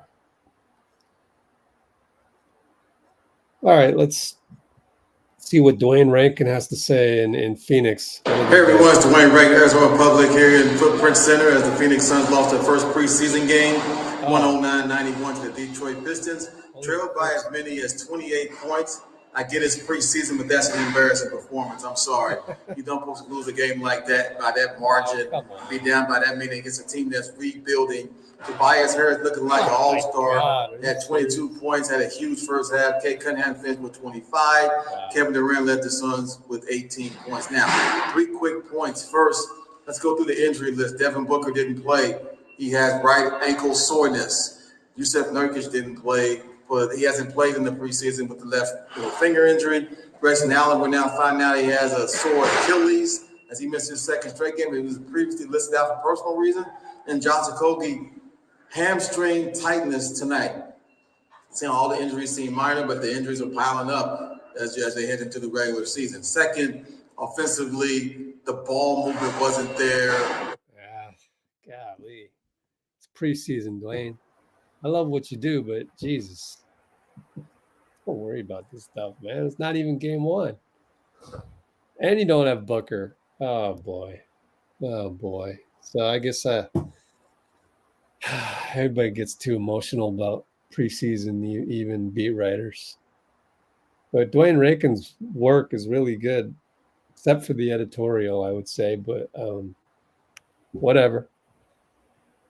Wow. Find a way to enjoy the game rather than complain about it. Really. All you have to do is just apply that to everyday life, and you're set. You're set. Easy. I agree with you on that. You got the prime example. Steph Curry. I mean, if he lost by 28 tonight, it wouldn't linger that long, No, kick a chair and go home, man. Yeah, life goes on. Uh-huh. Best at it. But anyways, all right. Anything else, Dean? Just excited about the team, man. And I have no desire now that Clay's gone to push like we have to win a championship or anything. Yeah, I know. Wasn't that just enough? got to be top 6? Can't play another playing game, and feel confident going into the first round. Able to win that series against a great opponent, of course. If you've been doing the right thing, you hopefully should be real competitive in the second round. You can win that. That's the conference finals, right? Yeah. Then you have a shot at the finals, which is a shot at the chip. Yeah. No, we'll be fine. I mean, it's part of the journey. Enjoy the journey. Mm-hmm. See what happens. We got a good squad. And any game, we got as good a chance as anybody. So never know. We'll see. Absolutely. We'll take it one day at a time. And if it doesn't happen, if we don't get top 6, then, we'll just figure it out. We'll figure that out in April. That's April. It's so far away. Absolutely. Yeah. No, I wasn't saying that I would give up on the team if we were the 7th seed or something like that. No. That's not what I meant. Just, let's not worry about seeds right now. Let's get one day at a time, 1 week at a time. And, taking it one day at a time is crazy enough for me because like there's so much stuff on here. Like look at all this time, man. Look at all this practice footage. This is from pregame today. But like here's San Jose Sharks. Draymond was at the game as were a few Warriors. Yes, sir. Going to check out Mr. Celebrini's son. Yeah, there's a whole bunch of practice footage from the other day. Like this has been shown all over the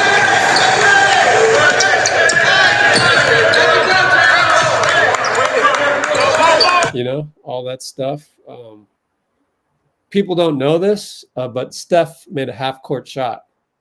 And because people rely on Twitter for all of their, I mean, so do we on the Discord, but I actually have other sources too that get sprinkled here and there. Like the VIPs get to see the inside of Andrew Wiggins's house. That's not something you see every day. It's his daughter's 6th birthday. But that's for VIPs only. And like, you know, once we figure out how to get access to the Discord on a more automated level, it'll be there for people who are most loyal people.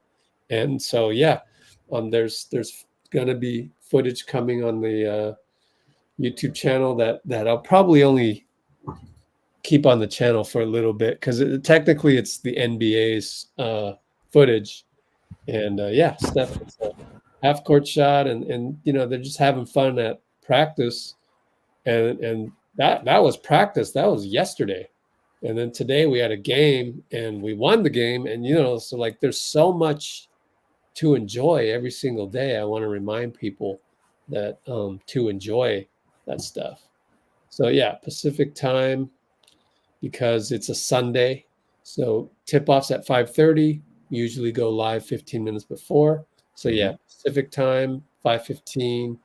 It is more of an Sunday evening game. Sometimes on Sundays, you would expect them to have like a game at 1 o'clock or whatever. But I think I don't know why they made it Sunday evening at 5:30. No idea. There's no 49ers game. So maybe there are a lot of other preseason games going on. Who knows? Yeah. I don't know. 8:30 in the morning, yeah, Hong Kong time. So yeah, we'll see you Sunday. I bet you'll still be there, Amy. Yep. Oh, all right. Well, if you can. Oh, and this was Debo signing a jersey for James Harden, who they were in Seattle. Clippers are in Seattle for a preseason game. Are they now? Good. Cool. Yeah, I forget who they're playing. Can't wait for that to be just normal again. I miss the Sonics, man. Great. They're such a great city. Basketball city. Such totally. a great basketball city. Yeah, our guy John Dickinson was in Seattle for the Niners game and showed some behind-the-scenes stuff. You know, went to the fish market, went to the Space Needle, and yeah, it was really cool to see Seattle in his Instagram. And Seattle's a great city. Oh yeah, we got to get Ben back on. Ben's from Seattle. Oh, very cool. Very cool. Yeah, I'm on the live again. We have some family friends who live on Mercer Island, and that place is beautiful, man. Oh my God. I think I got yelled at by Bill Russell too, back in the day. Huh.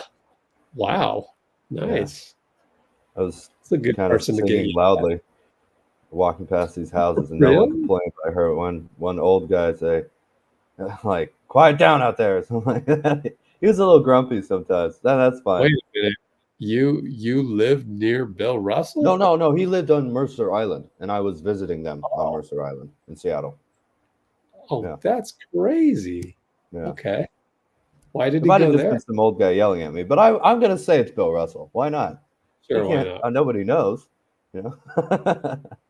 You know, they say 50% of our memory we kind of actually forget and we kind of make up. Yeah.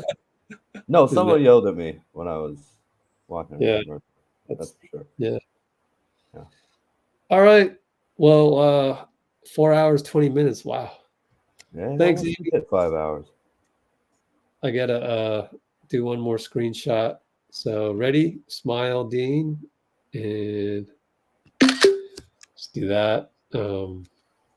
Always good to have Amy. And let's do just us. 1, 2, 3, and also Brate. What about Mofaya? Oh, Yeah, I forgot to set that up. I'll remember next time. I'm pretty tired as it is. Yeah, right now. yeah. But I think we should add that for this season. Yeah, I I mean, it's know. such a great We rallying should. cry. Such We a great totally rallying cry. It's the best rallying cry ever. Yeah. I'm trying to find the this one. All right, let me get out of Discord. Oh, there we go. Oh, I'm stuck. There we go. Quit Discord and go right here for just us.